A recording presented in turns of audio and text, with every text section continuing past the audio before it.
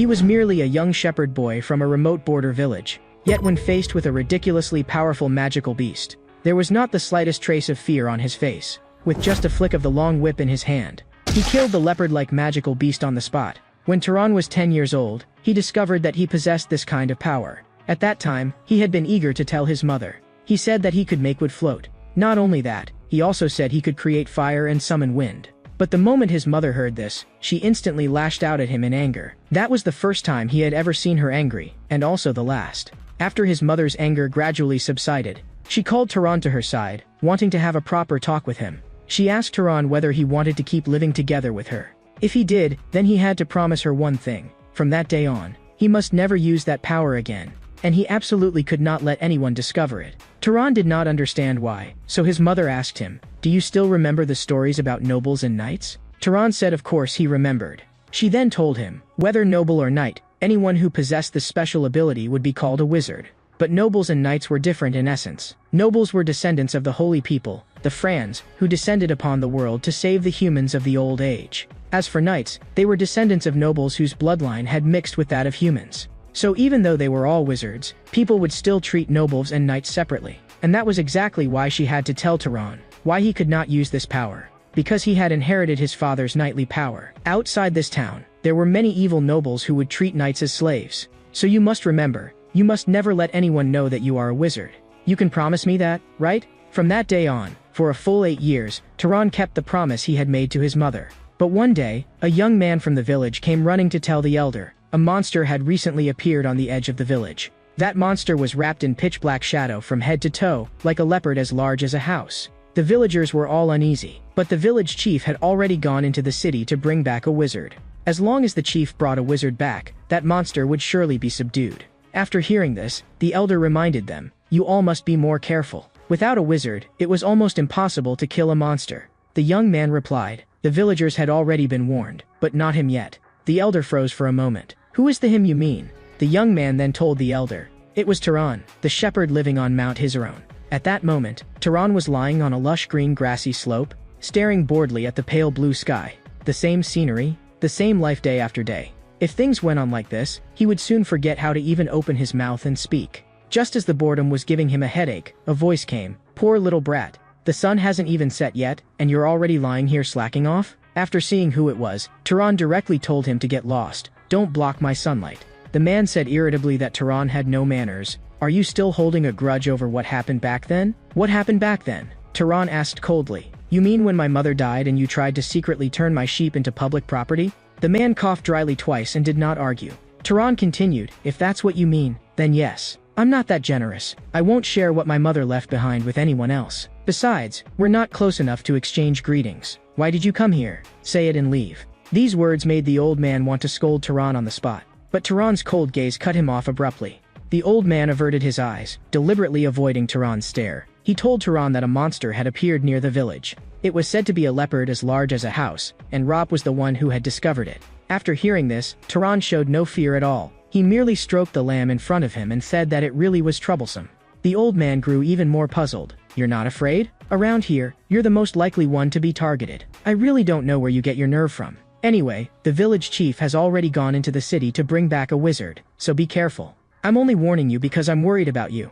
The moment he finished speaking, Turan replied coldly, "You are too hypocritical. Why not just say directly that you're worried about the sheep? Why insist on saying you're worried about me? Now that you're done talking, hurry up and get lost. That filthy mouth of yours will only make the air stink if you stay here." The elder trembled with rage, turned around, and walked back the way he had come. In this world, the only beings that could be called monsters were beasts that possessed mysterious powers and magic. If there were wizards above humans, then there were monsters above beasts. For a wizard to come to a remote village like this because of a monster, it seemed Turan would finally get to see a wizard with his own eyes. But if they were wizards brought from the city by the village chief, they might not be anything particularly remarkable, even if they really were wizards. Still, Turan wanted to see with his own eyes what kind of beings they really were.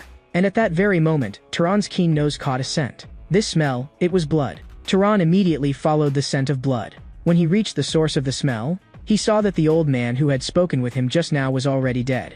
He had clearly come to warn Turan to be careful, yet he himself had been attacked first. Judging from the wound, this was definitely not something an ordinary beast could have done. Then it could only be the monster he had spoken of. Turan suddenly sensed movement all around him. As that movement drew closer, he saw with his own eyes the leopard-like monster the old man had described, huge as a house. At the same time, a child at home asked his father, "Can the grown-ups really not defeat that monster?" His father answered, "That's right. If ordinary people like us rush at it, I'm afraid not even our bones would be found again."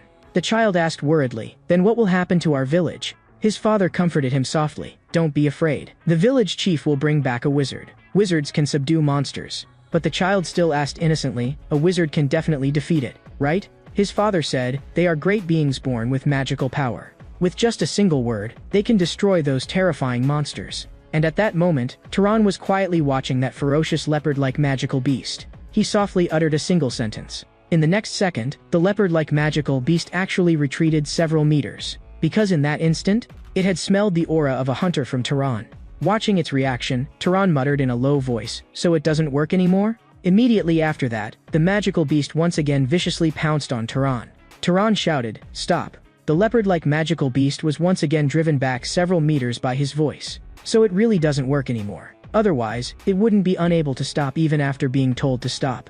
Just then, the leopard-like magical beast raised its sharp claws and smashed them down toward Turan. The golden markings on its face made its savagery utterly plain to see. Before the claws could fall, Turan had already darted to the other side.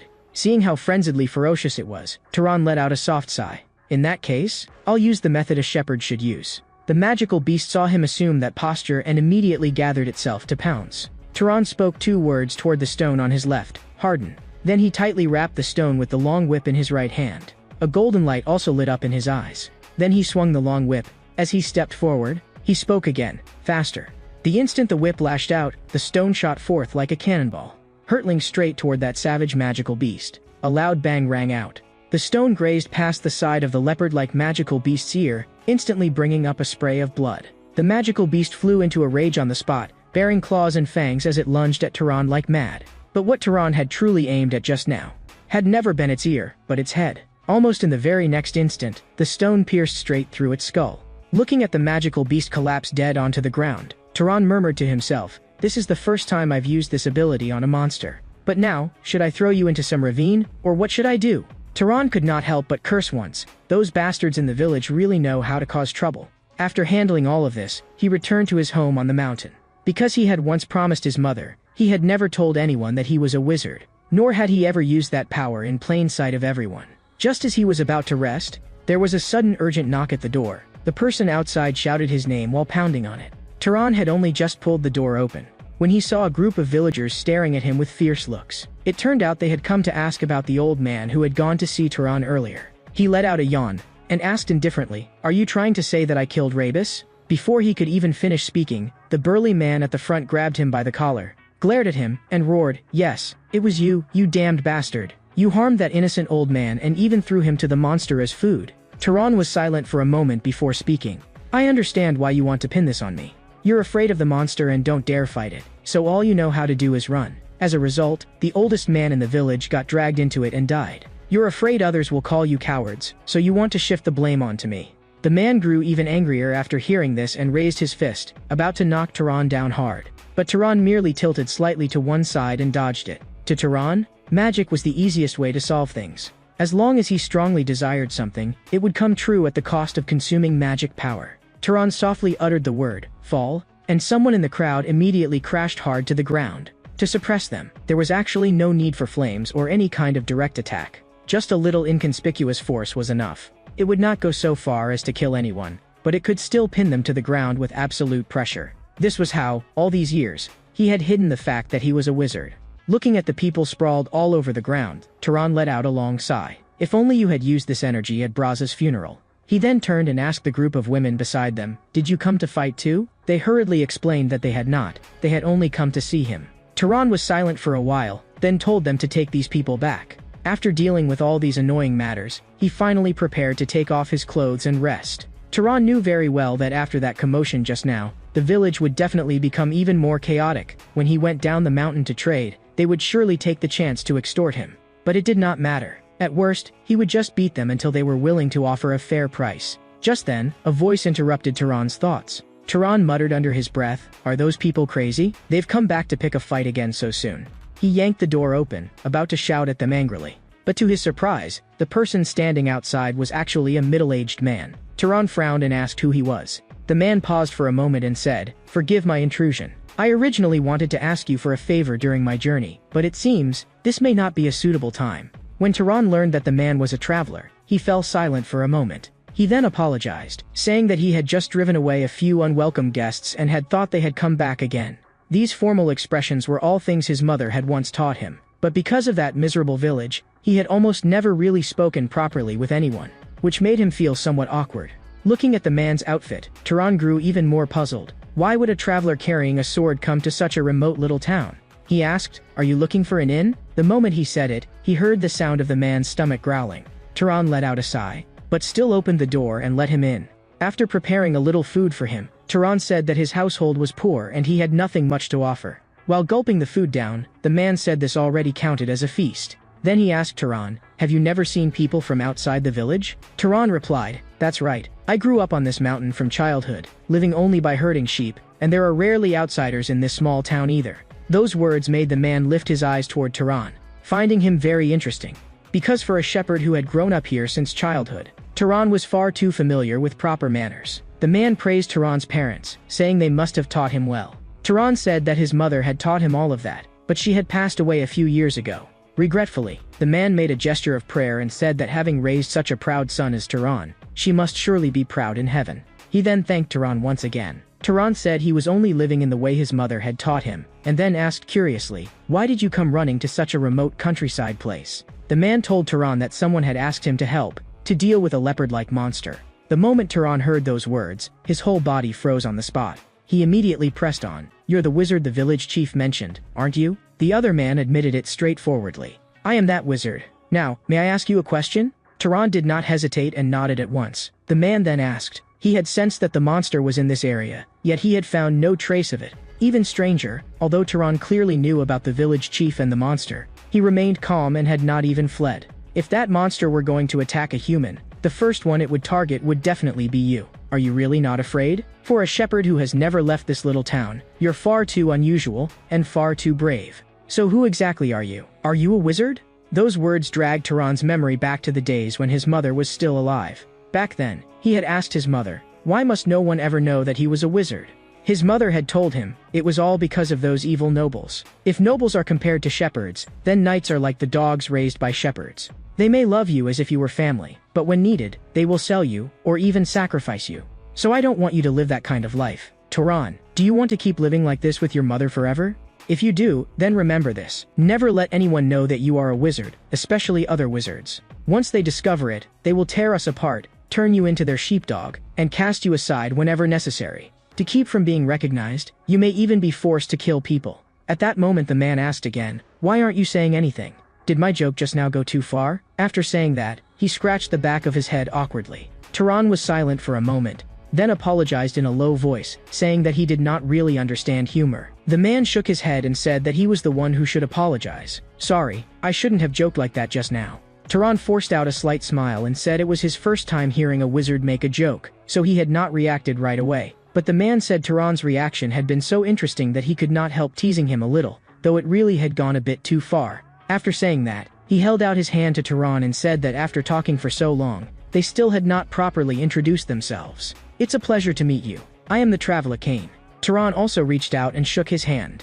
My name is Turan. I'm a shepherd, and I'm 18 this year. Cain casually stated his age, 75. Turan froze for a moment and asked, you don't look that old. Cain said that wizards lived longer than ordinary people and also aged more slowly. Turan then asked him why he had become a traveler. Cain said that he had served the Albion family for 60 years, and later chose to leave, wanting to spend his later years wandering everywhere and living a rootless life. And so, the two exchanged their own stories. For the first time in Turan's life, he was chatting with someone this easily. Without realizing it, evening was already approaching. Cain stood up and said that he should be going. He reached out and placed a silver coin on the dining table, saying it was an Arab silver coin, one of the purest silver coins, and more than enough to pay for the meal. Turan also stood and thanked him. May your hunt go smoothly in every way. Cain walked to the door, then turned back and told Turan that he would probably be staying here for the next few days, so he might come by again to mooch a few more meals. A few days later, as usual, Turan drove the flock up to the hillside to graze, and once they had eaten and drunk their fill, he shouted, gather. At once, the sheep all around raised their heads and moved toward Tehran. Even now, Tehran was still immersed in yesterday's conversation, his mood unusually light. This was the first time he had met a wizard, and also the first time he had talked with someone so freely. Cain always spoke with easy humor, and his way of speaking and breadth of knowledge far surpassed the adults in the village. And over the past few days together, Tehran had also confirmed one thing: Cain really was a good man. In the past, Tehran had always believed that knights were nothing more than merciless towns trained by arrogant nobles. But Tehran did not know how to tell Cain that there was no longer any monster on Mount Hizarah. Meanwhile, Cain was searching the mountain forest for traces of the monster. What made him feel that something was wrong was that clear signs of battle remained here, yet he could not sense the slightest trace of its aura. Could that monster already have been hunted down? But who did it? Or did the village chief give the task to another wizard besides Tehran? He could not help letting out a sigh of relief. He did not care who had killed it, as long as this place was safe. That was what mattered most. But at that moment, Cain suddenly sensed something unusual, and he spun around sharply, looking behind him. A sharp claw instantly came right before his eyes, and the owner of that claw was a hideous monster. A huge wound split open its skull, and tiny fangs had grown around the edges of the wound. Cain's heart sank as he muttered in confusion, "The wraith of a monster? Who on earth did this?" Before he could sort out his thoughts, the monster's claw thrust straight at him, and with a loud bang, it smashed heavily into the spot where Cain had been standing just moments before. A chill ran through Cain. After killing the monster, why had that wizard not absorbed or dispersed the magic power in the corpse? Logically, any wizard who hunted a monster should have known that. Yet he had allowed the corpse to turn into a wraith? Unless, he was just a novice knight who did not know the common rule that if magic power is not absorbed, it will become a wraith. Or perhaps they had some other purpose. But whatever the reason, he had to destroy it now. At once, a golden arrow condensed in Cain's palm, and shot straight toward the monster. But the moment the golden arrow touched the monster, it shattered directly into powder. Cain's pupils contracted. My magic is ineffective? Could its magic power be far above mine? In the next instant, the monster vanished from before Cain's eyes. Cain quickly swept his gaze around, trying to determine where it had gone. At that moment, a string of bubbles rose from his shadow. Immediately after, a grotesque claw suddenly shot out from beneath the shadow. At the very instant the claw was about to hit him, Cain barely reacted in time and narrowly dodged it. Lowering his head to look at the wound on his hand, he was shaken to the core. This was not a level that some mere knight could handle at all. At the very least, only a lower-ranking noble would stand a chance. He had never expected to encounter a monster wraith of this level in such a remote mountain village. Life truly was full of surprises. He lowered his head at once and made up his mind. He would not die like this. Even if he had to die, he would take it down with him. He forced all his magic power into his palm, preparing to pierce its vital point the instant the monster lunged. At the very moment the monster once again formed its claws, Cain was also about to unleash his strongest killing move. And just at that critical moment, a blue light suddenly flashed through the forest, and in the next second, it pierced straight through the monster's head. Cain stared at the scene before him in shock. The wraith that had been absurdly powerful just moments ago had simply collapsed like that. Then a voice sounded by his ear. "Are you all right?" When Cain saw that it was Tehran, he said in a low voice, "The shepherd is a wizard. That kind of joke really can get someone killed." "So Tehran, you really are a wizard?" As he reeled in the whip in his hand, Tehran calmly admitted it. Cain frowned and asked why he had not told him earlier. Seeing Tehran remain silent, Cain changed his words. "Then let me ask a different question. Why did you save me just now? You could have just walked away." Tehran muttered quietly, "Maybe, because I'm kind." He remembered that earlier conversation he had had with Cain. Back then, Tehran had asked Cain why he would go so far. With his abilities, earning much more money would have been effortless, so why had he still agreed to come hunt the monster for the village chief? Cain had smiled. Because they are pitiful people, living in such a remote place, without even basic protection. How could they not be pitiful? Hearing that, Tehran had replied, "But that's not your fault." Yet Cain had said, "Mages are born inheriting the power of the gods, so they ought to protect those who are unarmed." Of course, not all mages think that way, but in his view, every person ought to have their own beliefs and their own way of living. So Tehran repeated the words, "Every person ought to have their own beliefs and their own way of living." But at that moment, the wraith that had already collapsed suddenly sprang up again and lunged at them once more. After the two of them dodged the attack, Cain immediately made Tehran understand clearly, this monster's level was not something they could confront head-on. Unless one was a noble, no one could face it directly. He told Tehran to notify the village chief and evacuate the villagers at once. As for himself, he would stay here and hold it off. He knew he was overreaching, and he had no idea how long he could last, but he still chose to stand his ground. Tehran said only one thing, "It's all right." After saying that, he activated the magic power within him.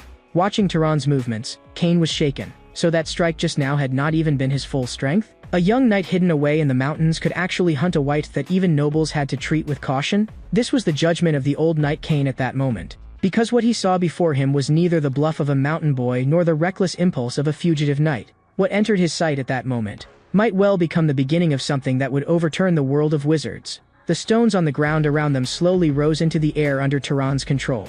At that moment, Tehran wanted to confirm only one thing: where exactly was his limit? Cain beside him no longer hesitated either. He said he could not let Tehran fight alone. No matter how great his talent, that thing was extremely difficult to deal with. They had to join forces if they wanted any chance of winning. But with a loud bang, Cain realized that he would only get in the way. He had not even had time to react to that last move. Realizing that he could not help, Cain made an important decision: to let Tehran's talent fully bloom at this very moment. While Tehran kept dodging the Wraith's attacks, Cain shouted, "A Wraith can't be killed by physical attacks." Tehran immediately pressed, "Then what should I use?" Cain answered, "Fire, or lightning."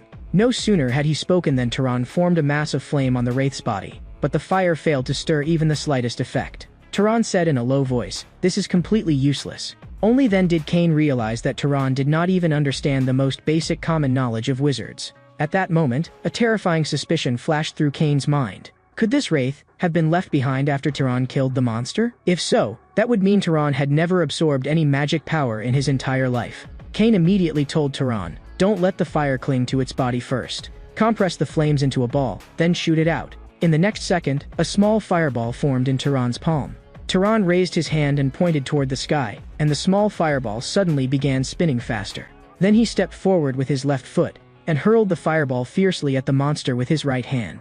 With a bang, the Wraith's entire body instantly burst into roaring flames. From not far away, Cain immediately shouted, "Don't relax, keep pouring in magic power, and burn this Wraith until not a trace of it remains." Tehran did as he said, letting the blazing fire continue devouring its form. Watching this, Cain finally let out a breath of relief. They had won. That powerful Wraith, one that required at least noble-level strength to contend with, had been dealt with just like that, and it had been done by a shepherd boy from a remote mountain village. Cain then urged Tehran, "If you don't want to encounter another Wraith, absorb its magic power at once." Hearing that, Tehran asked him how to do it. Cain said, "Stand in front of the corpse and imagine pulling something into your body." Tehran slowly closed his eyes and imagined it as Cain instructed. Strands of green light rose from the monster's remains and flowed into Tehran's palm. The moment Tehran opened his eyes, he felt as though a strange and powerful force had been poured throughout his body. And Cain, standing behind him, spoke as well. "Do you feel a kind of pleasure welling up from inside your body? If I hadn't seen it with my own eyes, I would never have believed it. This is actually your first time absorbing magic power. After awakening, magic power grows slowly with age, but the fastest way to increase it is to kill monsters or wizards and absorb their magic power." That made Cain find it hard to believe. Without ever having absorbed any magic power, Tehran had still been able to wield magic of that level. Such talent was simply terrifying. Cain called out Tehran's name. "I apologize for my earlier rudeness. May I ask, which family do you come from?" The words "which family" left Tehran confused, but he still reminded Cain, "You should deal with your wound first." Only then did Cain remember that his arm was still bleeding without stopping. After returning to his dwelling, Tehran simply bandaged his wound for him. Looking completely at ease, Cain said softly, "How strange. Someone as noble as you would actually do something like this for me." Tehran answered helplessly, "I've told you many times, I'm not noble. I'm just a shepherd who doesn't even know who his real father is, so stop saying things like that." Seeing Tehran's eyes fixed straight on him, Cain finally agreed slowly, though he still felt puzzled inside. Why would a wizard as strong as Tehran be a shepherd? Of course, he did not mean it as an insult. He simply felt that such a life did not suit Tehran. Tehran told him that it had been his mother's dying wish. From as far back as he could remember, she had made him live that way, until the very moment she passed away. Cain listened in astonishment, completely unable to understand why she would leave such a wish behind. Then Tehran seriously explained it to him using the very words his mother had once given him. Looking at him, Cain said, "Your mother's decision was very wise." Those words stunned Tehran. He had thought Cain would say it was merely overprotection, but Cain denied that. Wizards truly possessed great power, but power inevitably invited conflict. More than 20 years ago, several noble families had erupted into a great war. The Albion family, whom Cain had served, had once gone to war with the Zahar family, and far too many people had died in that conflict. Of the more than 3,000 Albion knights who fought in that war, over 900 were killed. Even crueler, every person close to Cain had been among those 900. His friend always said that after the war he would open a laundry shop. His teacher was always scolding him, saying he still had a long way to go. And his beloved wife and son, they were slaughtered by the Zahar family, until in the end he alone was left alive. So in a sense, Turan's mother had been right. The life of a knight sometimes disappeared more easily than that of a commoner, and could more easily become meaningless. But she was also wrong about one thing: she underestimated your talent. It may not be very dignified for me to say this in my current state, but I really was once considered a fairly skilled knight. Yet compared with someone like you, who has never absorbed any magic power, I am nothing at all. You should understand how strong your talent is. At the very least, you have talent on the level of a noble. Even among nobles, you would count as top tier. Turan listened in a daze. Could it be that his father had not been a knight? Cain slowly rose to his feet. In very rare cases, nobles can also give birth to children with poor talent. Knights can also produce children with noble-level talent. So in a sense, I actually think it would be best for you to leave this place and see the world outside. Turan asked him why, and Cain answered, humanity needed more nobles and knights, because humanity had not yet truly become the master of this world.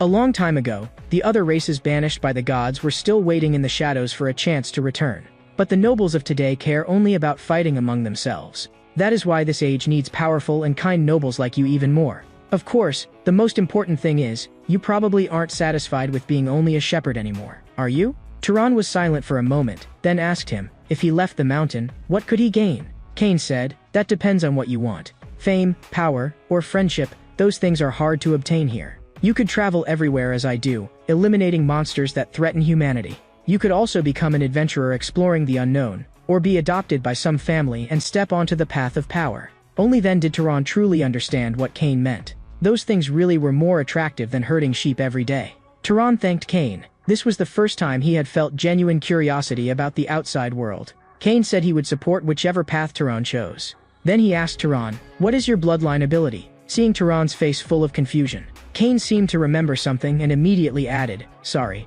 I keep forgetting that you actually don't understand magic. A bloodline ability was a trait that nobles inherited from their ancestor, the Freyans. Whether or not one had a bloodline ability was also an important standard for distinguishing nobles from knights. He formed a small fireball in his palm and asked Turan, when you use magic, is there any kind of spell that comes especially easily to you? Or do you have some particularly unusual ability?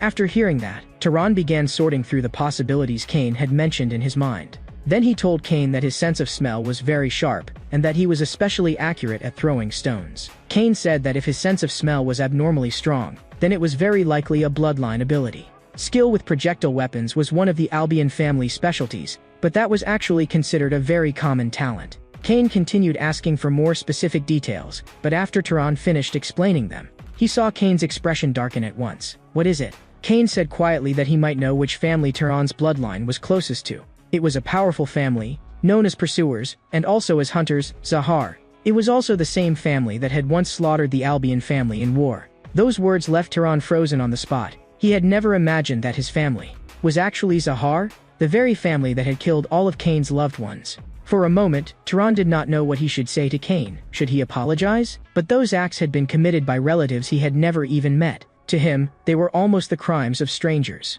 Cain suddenly spoke. Turan, you don't need to make that kind of face. You did not personally take part in that war. Turan understood what Cain meant, yet still did not know how to respond. Cain put on his usual restrained smile again and said that this was the predicament of adults. If people always wanted to wash blood with blood and repay hatred with hatred, then conflict would never end. Turan asked Cain, then regarding his wanting to go down the mountain, did Cain feel no regret? Cain patted Turan on the shoulder and said, if you go down the mountain and pursue power, then in the end you will very likely join the Zahar family. Someone with your talent is bound to attract attention. But I trust your character. You saved me and even exposed the identity you had meant to hide all your life. So I believe that if you enter Zahar, and even rise to a high position, then perhaps you could instead prevent the next terrible war. But you do not need to force yourself to decide right now, and you still have not decided to join Zahar. At that moment, Turan said that he thought he might have made up his mind, and that he wanted to try going down the mountain. But not yet, he would leave after Cain's injury had improved somewhat.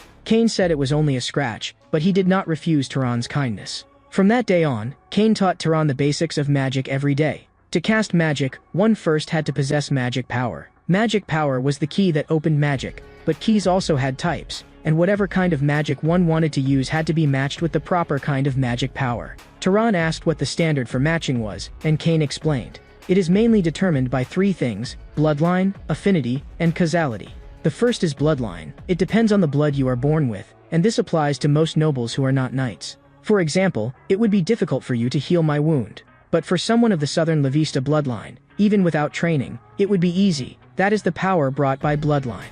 After hearing that, Tehran asked at once, "Then what about the second one, affinity?" Cain stood up and said that affinity could be understood as proficiency. As for the last one, and the most important one, causality, even Cain himself did not fully understand it. If you tried to use magic power directly to kill me, what would happen? Tehran said probably some light would appear over his head, and then nothing would happen.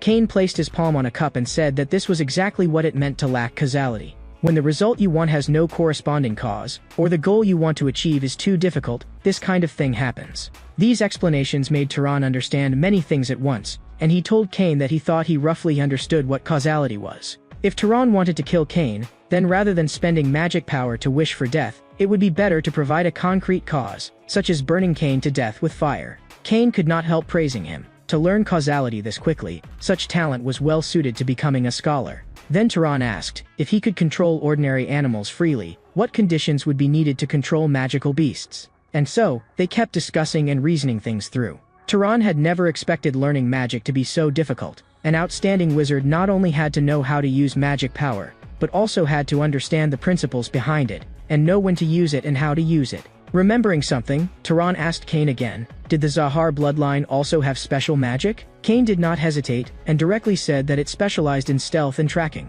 Then told Tehran to try it right away. Tehran closed his eyes and imagined inwardly, as if suppressing even his breathing, not being seen, making no sound, and leaving no detectable scent. In the next second, Tehran's figure began to fade, and vanished from before Cain's eyes on the spot. Cain spoke to confirm it, you succeeded. I can't see you now.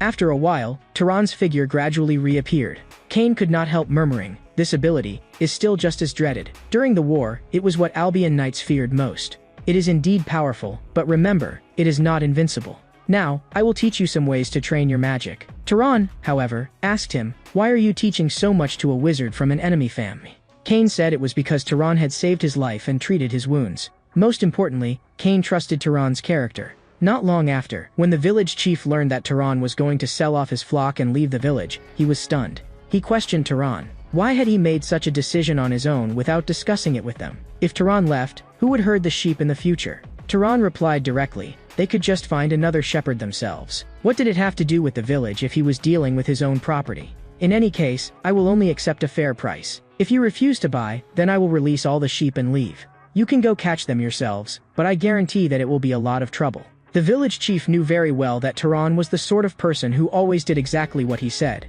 If he truly enraged him, the village would gain nothing from it. So in the end he still took out the money. After everything was settled, Tehran prepared to leave this place together with Cain. On the road, Tehran asked Cain, don't those villagers still owe you payment? If you want, I can go get it back for you. But Cain said that he had not planned to take any payment in the first place, not to mention that the one who killed the magical beast had not been him, but Tehran. We'll part here. Sorry, but I refuse to travel with you. I'm more used to going alone. Looking at him, Tehran said, it's all right. I should be the one thanking you for your guidance instead. Cain smiled warmly and told Tehran to take care on the journey. Tehran also told him to take care, and said he hoped they would meet again someday. And so, the boy kept watching Cain's departing figure as he went farther and farther away. Only much later did he understand why he had respected the old knight so deeply. Even though his mother had never failed to give him love, deep in the boy's heart, he had still longed for someone who could appear like a father. A few days after parting with Cain, Tehran, traveling alone, entered a desolate wasteland. The air was full of fine sand, and his field of vision was being swallowed away bit by bit. At that moment, Tehran saw a group of peddlers traveling from village to village, so he decided to go over and ask for directions. He walked up and asked directly, how do I get to the nearest city? The old man at the front told him, if he kept following the road they had come from, he would reach a city called Murray. After memorizing the direction, Tehran thanked him. But before he had even taken 2 steps away, the group called out to stop him. You think you can just leave after asking for directions? Don't you plan to give us something in return? As soon as those words fell, several of them drew their swords at the same time, forcing Tehran to put down the bulging pack on his back. Tehran frowned. Are you robbing me? The leader sneered, robbing you? Yes. This is the wasteland. Nobody cares if a few people die here. We're still willing to talk nicely for now, so take off the bag. Don't force us to kill you first and strip it off afterward. That would be more troublesome and bloodier. Turan's eyes instantly turned cold. He remembered the magical principles Cain had taught him, and instead showed a faint smile. "You want to use me for practice?" Those words brought out a burst of laughter. "Listen to this lunatic. He really thinks he's some wizard." Turan raised his palm, and the moment he uttered the word wind, several bodies were lifted straight into the air. Turan thought to himself, Cain was right, giving magic a clear cause could greatly reduce consumption. With just a little magic power, he could create such powerful wind pressure. He then uncorked his water skin and drew the water out with magic, forcibly enlarging, compressing, and solidifying it into a mass. In the next second, several ice spikes formed around Turan.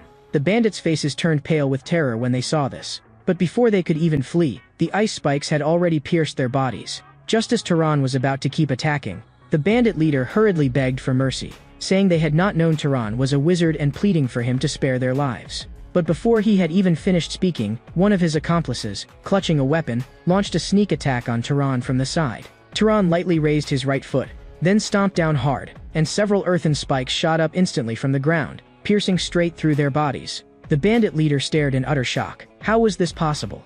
And just like that, it was over? Turan told him he had a question to ask. Because of the one-sided crushing defeat he had just witnessed, the bandit leader no longer had any will to resist. He simply dropped to his knees and said he would answer anything. "Why did you attack me for no reason at all? Did it never occur to you that someone traveling alone might also be a wizard like me?" The bandit leader answered at once, because Turan had lowered his head. They had treated him so rudely, yet he had lowered his head to thank them, so they had assumed he was just an ordinary person. After hearing that, Turan thanked him as well, because it had taught him something very important. A glimmer of hope lit up in the bandit leader's eyes. "Then can you let me go?" But before he could finish speaking, he saw water droplets rapidly gathering above his head. Turan did this because Cain had once warned him. Once he set out on his journey, he would encounter all kinds of people. But when it came to vermin like bandits, he must never go soft.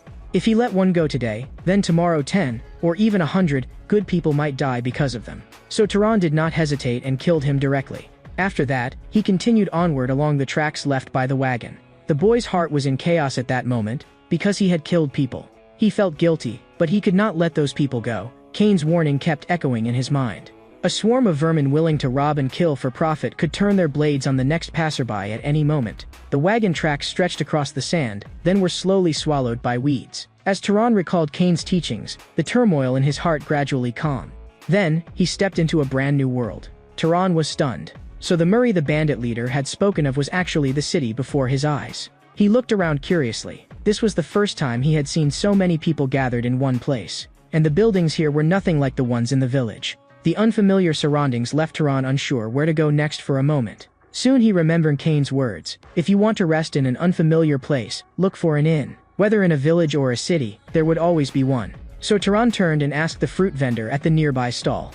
At first, the vendor politely asked what he wanted to buy. But the moment he heard that Turan was only asking for directions, his attitude changed at once and he told him not to block the stall if he was not buying anything.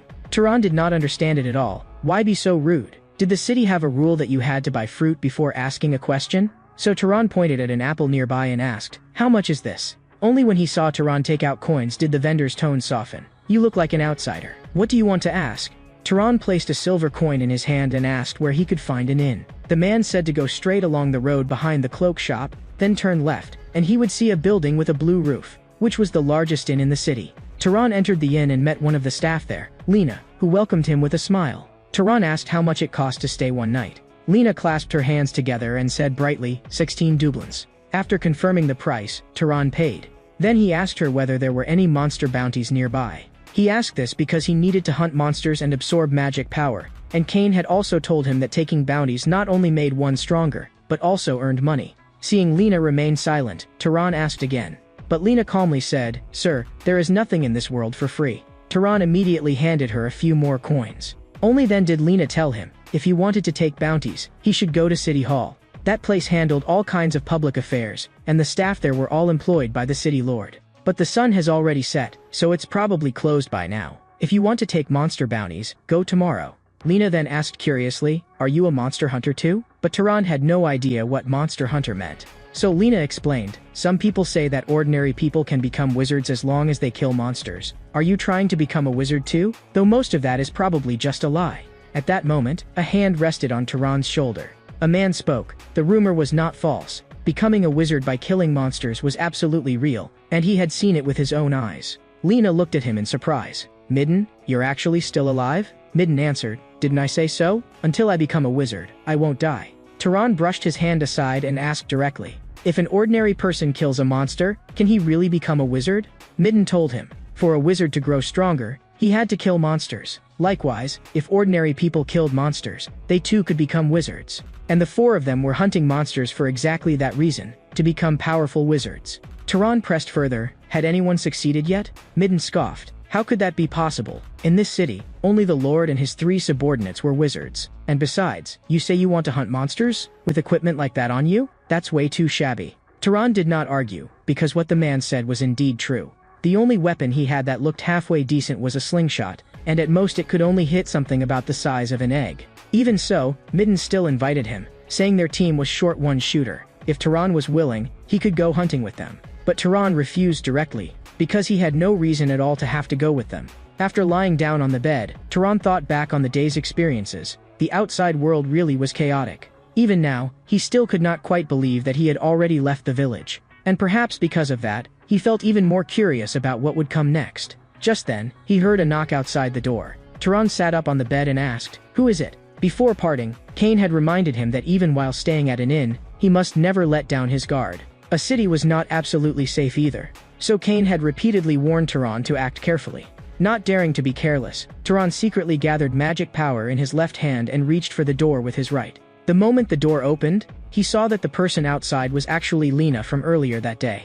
Lena asked whether he had gone to sleep yet, saying that she was worried the room was cold and wanted to come help him warm himself up. Taran frowned and asked what she meant by that. Lena said directly that she meant exactly what she said. As long as he paid a little extra, she was willing to do anything. But Taran said, what if he did not want anything at all? Lena did not believe him, telling him not to pretend. She could tell just by looking at his face. But when she looked up and met Taran's eyes, she found him calm and rigid, as steady as stone. She froze on the spot. This too had been one of Cain's warnings. When dealing with women like those in inns, one had to remain cautious at all times. Because many people carried diseases. A wizard's body was strong, so he might not suffer much himself. But once infected, if he then went to another girl, he would end up harming others. So Cain had repeatedly reminded Taran, do not let desire drive you into doing something you would regret. This made Taran feel that surviving in a big city really was not easy. Whether it was the fruit stall or Lena, everyone was like this. Even a single sentence, even a piece of information, had to be priced first. The rules here were as cold as iron.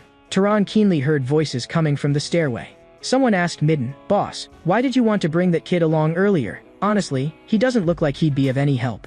Another person chimed in, that guy's pretty arrogant too. We'd be better off using him as bait for monsters. But Midden said, he reminds me of myself when I was young. I heard he wants to hunt monsters with that kind of weapon, so I'm a little worried. There's not much I can do, but at the very least, let him live a little longer. Hearing those words from the bed, something stirred in Taran's heart. Perhaps this city was not made up only of cold and ruthless people. The next day, following the directions Lena had given him, Taran arrived at City Hall. The clerk responsible for registration looked up as he approached and asked, what do you need? Taran stated his purpose directly. He wanted to hunt monsters and take on a bounty. In truth, Cain had already warned him. This world would not show kindness to anyone for no reason, nor did it need to. If you wanted people to treat you well, show them that you were a wizard. Ordinary people would naturally bow their heads. When the City Hall worker handed the bounty notice to Taran, he casually added, your life matters more than anything. Just take a look, bring it back after you're done. Even though Taran read it very carefully, the worker still did not think he could really kill a monster, but he still reminded him, if he truly did kill it, then he had to bring the corpse back to the city. Because if a wizard did not disperse the remaining magic power, the corpse would become a wraith. According to city law, killing a monster and then leaving the corpse outside without dealing with it, would be punished by execution under the highest penalty. Actually, even without being told, Taran understood how terrifying wraiths were. There was no way he would make the same mistake again. Still, Taran asked in confusion, weren't knights supposed to hunt monsters? The man gave a helpless sneer. Do you think knights have nothing better to do? Knights have to maintain order inside the city. As for those monsters outside the city, that's for bastards like you to deal with. Watching Taran's figure slowly walk away, he muttered under his breath, he's gone? Looks like there'll be another corpse outside the city. Not long afterward, Taran brought the monster from the bounty straight back. The worker looked utterly incredulous. Impossible, how could this happen? How did you bring it back so quickly? Did you really kill this by yourself? Tehran nodded calmly, then asked how he was supposed to collect the reward. Another clerk immediately ran to the counter, took out the reward money for the three-legged crow, and stuffed it into Tehran's hand. But even after paying him, they still stared at the nearly intact monster corpse, their eyes full of disbelief. When they saw that Tehran had not left, they instead wondered why he was still standing there. So Tehran asked whether there were any other monster bounties. They stared at him in shock. "You still want to keep hunting?" A few days later, Lena was so excited she seemed like a different person, laying out a whole feast for Tehran. She could never have imagined that someone like Tehran could kill 30 monsters in just 3 days. "You must have made a lot of money, right?" But Tehran said money was not his only goal. More precisely, what he wanted was the monster's magic power, and because of that magic power, he had grown stronger. Compared with when he first met Cain, his magic power had surged several times over. Tehran looked at his own palm, and he knew very clearly that he had reached a critical point. If he kept farming those weak monsters, it would probably be hard for him to grow any stronger. At that moment, Lena's cheeks flushed red, as if she wanted to say something to Tehran. But when she looked up, she realized that almost all the food on the table had already been eaten by him. Tehran looked lean, but his appetite was astonishingly large, and even the cook was pleased to be feeding him. It had been a long time since he had made so many dishes. Just as Tehran had finished eating and was about to return to his room, a large hand suddenly grabbed the back of his collar. The man lowered his head and stared at Tehran. "Eating that fast? I hear you've made a lot lately. How about taking it out and sharing it with everyone?" Before he had even finished speaking, Tehran raised his hand and struck him across the face with a chop of his palm. The man screamed on the spot. Tehran stared at them. "Didn't you want money? Then come and take it." Another man swung a fist at Tehran and cursed him for getting carried away. Tehran twisted aside to dodge it, then answered with a heavy punch that drove the man backward. The first man was completely enraged and grabbed a stool, about to smash Tehran flat with it. But before the stool could come down, Tehran reached out and blocked it firmly. Then Tehran made a flicking motion with his left hand, and with a single flick to the forehead, he sent both the stool and the man flying away together. At that very moment, Lena shrieked, "No fighting in the inn." The arriving midden immediately apologized to Tehran. "I've already taught those two a harsh lesson. I guarantee it won't happen again. We've really been short on money lately. When they saw you, they probably got jealous." After saying that, Midden told the two men to come over and apologize. Tehran asked him, "Was the situation really that bad?" Midden said they were only short of money for the moment, but in another 3 days, they might not even be able to afford the inn fees. After hearing that, Tehran almost did not hesitate at all and directly took out a bag of coins and handed it to Midden. Midden was stunned and asked why Tehran was doing this. Tehran explained, this was to repay his earlier kindness. At the time, Midden had said he was worried about Tehran's safety and wanted to take him along. He was just about to ask how Tehran knew that, but Tehran cut him off. "There is nothing free in this world. If you take the money, then give me information." Midden nodded at once and said that gathering information was exactly his specialty, and that he would tell Tehran everything he knew.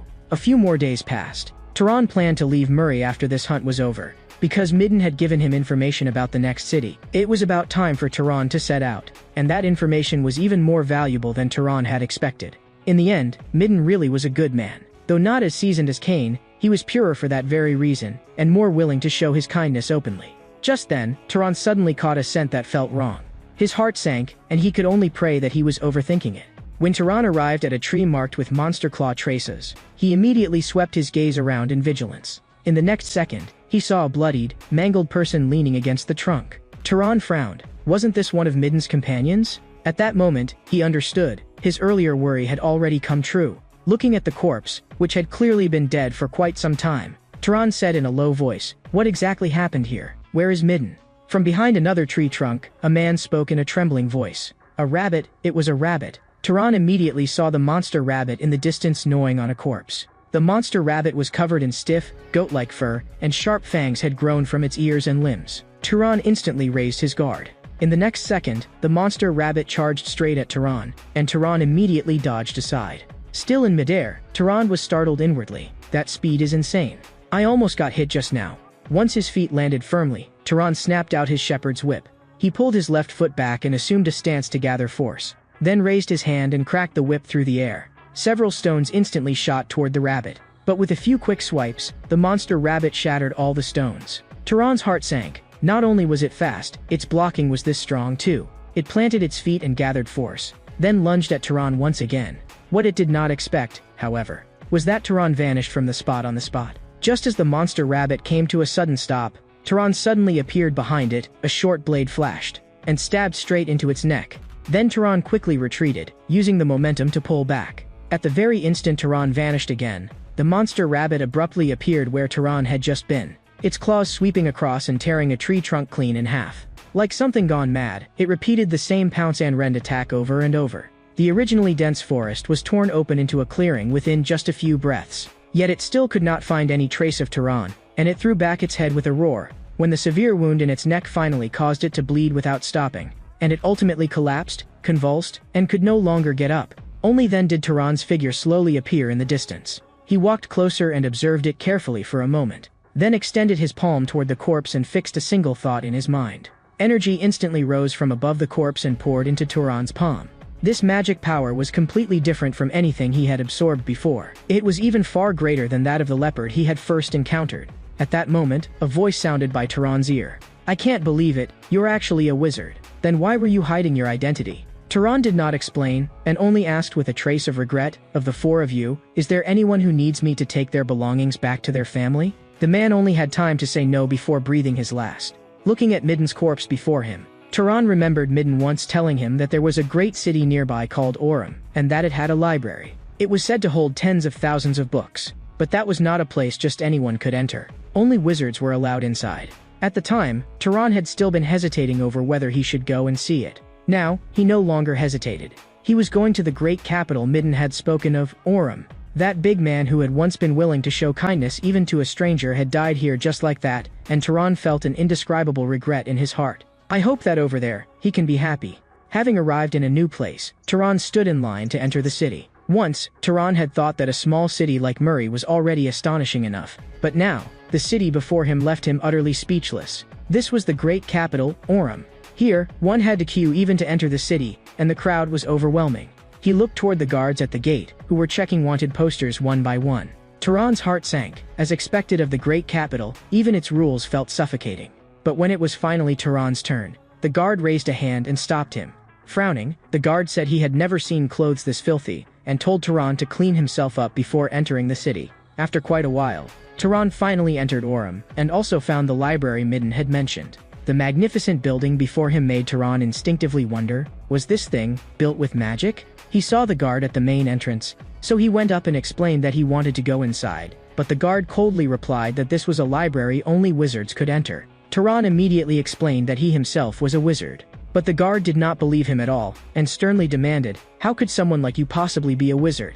If you dare impersonate a wizard, I absolutely won't let you off." As soon as the words fell, a mass of red magic power rose in his palm. Tehran merely lifted his gaze, and an even stronger pressure spread directly from his body. The guard's face turned deathly pale in an instant, and in the next second he collapsed to the ground, while another guard beside him hurriedly asked what was wrong.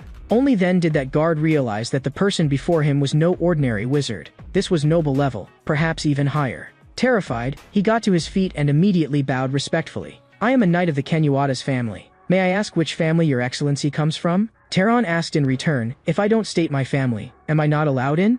The other man hurriedly said that was unnecessary, but to use the library, he still needed permission from the master of Voltas. But what Tehran had not expected was this. What had sounded like a simple process when called permission turned out, in practice, to be far beyond anything he had imagined.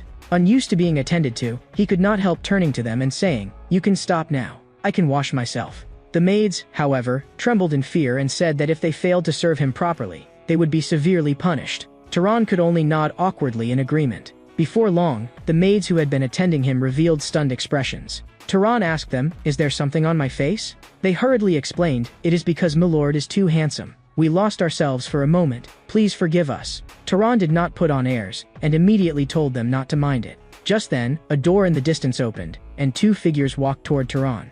The petite girl in front looked him up and down and said, "So you're the guest who looked like a beggar? Now that you've cleaned up, you really do look a bit like a prince." Tehran introduced himself first. Hearing that, the other party gave her own name as well, Angela.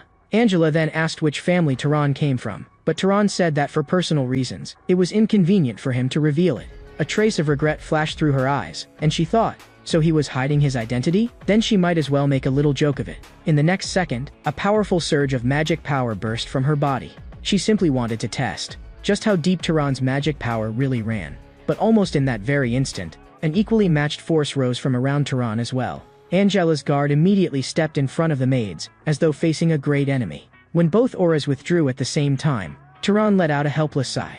But Angela let out a short cry of surprise. She could hardly believe it, even after a long moment. Her hand was still trembling. Angela then smiled and stared at Tehran as she asked, "Will you marry me?" Tehran froze on the spot. With blatant mischief in her expression, Angela added, "Just kidding. Why are you making that face?" The guard beside her looked deeply helpless. But she still tossed out one more line, telling Tehran to seriously consider it, since the place beside her was still empty. After saying that, she turned and left. As her figure went farther and farther away, Tehran slowly lowered his eyes. His hand, too, was trembling slightly.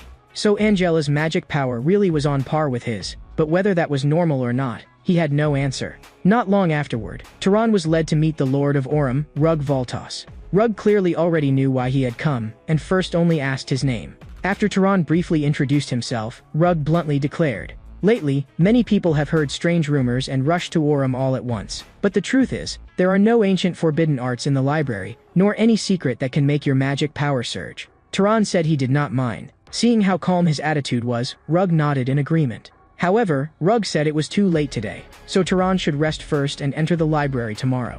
The next day, the two guards responsible for protecting the library respectfully invited Tehran inside. As the great doors slowly opened, the moment Tehran raised his eyes, he saw the most breathtaking sight of his life. At the center of the tower-like library, a staircase spiraled upward in winding turns, as if it had no end. It passed through layer after layer of bookshelves, beyond piles of tomes stacked like mountains, all the way to the beam of light pouring down from the dome above. Tehran could not help murmuring in admiration. So this is what a library is. Just then, a voice sounded beside him.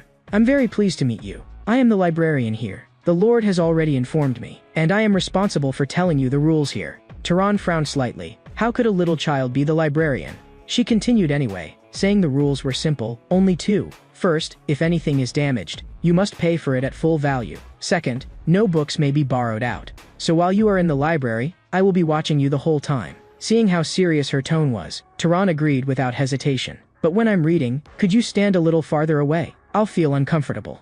Also, since you're the librarian, you must have read all the books here, right? She immediately replied with confidence. Finding books is my specialty. Whatever you want, you can ask me. So what kind of book do you want? Romance? History? Or are you too young and looking for something erotic? Tehran was silent for a moment, then told her that he wanted to start with the most basic knowledge of the world. Not long afterward, she brought Tehran a large pile of books. She said that many of these books were several hundred years old, and she was not sure whether they were the most suitable, but this batch should be of some help. Tehran thanked her, then casually pulled one book from the pile. As his fingertips brushed across the rough cover, that smooth yet cool touch made Tehran tremble slightly. So this is what a book is. After reading for only a short while, Tehran increasingly felt that books were practically magic. After that, the boy repeated the same thing every day, quietly reading in the library. Book after book, he gradually came to understand the geography of the world, the ways different races lived, the etiquette of wizards, the making and processing of various items, and even the monsters and ruins of the old age began to grow clear. As knowledge kept piling up, the world in the boy's eyes, that place which had once been chaotic, unfamiliar, and impossible to name, was being illuminated little by little. From then on, mountains and rivers had names, races had origins, and even the wind brushing across his face seemed to carry messages that could be understood. When Lord Rug saw Tehran again, he praised him, saying, "It seems you really have made full use of the library." Tehran did not deny it. Rug then continued, "I allowed you into the library partly because I regarded you as a noble, and partly out of goodwill. Of course, I also hope that this goodwill will be repaid." Tehran asked what he needed him to do. Rug told him that a monster had appeared north of Aurum and was attacking travelers. He had once sent 4 knights to subdue it, but without exception, all of them had been devoured by the monster. So a noble had to act personally, yet the family currently had only 2 people they could deploy, and that was the repayment Rug wanted. He asked what kind of help Tehran needed, but Tehran said he did not need any reward at all.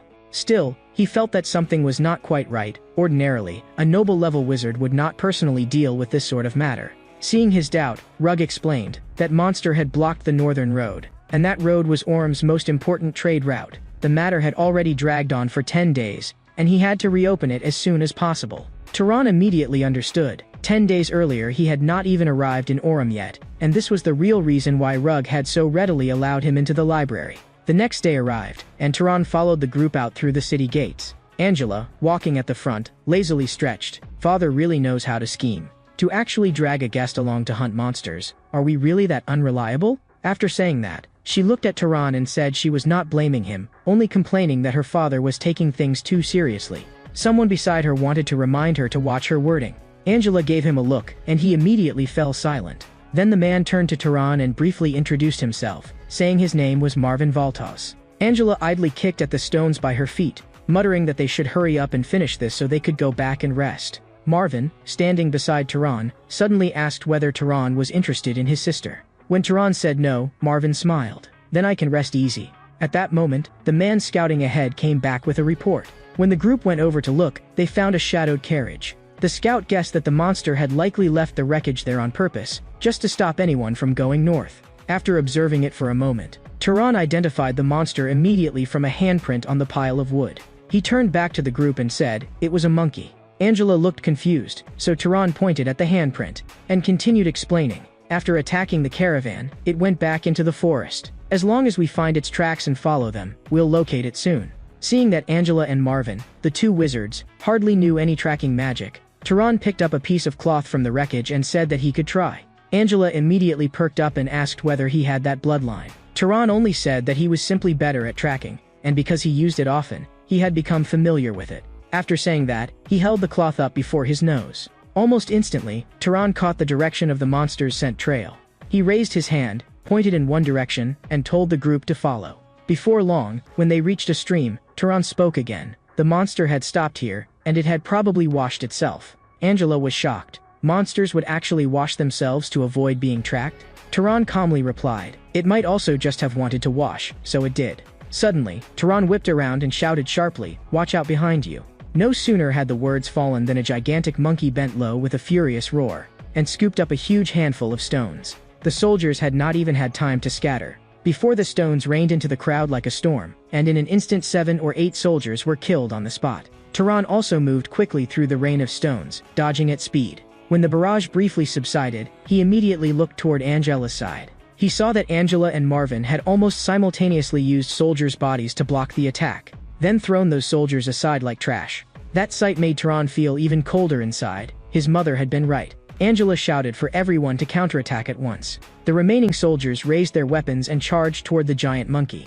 But before the soldiers could even reach it, the giant monkey turned and ran. Angela and Marvin immediately gave chase, but the monkey was too fast, and they simply could not catch up. Just then, Angela was suddenly startled by something flying at extreme speed. It was a small stone shot from the rear of the group. It pierced straight through the giant monkey's chest. That scene made both wizards turn around at the same time. Standing in the rear was Tehran, swinging his long whip. Seeing the cold sharpness in his eyes at that moment, Angela finally fully understood. She raised her right hand and softly uttered, "Flame." The power of fire surged from her entire body into her palm. In the blink of an eye, the flames condensed into a burning giant serpent, which lunged toward the badly wounded monkey. With a tremendous boom, the sea of fire instantly swallowed the monkey whole. Something stirred in Tehran's mind. So this is the fire demon bloodline of the Valtos family? The surrounding soldiers finally let out a breath of relief. Was it over? Angela turned to Tehran and said that when that stone had flown past them just now, it had made their skin crawl all over. Marvin provoked her from the side. "Sister, were you scared?" Angela immediately told him to shut up, saying the one who had screamed like a little girl was obviously him. The soldiers also began resting on the spot. Just now, that round of bombardment had injured them badly, and some had even had an entire arm smashed off. Looking at that miserable scene, Tehran thought, this time, they had been lucky that there had not been even greater casualties. The only ones truly dead were the two soldiers Angela and Marvin had used as shields. Thinking of that, Tehran looked at them once more. The bodies of wizards are far stronger than those of ordinary soldiers, yet they can still use the weak as shields without a second thought. Is this what Mother kept warning me about? Marvin seemed to notice his gaze and asked what was wrong. Tehran only said it was nothing. Angela, however, said, "Come over here too and absorb the magic power with us." Then the three of them raised their hands toward the already charred corpse. As Tehran absorbed the corpse's magic power, he also confirmed what had been written in the books. Even when several people absorbed together, the magic power left in a corpse did not decrease because of it. Before long, Angela and Marvin each reached their absorption limit. When they turned back and saw that Tehran was still continuing to absorb, they immediately understood. This was why their father had insisted on bringing him into the group. That earlier precision in projectile attacks, along with a magic capacity capable of contending with Angela's. Just thinking about it was enough to make their scalps go numb. What was more, he was still a noble who had not yet reached the limit of his growth. As the sun gradually set, they too returned to Orm's domain. On the way, Marvin said to Turan, "Honestly, if not for you, we never would have beaten that monster. From tracking it to bringing it down with a stone, you carried every step of it." Turan waved it off and said it was nothing. What he truly regretted was that he had noticed too late and let that thing strike first, because Turan had not expected the monster to have tracking ability as well. That made Marvin freeze on the spot. Tracking ability? What do you mean? So Turan explained, the awakened abilities of monsters could often be inferred from their outward features. The monkey they had killed had exaggeratedly large hands and red eyes, which were completely different from its original form, so it had most likely awakened the abilities of powerful throwing, as well as long-distance sight or seeing through the forest. Marvin listened in a daze. He could not believe that Turan had thought through all of this in such a short time. Turan, however, said that he had only looked up a book about monsters in the library. That left both of them stunned. Who would ever go to a stifling place like the library? Angela had gone once herself, out of curiosity, but the books had been too obscure, and she had left before even finishing half a volume. So Turan advised them, next time you have the chance, ask the librarian. Maybe she can find something easier for you to read. But the term librarian made Angela look puzzled. She touched her chin and thought for a moment, then asked Turan, was there really such a person in the library? After that, Turan returned to the library once again. The moment he pushed the door open, the librarian excitedly cried, "Welcome back." Only then did Turan realize that he had been too careless before. Whether knight or commoner, no one would ever address a noble directly by name. In Orem, the only proper form of address was honored lord. And judging from the way this little thing acted, she did not resemble a normal librarian at all. So Turan asked her, "How do you know my name?" When Turan asked that, a faint smile curled at the corner of her mouth. Leaning back against the edge of the desk, she asked in return, "You only just realized now? I saw it on your permit. As long as it is within the bounds of this library, there is no blind spot in my sight." Turan stared at her and asked, "Then what should I call you?" She said she did not actually have a name, and Turan could call her whatever he liked. He could even call her something cute, like my beloved. But Turan replied flatly, "Then I'll just keep calling you librarian." She narrowed her eyes. "Why are you suddenly being so polite? It's making me a little embarrassed. Just a few days ago you were ordering me around, telling me to find this and that." Seeing her lean closer and closer, Turan immediately stepped back a few paces and said he had never done such a thing, "And don't come so close. It makes me uncomfortable. But I do have a question. Are you a wizard from the old age?" She answered Turan that from the very beginning, she had never been human, and was more like a kind of spirit. If she lodged herself in a living thing, she would become a living being. If she lodged herself in something neither living nor dead, she would become a ghost. In other words, this library was her body. And this current appearance existed only for communication. In essence, it was generated according to the user's preferences.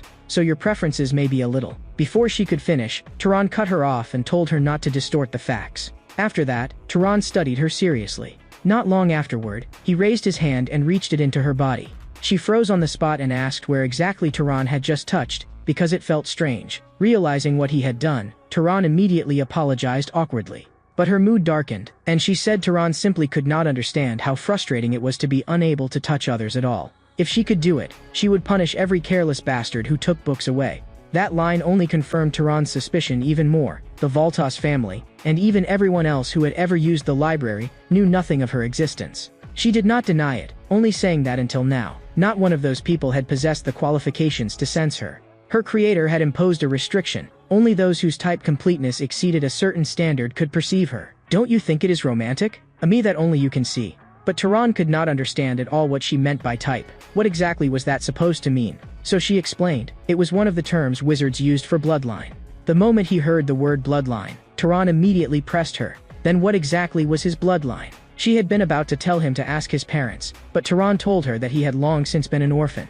She licked the corner of her lips. "If you allow me to examine your body, I can help you take a look." That sentence frightened Turan so much that he stepped back 2 full paces, and his reaction instead made her reveal an eerie smile. In the next moment, she thrust her hand directly into Turan's body. While groping around, she muttered incomprehensible words under her breath. After quite a while, she finally told Turan. There were some fragmented traces, but the largest main part was the bloodline of the pursuer and the hunter, the very mark of the Zahar family. Right after that, she sensed another bloodline as well. So it was mixed? Turan froze. What did she mean by mixed? She explained that it meant Turan was descended from 2 different bloodlines. But the other bloodline had been locked, so even she could not tell what it was right now. She told Tehran that locked bloodlines were common in bloodline combinations. Once Tehran became stronger, it would naturally unlock. Her words made Tehran think of his mother. With his mother's upbringing and manners, she could never have been a commoner. She was very likely the descendant of some collateral noble branch, only with a bloodline so diluted that it could no longer sustain knight-level magic power. After roughly sorting all this out, Tehran sincerely thanked her, but she said, "If you want to thank me, stay another month." After learning her true identity, Tehran no longer read alone in silence, but constantly questioned her about the things in the books. Not only did she not find him annoying, she patiently broke everything down and explained it to him point by point. During this time, Tehran discovered that what she knew far exceeded all the bookshelves here, because over the past 1,000 years, the knowledge from all the books plundered and brought into the library had been carved into her memory. To Tehran, that knowledge was priceless. She made Tehran understand that disease came from microorganisms, and rot from the devouring of bacteria. He also gradually grasped certain basic laws, such as the refraction of light, heat produced by friction, and the processes by which living things are injured and healed. After understanding these things, Tehran decided to try the beginning of decay. He lightly touched an apple before him with his fingertip, and before long, the apple rotted on its own. That sight made Tehran's skin crawl, not because he could not do it, but because he finally understood that once the principle was understood, the consumption of magic could be reduced much further. From that moment on, the world Tehran saw was completely different from before, and this in turn strengthened his abilities as a wizard. This also explained why certain powerful families monopolized knowledge. If every wizard understood these things, they would lose their advantage. Tehran's words made the librarian realize something, and she murmured softly, "No wonder that as time passed, people's understanding had instead grown lower and lower." At last, Tehran told her that he had to leave, because the master of this city had been openly hinting that he should go. She immediately began crying and fussing, demanding that Tehran take her with him. Looking at her collapsed on the floor, Tehran asked her, could she really leave this place? She said she could not leave, but she wanted Tehran to stay. As long as Tehran did not go, she would take good care of him. Tehran refused her, which made her drift angrily off to one side. In the end, she reminded Tehran that there were still many divine ruins on this land, and told him to visit them from time to time. Perhaps he might encounter a spirit who knew even more than she did. Tehran pushed open the library doors and turned back to tell her that he would come back again. Without turning around, she only tossed out one line, "Come if you want, and if you don't, then don't." Tehran turned and told her not to worry. There were still far too many books he had not finished reading. After that, Tehran left the vast city. According to the map he had checked in the library, the territory of the Zahar family lay in the Emerald Desert, just east of Orem, and that was Tehran's next destination. There, he intended to look for clues about his parents. But he was not in any hurry, because if those clues were going to disappear, they would already have vanished completely over the past 18 years. And if they were still there, they would not suddenly be buried just because he arrived a little later. He had no idea how long he had been walking when a sound caught Tehran's attention. It was the neigh of a horse. He pushed aside the grass and looked over, and saw a strong horse standing stubbornly in front of a person, protecting them. And facing the horse stood two people with purple skin and white hair. One of them said mockingly, "Damn it. For a mere beast to have this kind of strength, looks like we need to find a way in first." As he spoke, he spread his 5 fingers, and purple magic spread from his palm. That eerie magic caused the surrounding corpses to start rising at once. The moment Tehran saw this, he immediately understood. Those two were dark elves, and what they were using was most likely the necromancy described in the books. For a moment, Tehran hesitated over whether to intervene. He did not know whether the fallen people had provoked the dark elves first, or whether the dark elves had struck first. But in the very next second of his hesitation, one of the dark elves picked up a severed arm and stuffed it straight into his mouth to chew. The female dark elf beside him asked, "Whose hand is that?" She wanted one too, but the male dark elf refused, saying she had already taken one just now. Tehran's heart dropped. They were eating people. He immediately activated his invisibility. While the female dark elf was still complaining that human males were too hairy, a stone instantly smashed the head of the male dark elf who was in the middle of swallowing. Purple blood splattered all over the female dark elf's face. The undead beasts that had been summoned also turned into a pool of black water at that same moment. She did not hesitate, and immediately summoned those beasts controlled by necromancy again. Another stone flew in, but this time it was knocked aside by the horn of a goat-like beast. The female dark elf then commanded the beasts to charge toward the direction from which the stone had come. The bull-like beast smashed trees into pieces, but there was nothing there. She instantly realized it. Tehran had hidden himself. Her rage surged, and she activated necromancy again, summoning a fox-like beast, whether by smell or some other kind of perception. That fox-like beast immediately locked onto Tehran's hiding place. She shrieked, So that's where you are, filthy demon. Immediately afterward, she commanded the remaining beasts to pounce on Turan. Turan spread both hands, and an immense power of flame instantly gathered in his palms. In the next second, the flames blasted forward. But the fire burned only the fox-like beast, while the bull-like beast still charged wildly at Turan through the flames. Turan could only dodge aside at once. The strength of these undead beasts far exceeded his expectations. Fortunately, he had killed one dark elf instantly at the start. Just then, a sharp pain shot through his calf, making Turan's whole body shudder. He turned to look and found that the fox-like beast had bitten into his leg. Without hesitation, Turan kicked it away hard. But the bull-like beast he had just dodged charged at him again. There was no time to avoid it, and Turan was sent flying head-on. The tremendous force made him cough up blood on the spot. As he lay there gasping, the beasts had already surrounded him. The female dark elf burst into mocking laughter. "Serves you right, you dared kill one of my people. I will make you beg for life and long for death." But before she could finish, the horse protecting its master struck her body with a powerful kick. Under the horse's repeated fierce attacks, the female dark elf staggered badly and actually began calling for help. The two beasts that had been about to finish off Turan immediately turned around and attacked the horse instead. Humiliated into a frenzy, the female dark elf viciously shouted that she would tear the horse to pieces. But just then, with a bang, a small stone pierced through her head.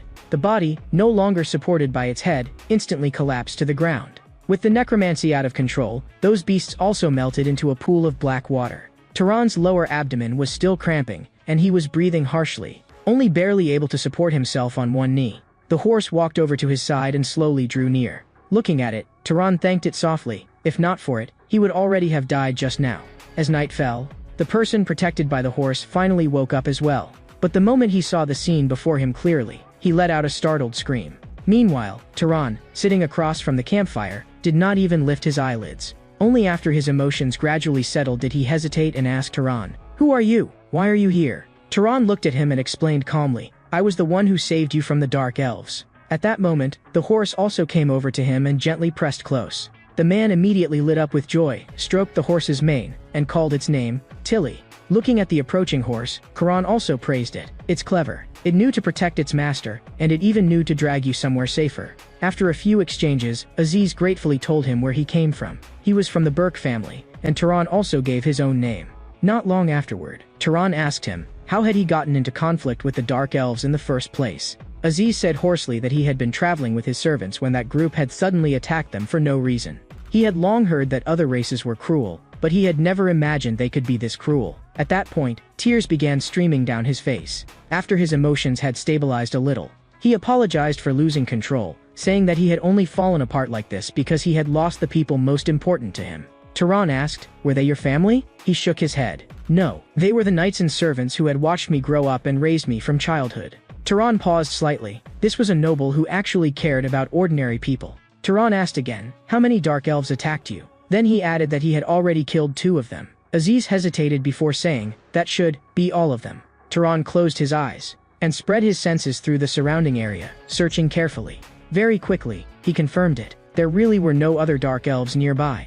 Aziz asked Turan in a heavy voice, "Do you have some urgent mission to attend to?" Turan said he was simply traveling as well. Aziz did not understand. Someone as strong as you should come from a great family, shouldn't they? Why are you traveling alone? Turan shook his head and said he was not that strong. In that battle just now, he had only managed to kill one first with a sneak attack, and then fight the other head-on afterward. He had barely won only because that red horse had helped him. After saying that, he deliberately released his magic power. Puzzled, Aziz released his own magic power as well. The moment the two forces met, Turan realized that Aziz was actually stronger than he was. If he had not absorbed the magic power of the 2 dark elves just now, Turan definitely would not have surpassed him. And Aziz was equally shocked. Someone who could take on 2 dark elf necromancers at once had magic power only equal to his? Could it be that his combat instincts were abnormal, or that his bloodline was too special? But what he found even harder to understand was why such a person still traveled alone. Looking at Turan, he said, "If you don't have a destination yet, would you be willing to join our Burke family? As long as you escort me safely back to my family, I will pay both for saving my life and for this escort all at once. Our Burke family are vassals of the great Abient family of the north, and for generations we have been enchanters who craft magical items. If you agree, we will custom make a perfect magical item for you."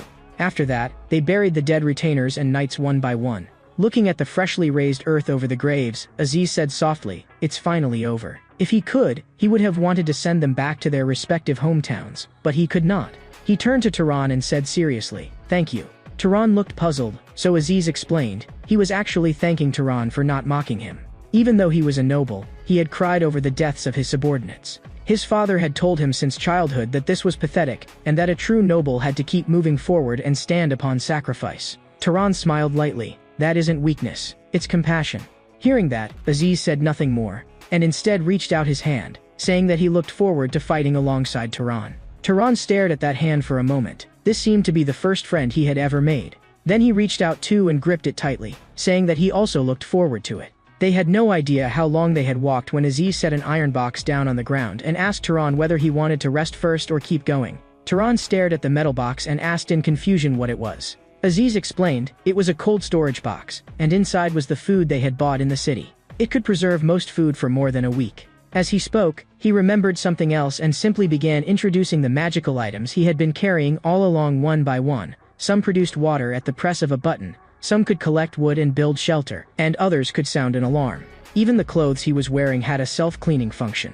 After hearing all that, Tehran could only sigh in amazement. The uses of magical items really were outrageous. Patting his chest, Aziz promised that once they returned to the main house, he would definitely give Tehran an even better reward. If the family did not allow it, he would make it himself. Then he asked the question that had been weighing on his mind for a long time. He said that along the way, he had seen Tehran use an absurd number of different spells, almost too many to count. He could not help asking, have you spent your whole life practicing magic? Or do you have some extremely powerful bloodline ability that lets you learn any magic? Tehran answered helplessly that most of those things were simply things he had always been able to do. As for his bloodline ability, he himself was not sure.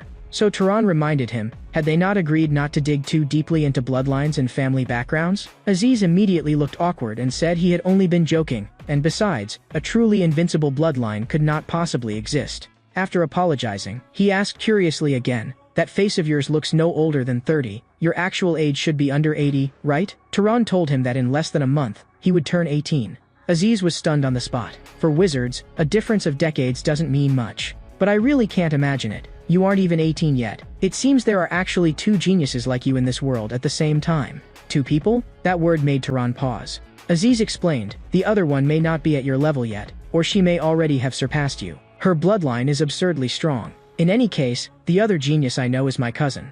Hearing this, Tehran asked whether he could have that person make a magical item for him. Aziz immediately refused, because his cousin came from the main family, and was also the Princess of Albion, and very likely might one day become the head of the family. And unlike ordinary wizard families, the heads of great families did not lightly pass their position to their own children. Because in a great family, there could be dozens of relatives of the same generation, and among them there would always be someone stronger than the family head's child. But among this generation, Misha had been born with the highest possible talent. After awakening her magic power, she needed only 10 years to master a vast amount of combat magic, and so gained the family's full support. Now, at almost 21, her status was already nearly equal to that of a core family member. After hearing that, Tehran could not help asking, with such magic power at such a young age, had their family held a funeral? Aziz nodded and said yes. After the great-grandfather of the main family died, his magic power had been devoured by Misha, though they had also received a share. Tehran understood completely, and asked no more. This was how great houses maintained their peak strength. Pointing ahead, Aziz told Tehran that they were almost there. Following the direction, Tehran looked ahead, and saw the docking plains, the central territory of Albion. Afterward, they entered a castle, a property of the Burke family. A middle-aged woman opened her arms and greeted them with a smile. My child, welcome home. Before the words had even finished, Aziz rushed over and hugged her, shouting, Mother. This scene left Tehran dumbfounded. Hadn't Aziz said he was 43? Someone nearby reminded Aziz to mind his form of address, and that he should at least say mother properly. After they exchanged a few pleasantries, Aziz introduced Tehran to everyone, saying that Tehran had saved his life. Without Tehran, he would never have made it back. Aziz's mother immediately pressed him for details. That pilgrimage route should not have been so dangerous, so what exactly had happened? Only then did Aziz say that he had been attacked by dark elves. Aziz's mother's expression instantly turned cold. Those scum had dared lay hands on her child, and she immediately declared that she would gather troops and tear them to pieces. But another middle-aged man immediately advised, please calm down, my lady. After saying that, he turned to Tehran and asked which family he belonged to, but Tehran said it was inconvenient to say. The man paused for a moment after hearing that, Tehran added, more accurately speaking, he himself did not know which family he belonged to. My mother was a commoner, and I don't know who my father was. Aziz was stunned on the spot and hurriedly asked Tehran, why didn't you tell me that before? Tehran replied bluntly, it's nothing to be proud of. Then Aziz's mother slowly spoke. Then you belong to the unknown house. Since you saved my child, I, the head of the Burke family, will definitely see that you receive the reward you deserve. But arranging a room in the manor is somewhat difficult right now, so I will have you stay at the finest inn in the city. But Aziz immediately protested, asking, Mother, shouldn't we let him stay directly in the house? Lady Burke answered, ordinarily there would be no problem, but an important guest is currently staying with our family. We cannot let a stranger of unknown origin stay here. I hope you understand. Just as Aziz was about to argue further, a voice came from the doorway. Aunt, you don't need to worry about me. The person who saved Aziz is hardly going to turn around and assassinate me. Everyone turned toward the entrance at once. There stood a girl dressed in black, with black hair and a cold expression. Seeing her, Aziz blurted out, Misha, why did you suddenly come here? Only then did Tehran realize that the girl before him was the princess of Albion Aziz had spoken of. But what made him even more uneasy was this, in his perception, her condition felt like that of a corpse. Aziz's mother explained, Misha had nearly been assassinated by vermin from Zahar, so she had come here to lie low for a while. Aziz was stunned. The main house had extremely tight security, so how could someone have tried to assassinate her there? Could it be? Before he could finish, Misha directly confirmed it. There is very likely an insider. There are more than just one or two people in the main house harboring ulterior motives. But I'm tired today, so I'll go rest first. Seeing this, Lady Burke instructed a maid to take Tehran to a guest room in the manor to rest. Early the next morning, Tehran opened his eyes on the bed in the guest room. After getting dressed neatly, he stepped out of the room and began observing the corridor and the layout of the manor. Just then, a voice called out to him. It was Aziz, greeting him with a smile. You're still as early rising as ever. What are you doing in the hallway by yourself? Tehran pointed at the light on the wall and said that it seemed quite interesting. Aziz explained that it was a lamp made with magic, and that he sometimes made them himself as well. If Tehran wanted one, he could go fetch one from the storeroom. Tehran refused, saying he was only curious. Suddenly, a bolt of golden lightning burst outside the window, and the powerful fluctuation made Tehran freeze on the spot. As he looked out the window, Aziz said, Misha is practicing magic. She's always this diligent. Tehran asked Aziz, is this the magic of the Albion bloodline? Aziz nodded. Yes, this is the Storm bloodline. Tehran even felt a flicker of envy in his heart. That talent was like the blood of a god. He could not help wondering just how powerful the head of Albion's family must be. Aziz asked Tehran whether he wanted to go take a look. Tehran was indeed curious, but for someone of unknown origin like him, getting close seemed inappropriate no matter how he thought about it. Aziz, however, did not care at all. What does it matter? You're not an assassin. I can vouch for you. And besides, what I really want to know is, which of you two is stronger, you or Misha? Only then did Tehran understand. Aziz's real purpose in bringing him there was to put him and Misha side by side and compare them. Aziz revealed a rather odd smile. There were some things he had kept bottled up for years. He had long wanted to see what it would look like when Misha was finally humbled. A moment later, Aziz called out to Misha ahead of them. Seeing the two of them approaching, Misha asked, Aziz, and who is the person beside you? Hearing this, Tehran briefly introduced himself. Misha asked again, then why have the two of you come to see me now? At that, Aziz scratched the back of his head and explained, Misha, it looked like you were practicing magic, right? So we wanted to join in. And besides, didn't we train together before? Aziz's words seemed to remind Misha of something. Oh, right. Back when we trained together, I learned a spell after trying it twice, while you spent a whole week on it and then ran off in tears afterward. Before the words had even finished, Aziz first turned to look at Tehran, not having expected that even Tehran would laugh at him. Then, with a helpless expression, he said, anyway, among all the people I've ever met, Tehran's talent is unmatched. How about the two of you have a duel and see? At the word duel, Misha fell silent and looked at Tehran. Then a dazzling golden magic power gathered before her, and a deep blue light burst from her eyes. At that moment, Tehran raised his head and looked toward the sky, where golden thunder began to emerge from the dark clouds. It resonated with the magic gathered before Misha, as if the lightning in the clouds itself were under her control. The moment he sensed this, Tehran's expression changed sharply in shock, and in the instant Tehran's pupils contracted, the clouds in the sky dispersed. It was as if that terrifying presence had never existed at all. Yet beads of sweat slowly ran down Tehran's face. At that moment, Tehran's entire body was drenched in sweat from the shock of that aura just now. Misha looked at Tehran and said, there is no need for a duel. I don't think you would be my opponent anyway. Aziz stepped in front of the two of them and said, if we're talking about raw magic power alone, I admit Tehran really can't match you. But what is truly astonishing about him is his talent for learning magic. Even you probably can't compare to him in that kind of magical talent. Hearing that, Misha said to Tehran without the slightest politeness, "Since Aziz praises your ability so highly, then let us see what you are really capable of." Knowing full well that he could not defeat her in terms of magical strength, Tehran proposed, "How about each of us demonstrates a spell the other does not know? Whoever can cast the other's spell first wins." The moment those words came out, even Aziz felt it was a very good suggestion, so he asked Misha what she thought. Seeing this, Misha naturally agreed. However, as far as she knew, Tehran did not even know what his own bloodline magic was. If she used bloodline magic, that would be unfair, so she decided to exclude bloodline magic. And she also decided to demonstrate first. Under Aziz's puzzled gaze, a fresh young sprout emerged from the flat ground. Immediately after, that sprout burst wildly out of the packed earth with unstoppable force, and in just an instant it wrapped itself around Aziz, and flung him high into the air. After doing this, Misha asked Tehran, "This is the magic of creating and controlling plants. Can you do it?" From the sky, Aziz shouted, "Let me down. I'm getting dizzy," but Misha merely told him to stay there for a while. At that moment, Tehran gave the vine ahead a simple glance, then bent down and placed his right hand on the ground. The magic that can ignite flames is, in truth, merely one way of expressing combustion. And magic that creates water is really drawing invisible moisture from the air. So growth is no different in principle from those two. Its real function is to make the seeds buried underground grow at an extreme rate. In other words, this is not creation at all. It is only urging growth. That made Misha slightly surprised. She asked Tehran, "From what you just said, it sounds as if you immediately understood the essence of the magic. Have you seen it before?" When Tehran said he had not, she let Aziz down and said, "I suppose even Aziz can be right sometimes. Then it is your turn. Let me see what exactly you can do." Misha's words made Tehran think for a moment, because he knew very clearly that if he used magic from the Zahar bloodline, it would be no different from seeking death. Then Tehran looked to one side again, as if recalling something, and stretched out his right hand toward a flower bed nearby. Before long, a rustling sound came from the flowers, and the source was a mouse, which quickly darted out from the flower bed. Seeing this, Misha said, "Only animal control? Of course not. This creature is only a material as well." The moment Tehran caught the mouse, a deep blue magic power surged beneath his eyes, then coiled around the mouse in his hand, and the mouse's entire body seemed to begin rotting. Misha fell silent at once.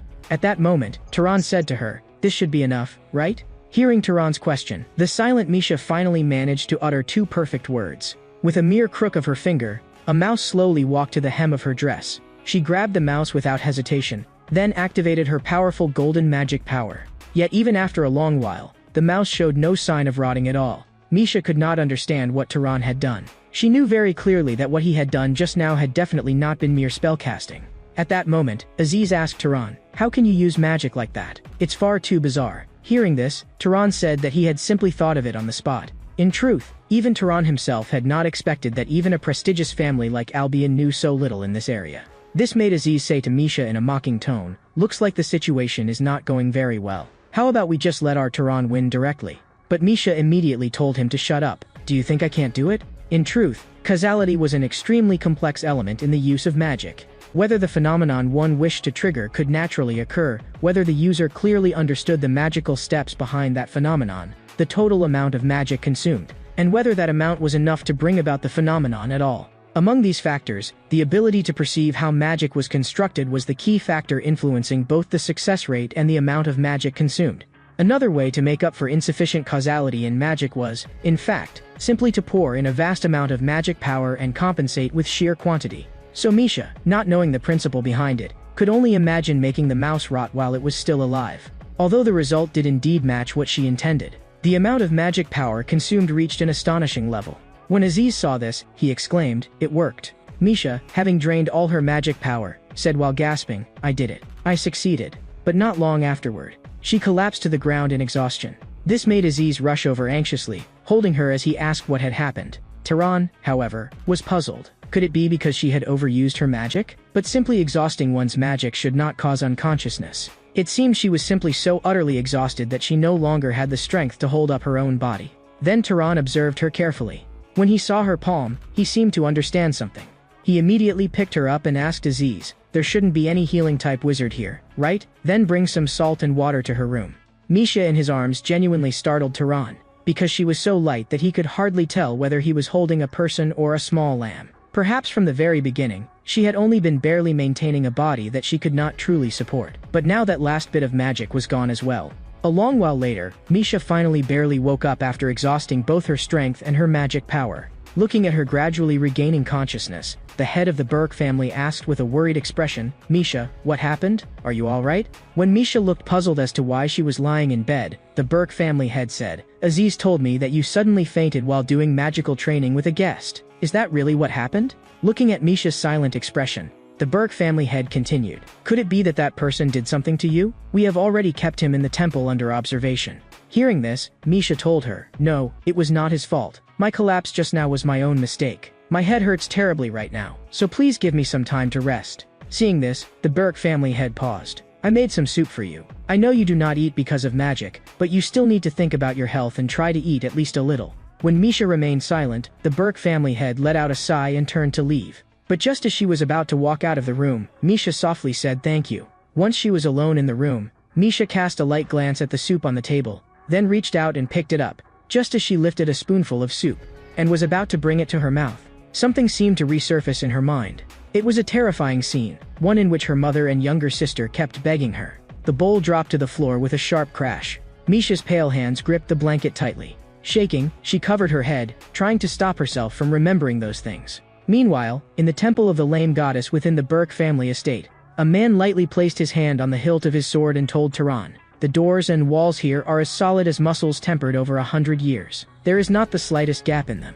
So don't even think of breaking through the wall and escaping." The speaker was none other than Leham Berg. Yet faced with such words, Tehran merely said simply that he understood, and that he truly had no intention of escaping. But Leham still insisted that those walls were extremely hard. Extremely hard. The seriousness on his face left Tehran unsure how to answer him. And just at that moment, Leham swung the blade he had just drawn. Tehran asked what he was doing, but Leham told him he was training. After saying that, he continued swinging the blade. First came a thrust, then a slash. These efficient movements carried no wasted motion at all, as if every step was preparing fully for the next strike. This made Tehran think to himself, so this is what a well-trained body looks like? Seeing Tehran watching him like that, Leham once again fixed him with that steadfast gaze and asked directly, "What did you see in my movements just now?" Tehran told Leham that he had only thought it looked impressive. That seemed to make Leham understand something. And while continuing to swing the blade, he said, "In truth, most nobles considered weapon skill insignificant, because attacking with magic was far easier. But that was only because their bodies were weak and pitiful, and so their will could not govern their flesh, leaving them reliant only on magic." After hearing that, Tehran calmly replied, "Unless their bloodline naturally leans toward physical strength, specializing in magic really is more practical and more efficient. But once they have truly experienced battle, they will understand that some situations cannot simply be avoided no matter how much they want to." Those words made Leham hand the blade to Tehran. He told Tehran to take it. Seeing this, Tehran asked, "I thought you were keeping me here because I was suspicious. But if you hand me a weapon just like this, is that really alright?" But Leham said it did not matter. "This is only an iron rod. What makes it a sword is the user's body. So with your current weak body, you couldn't possibly cut me." Hearing that, Tehran did not hesitate much and simply took hold of what he called an iron rod.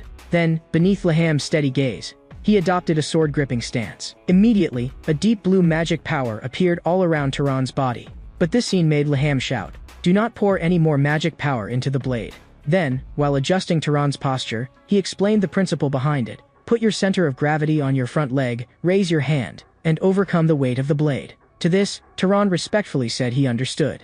Leham praised him. "Good. Repeat it 10 times like that. Do not stop breathing. Pour your breath into your muscles. In truth, your body is actually rather good. If you ever get the chance, you absolutely must make time to train it properly."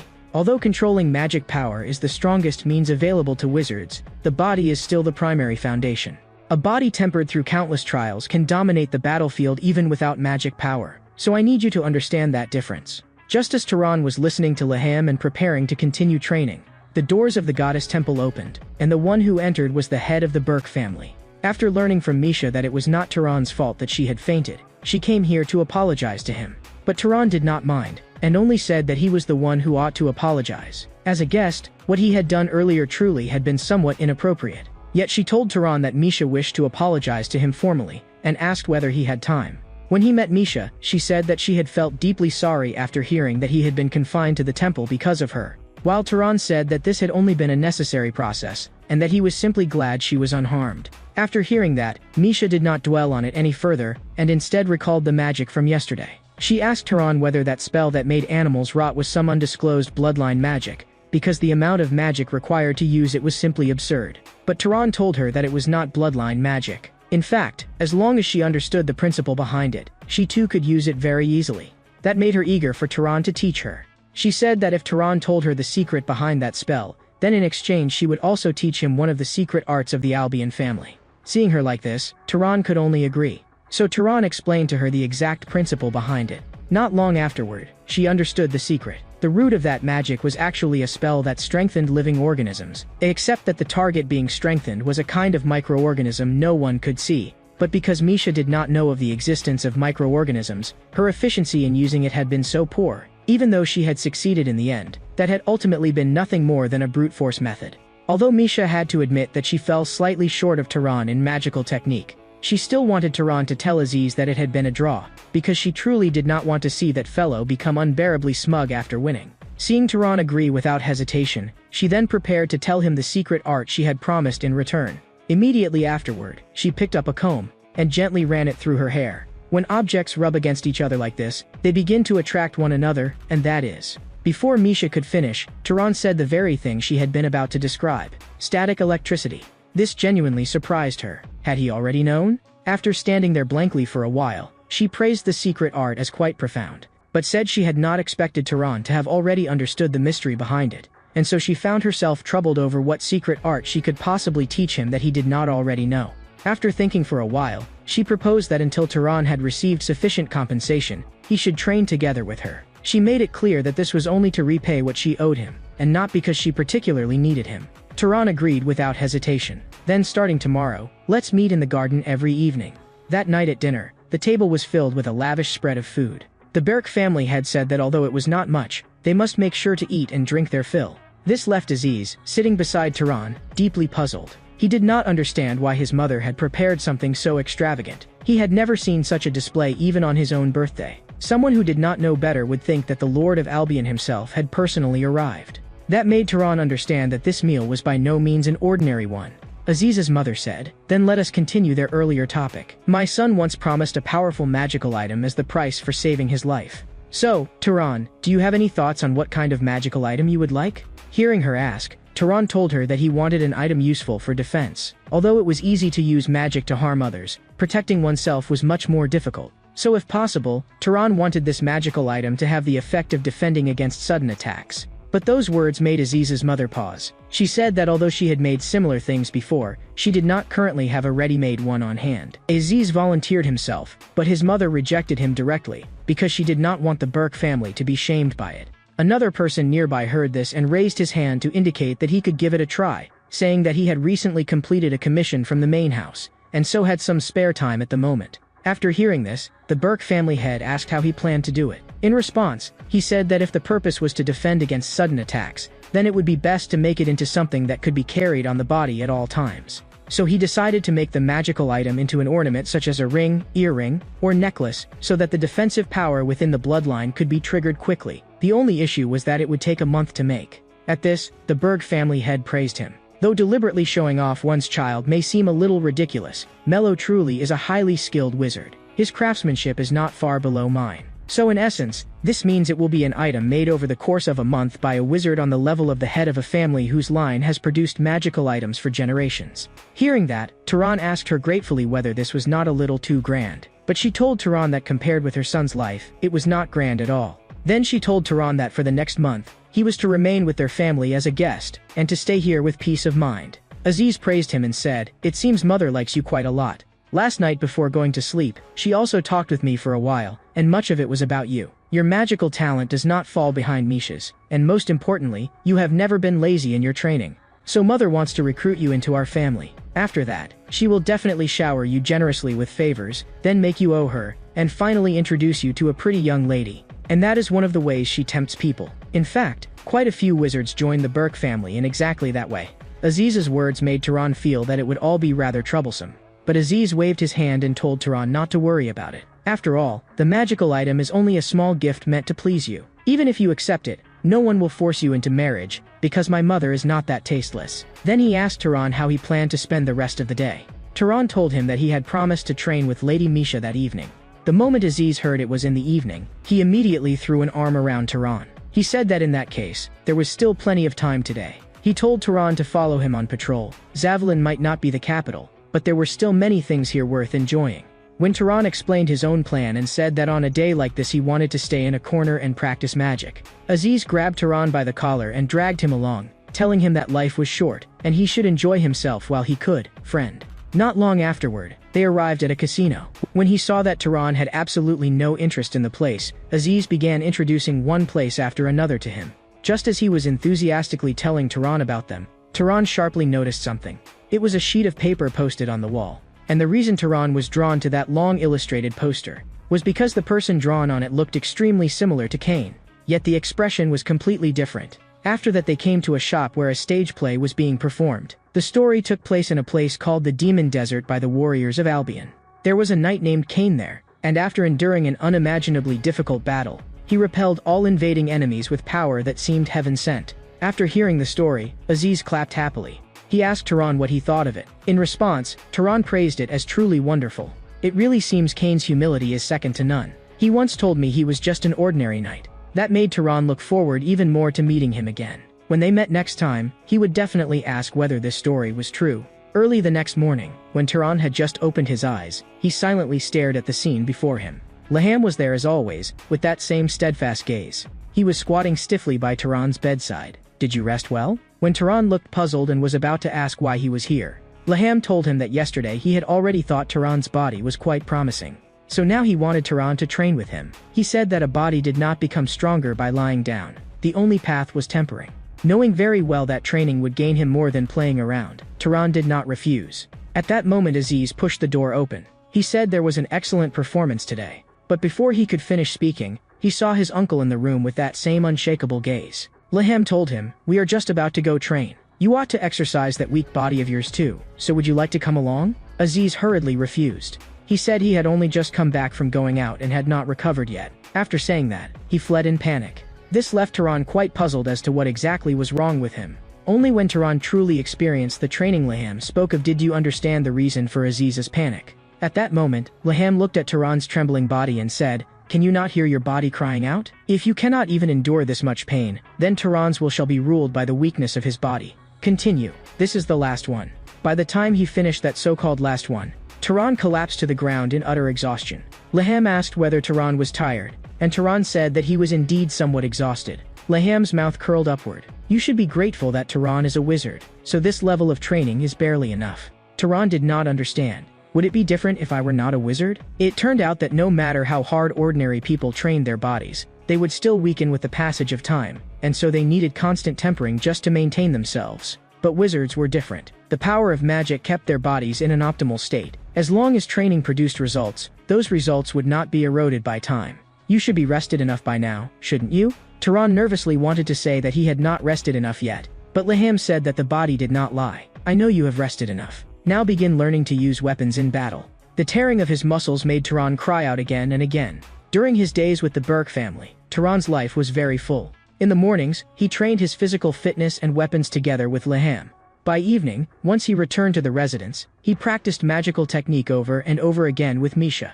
Before he knew it, 3 weeks had passed. A bolt of lightning struck just beside the center of the target. That made Tehran let out a sigh. "Missed again?" Seeing this, Misha said, "You're struggling even more than expected." Tehran replied helplessly that after all, he was not from Albion. Misha wanted to help Tehran, but did not know how to teach him, because for her, lightning magic simply hit its mark the moment she fired it. Just then, a voice called out to Misha. Then the source of the voice walked toward them. After giving Tehran a brief glance, the newcomer asked who Tehran was. Misha stepped in front of Tehran and said coldly to the man, "That is none of your concern. And why are you here? Had I not already informed the main house that no one was to disturb me during my rest?" Hearing that, the man told Misha that the family head was summoning her. The main reason was that dark elves had already begun rampaging across the south. They had captured 3 cities, and were now even assembling an expeditionary army. At this, Tehran's expression suddenly turned grave. It seemed they had finally appeared. This woman had never imagined, no matter what, that the truth hidden behind magic would actually be science. When Tehran told her that the corruption magic he used was in fact only accelerating a kind of microorganism invisible to the naked eye, she fell silent. She had never thought that such things could exist in the world. Just then, a member of the Albion family hurried over to report to her. The messenger said that the head of the family was asking her to return immediately, because the Dark Elves' war against humanity had already begun. At present, those creatures had already captured several cities. The family head was gathering troops and preparing to declare war on them. After hearing this news, Misha told the man that she would return soon. Hearing this, the man tactfully took his leave as well. Watching his figure disappear into the distance, Misha said helplessly that it seemed she had no choice but to go back for a while. But it seems you still haven't paid me the price for that corruption magic from earlier, have you? After saying this, she clasped her hands together and softly muttered a few incantations. Then she turned to Tehran and said, "Did you know? There is actually a kind of tiny electric current inside the human body." These words left Tehran utterly astonished. Seeing the expression on his face, Misha looked at him and said, "I suppose you would have no reason to know, since this is one of Albion's secret teachings. So now, let me teach you properly and use it to offset the price from before. I believe this will be of great help to you. So listen carefully. When a person sees or senses an object, a tiny electrical signal is sent to the brain. If you look with your eyes, then the signal travels from the eyes into the brain. And if you smell something, it travels to the brain through the nose. Through this current, the brain can understand sensation and send signals back through the entire body, thereby directing movement." Her words left Tehran deeply puzzled, but he knew that no matter what, there had to be some principle behind them. Just like the materials he had seen in the library before, perhaps this was one of the natural laws passed down in Albion. At that moment, Misha told Tehran, "So what do you think would happen if magic were used to accelerate this current? Why don't you try demonstrating it here and now? I'm actually quite curious just how strong your ability to learn really is." Hearing this, Tehran did not delay any longer. After slowly closing his eyes, he began using magic to sense the faint current she had described. When he carefully felt the current flowing throughout his body, he tried to pour magic into it, hoping to make it move faster. And at the very moment the magic was infused, Tehran's pupils suddenly contracted, and a force of lightning burst forth from his eyes. In that instant, the world reflected in his eyes underwent a wondrous change. Within his field of vision, the flow of the world became incomparably slow. This shocked him greatly, and he did not know what it truly meant. But in the next second, he suddenly returned to reality. Immediately afterward, an intense pain surged from the depths of Tehran's brain, causing him to instinctively clutch his head tightly. Seeing him like this, Misha told him, "It seems you've succeeded. This is the consequence of recklessly expending a huge amount of magic power. But although you'll have headaches at first and find it hard to adapt, once you get used to it, you'll be able to maintain it for quite a long time." Although Tehran knew very well that she was somewhat acting out of a desire for revenge, he still asked whether this repayment was actually more than what he had given her. At those words, her figure suddenly rose off the ground. After flying into the sky, she answered Tehran, "This is only an investment, but you really are talented. Once you've mastered stronger magic in the future, come tell me." After saying this, she sped off in a certain direction, leaving only Tehran standing there, dumbfounded. In the sky, an eagle spread its resolute wings, as if carrying some kind of omen. And beneath it, in the central city of the docking plains, Morgan City, a crowd was gathering. Among the crowd, someone shouted loudly, "Bring glory to Albion. Victory will belong to Albion in the end." This was the departure ceremony for the campaign against the Dark Elves. It looked like a triumphant parade, but in reality it concealed a deeper meaning. At that moment, Aziz, who was standing beside Tehran, seemed to notice something. "It's Misha, Misha is over there." He raised his left hand, wanting to greet Misha, but his father stopped him. "Aziz, please maintain the dignity of a noble." Immediately after, a stern shout came from nearby. "The family head has arrived." At once, the people in front arranged themselves neatly together. Tehran watched the scene before him with curiosity. "So the man before us is Albion's current family head. Badal Albion, I suppose." Tehran asked Aziz beside him, "Why doesn't the family head look very well? Is he feeling unwell?" Hearing this, Aziz told Tehran, "I heard it was an injury he suffered back when he fought the leader of the Zahar family. But that was a long time ago, so it might just be a matter of health." Just then, the family head Badal raised his right hand. Everyone instantly held their breath. Because at the very moment family head Badal raised his right hand, the clouds in the sky suddenly turned pitch black. The instant the dark clouds gathered, he spoke in a low voice, "Warriors, trust in my guidance, and heed the call of Albion." In an instant, a golden bolt of lightning emerged from the pitch-black clouds. It illuminated every expression on every face. This caused the people of Albion to roar angrily, "God of Thunder, please bless your descendants." And after feeling this power, Tehran finally understood where Albion's true strength lay. No matter how poor his physical condition might be, he still stood at the pinnacle of magic. At this, Tehran silently prayed in his heart that one day, he too would become such an existence. A few days later, Mello handed Turan a bracelet. He told Turan that as long as he wore this bracelet, it would slightly enhance his physical abilities. And if he poured magic into it, that enhancement would gradually increase until it ultimately reached the level of a knight. However, it also consumed magic power very heavily, so he had better not maintain its effect for too long. Mello's words made Turan sigh in admiration. This truly is a remarkably extraordinary treasure. Yet Mello said that even among great families, an item of this level was extremely rare, and it could be called an exceptionally exquisite work. At this moment, the head of the Berg family called out to Turan from the side. "Turan, have you considered officially joining our family?" Hearing this, Turan said apologetically, "Lord Family Head, thank you very much for your invitation, but I'm afraid I must respectfully decline." This answer was exactly what he had expected. Because Aziz had mentioned this matter to him before, Aziz had told him that Turan was someone burdened with an important mission and unable to remain in one place for long. But even so, he still chose to extend the invitation. Seeing this, Turan told him that he would never forget the family head's kindness, and that Aziz and the Burke family would always be his friends. This left him somewhat helpless, and he could only nod in agreement. After that, Turan walked out the door. But before he had taken more than 2 steps, he saw Laham and Aziz standing ahead of him.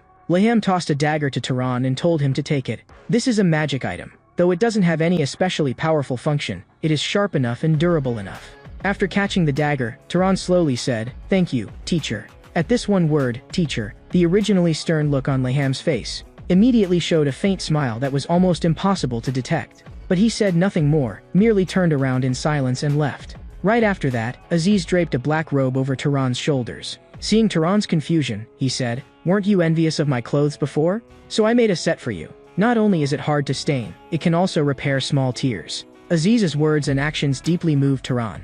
He said that Turan truly was a very good friend. What he had done was not merely because Turan had saved his life, but because during the time he had spent with Turan, he had learned many things and benefited greatly from them.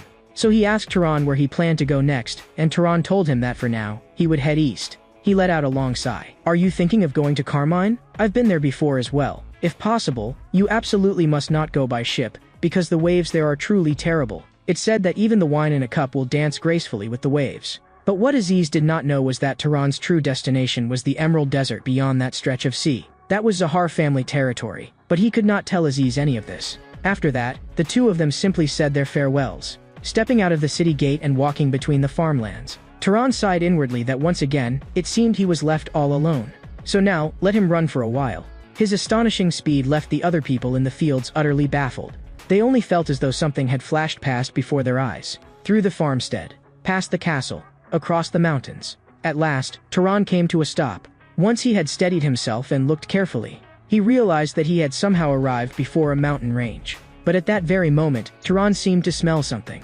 It was a pungent scent of blood, mixed with the scorched odor left behind by burning. When Turan followed the direction the smell was coming from, he saw what came into view before his eyes, a shattered village. And in the center of that abandoned village stood several poles, with charred human figures bound to them. From the eye sockets of those figures, several white worms had even crawled out. This left him extremely confused. Had this place been attacked by bandits? But even dark elves should not be doing something like this. Immediately afterward, Turan seemed to sense something.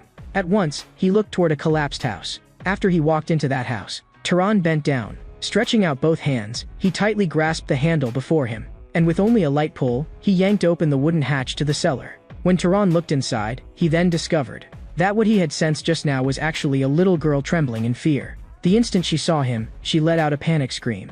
Seeing this, Turan told her to calm down. He said he was not her enemy, but merely passing by and wanting to help. This made her ask suspiciously, "Really?" Turan said, "Really. But can you tell me what exactly happened here?" This made her speak in a trembling voice, "They're all dead. It was that wizard." Before Turan could ask who exactly the wizard she mentioned was, she fainted. Only after giving her a simple examination did Turan realize that she had likely been trapped here for too long, and had fainted from complete exhaustion. Just as Turan was about to take the child somewhere safe, a bow emitting a blue glow was slowly drawn. Then a voice entered Turan's ears, "Found you." Several people had surrounded Turan in the middle. The leading woman, who was drawing an ice bow, shouted sternly, "Neil, you murderer! Was abusing those corpses still not enough for you? And now you even want to kidnap a helpless child?" As soon as she finished speaking, the man standing beside her condensed a flaming spear in his hand. He warned Turan, "If you take one more step forward, I'll..." Before he could finish, Turan told them to wait a moment and said that this was just a misunderstanding. But the moment Tehran's words had just left his mouth, their attack suddenly erupted and came crashing down on him. This caused the girl with the bow to shout at him, "Gil, are you an idiot? He's still holding the child." Hearing this, Gil hurriedly apologized, saying he had just been too nervous. And at that moment, the girl with the bow seemed to notice something. Not far away, Tehran had raised 5 fingers. That powerful attack from earlier had actually been blocked by him with only one hand. In truth, even Tehran had not expected that he would make use of the magic item created by Mello so soon. But this scene completely stunned the 4 people before him. They could not believe that Tehran had blocked their magical attack by relying on physical strength alone. Looking at Tehran's figure, the girl with the bow wondered in confusion what that had been just now. Was it defensive magic, or some kind of bloodline ability? While she was still wondering, Tehran continued to explain, "Stop. I did not attack this village. What happened just now was only a misunderstanding. If you continue attacking me, then I will fight back." At these words, the girl with the bow stopped immediately. After briefly observing the girl lying in Tehran's arms, she lowered her bow. In fact, she also felt that if Tehran really were the culprit, then after burning this place down, there would have been no need for him to remain here. Besen briefly introduced herself to Tehran, and Tehran also told her his name. She stated that although she did not believe Tehran was necessarily the real culprit, she would not so easily trust him either. Hearing this, Tehran told her to wait until the child woke up and then ask her directly. He said that the child seemed to have seen the true culprit. This left her utterly incredulous. Is that true? She really saw the burnt corpse one? The burnt corpse one? This term left Tehran deeply puzzled. Seeing that Tehran knew nothing about it, she explained to him that the so-called burned corpse one was the mad wizard who had destroyed this place. Over the past few months, that person had been periodically attacking remote villages, tying people up, and then burning them alive. Since there had never been any survivors, they did not know the culprit's gender. Therefore, they could only call the culprit the burned corpse one.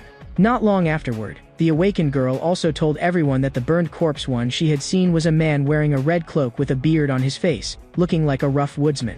This made the 4 of them awkwardly rub their noses, and for a moment the atmosphere became extremely delicate. Bisen turned to look at Tehran behind her. Then she led the others in apologizing to Tehran. "I'm sorry. We were too impulsive before, and we shouldn't have pointed our weapons at you like that without knowing the full story. We're truly very sorry."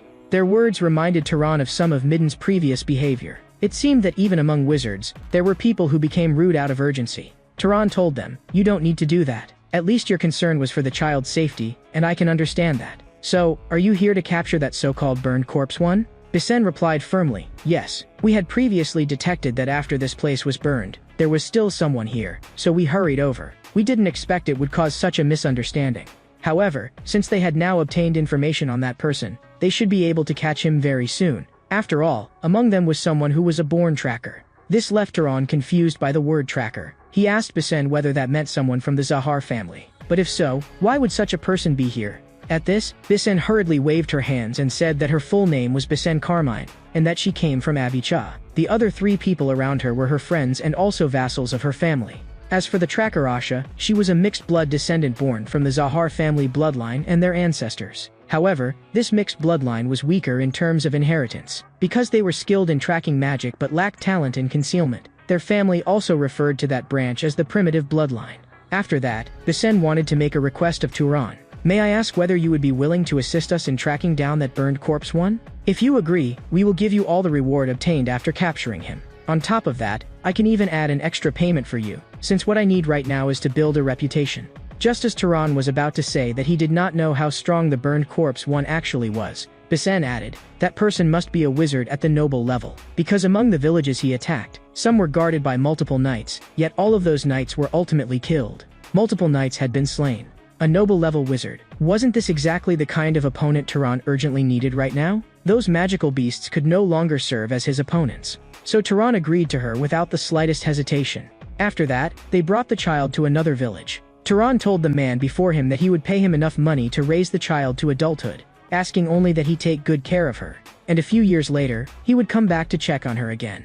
The words "come back to check on her" instantly startled the man, who had originally been happily accepting the money pouch. Afterward, they once again arrived before that burned and abandoned village. Then, the tracker Asha slowly closed her eyes. A moment later, her eyes suddenly snapped open, and a ghostly blue light shone from her pupils. She led the group as they searched all around for traces. Looking at the dense, overlapping footprints on the ground, and the broken tree trunks nearby, tracker Asha relied on her keen sense of smell.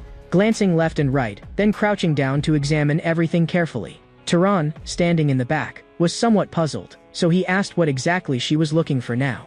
Hearing this, she turned back and explained, "What we first found was the footprint of an adult man. But when those tracks extended onto the main road, I smelled the scent of ash. If he didn't change into other clothes, then the ash should still be clinging to him." Her words made Turan feel that she was very professional. But then why hadn't they found the burner before? Was it because they hadn't even known the culprit's gender? Just as Turan was thinking this, Tracker Asha suddenly said that she had found the guy. At Bisen's prompting, Asha quickly ran toward a certain direction ahead. The others followed behind her and pressed forward all the way. At last, they arrived before the entrance of a cave in a stone mountain. Then Bisen had Turan walk in front together with him, while the others followed behind. As soon as he said this, he gathered a ball of magical light in his hand. The magical light illuminated the dark cave, and after the group walked forward for a short while, Bisen turned and asked Asha, "Is there really someone in here?" A drop of cold sweat ran down Asha's temple, yet she still nodded firmly. "Absolutely, there is definitely someone in here." After that, their group continued deeper into the cave. No one knew how long they had walked, but eventually light appeared before their eyes. The source of that light was several torches stuck into the stone wall, and beneath those torches stood a figure wearing a red cloak. Looking at the faces of the group, the man slowly said, "Dear guests, for what reason have you come to such a remote place?" At that moment, Turan asked Asha behind him, "Is this the burner?" Asha said with absolute certainty, "Yes, it's him. This smell cannot be mistaken."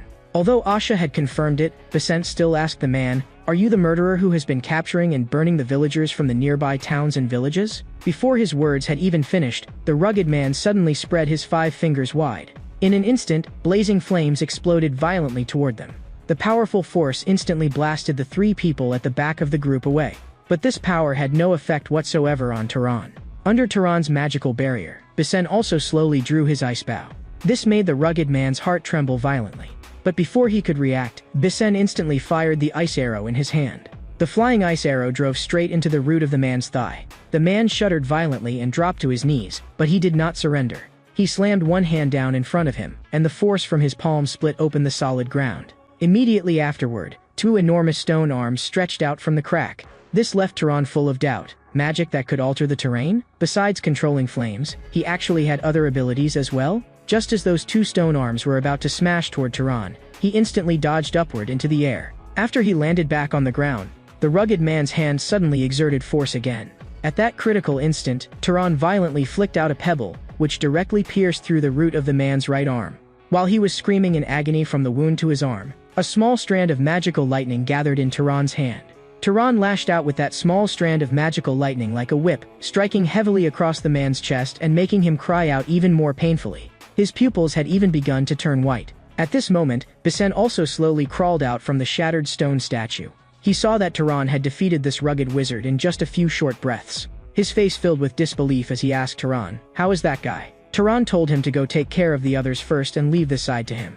After saying this, Turan took out several seeds. He scattered them beside the rugged wizard. At the instant the magic was activated, the seeds instantly grew into long vines. After Turan bound his limbs, he took out the dagger Laham had given him earlier. Then he shook the man's body, telling him to wake up. Once the man weakly made a sound. The dagger in Turan's hand was immediately pressed against his neck. Turan told him to stop struggling uselessly, and that if he dared use magic again, he would kill him immediately. In terror, the man asked who they were and how they had found this place. After once again hearing them state his identity, he fell silent. But Turan did not give him time to think, and the dagger in his hand stabbed straight into the root of his thigh, making him let out a heart-rending scream. Turan would show no mercy to a murderer like this. He told him to answer quickly. He was clearly just a wandering noble, so why had he burned the villagers of this region alive? Hearing this, he tremblingly said, it was God who told me. As long as I burn away the souls and bodies of those burdened with grave sins together, then I will be accepted by God." These words caused the others around them to reveal shocked expressions. However, the rugged wizard, blinded and deceived, remained unaware and continued speaking.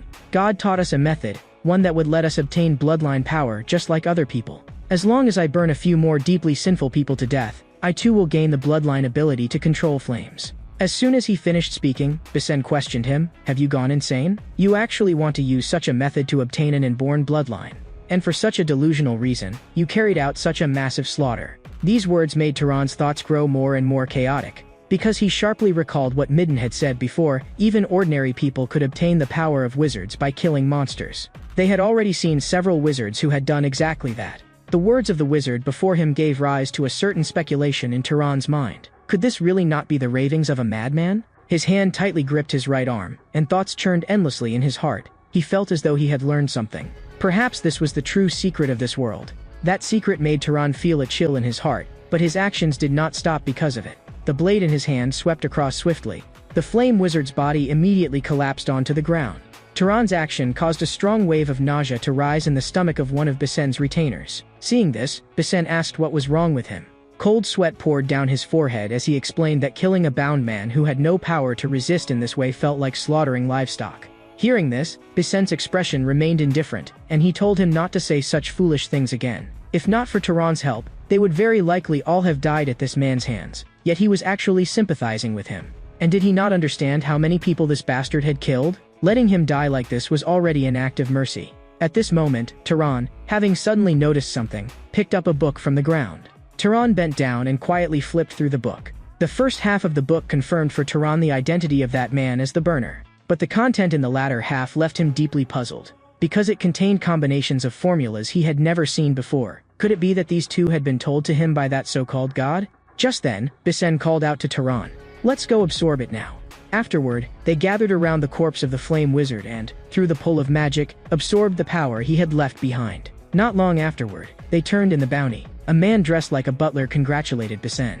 I never expected that it would be Miss Bisen who captured the arsonist. It seems a new star has risen in the Carmine family. Bisen politely accepted the reward. Afterward, she told Turan that they planned to travel around while hunting monsters. Then she asked Turan about his next destination and where he planned to go.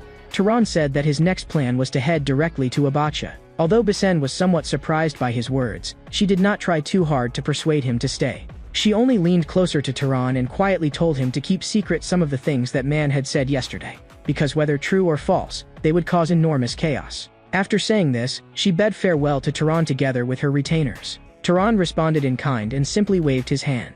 In truth, even if Bisen had not said anything, he would not have spoken of it, because at present there was no conclusive evidence proving the truth of that matter. Over the following days, Turan kept moving forward through the desert.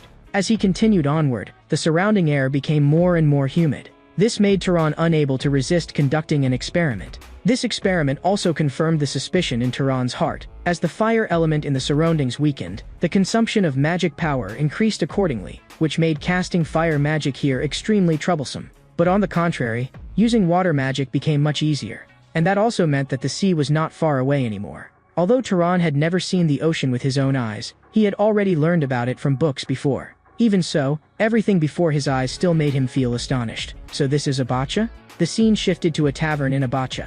Someone asked the man drinking in front of him, "Are you setting sail tomorrow?" The drinking man slammed his cup heavily onto the table. "That's right, we're going to that damned Emerald Desert again. Every time we go there, those merfolk along the way throw harpoons at us. Last time, they nearly turned the bottom of our ship into a honeycomb."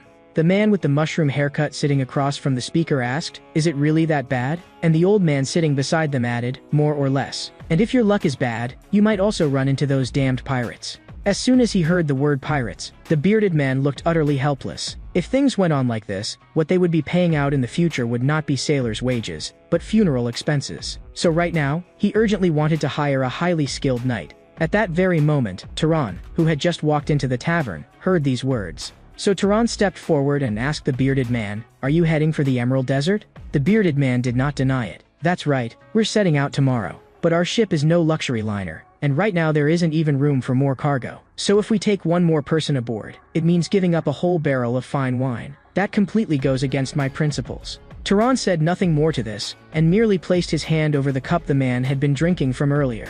The bearded man had originally wanted to ask what exactly Turan was trying to do. But before the words left his mouth, he saw that the cup he had just been drinking from had frozen solid on the spot. This filled him with shock, and he could hardly believe his eyes. How could a great knight appear in a shabby place like this? As he spoke, the others also rose to their feet one after another. Under the bearded man's puzzled gaze, Turan told him that he wanted to board his ship bound for the Emerald Desert, and to do so as a hired hand rather than as a passenger. If pirates or merfolk attacked, he would help them repel the attackers, and that would be how he paid his fare. To this, the bearded man did not refuse outright, but instead told Turan, it seems you heard what we were saying just now, but our ship is really too poor. There's no point even mentioning the meager pay, and more importantly, we can't even provide a cabin fitting for a knight status. But Turan said that he did not care about things like pay or conditions, so long as it was a ship going to the Emerald Desert. The moment these words were spoken, the bearded man stood up with a look of disbelief. If that's the case, then welcome aboard. Come aboard, Sir Knight. At the same time, elsewhere, flames swallowed an entire village. Even the sturdy tower was burning amid the raging fire. Beneath the flames, a man was continuously fighting dark elves. But in such a situation where the enemy vastly outnumbered him, no matter how strong he was as an individual fighter, it was ultimately impossible for him to withstand attacks coming from all directions.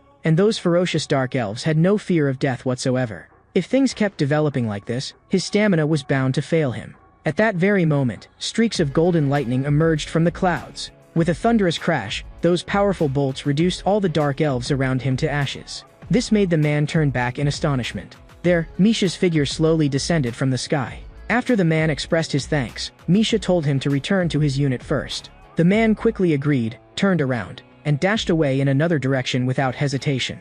At this moment, another figure slowly descended behind Misha and called out to her. This person was Kadram Albion, vice-captain of the Albion Expeditionary Force. He said to Misha, "Leave these trivial matters to the knights. You don't need to push yourself like this, because compared to them, your value is far greater." But Misha rejected his words. "I'm fine. It's nothing. But what matters most right now is how the battle is going."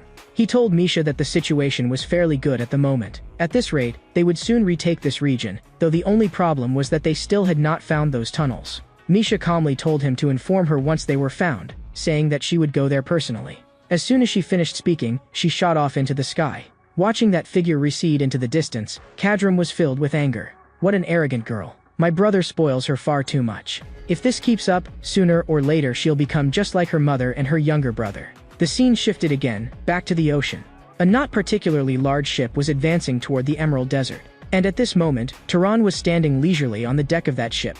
Looking at the surging sea, Turan thought to himself that if he reached the territory of the Zahar family, how exactly was he supposed to search for clues about his parents? As for these matters, Turan was still completely at a loss. Because he did not know his father's identity or status, he also had no idea what would happen if he rashly entered the Zahar family's domain just like this. The only clues he had in hand were a few family heirlooms and a portrait of his mother. But wanting to use only those things to search for clues about his mother and father was no different from looking for a needle in the sea. Just as Turan's thoughts were overflowing, a hand reached out from behind him.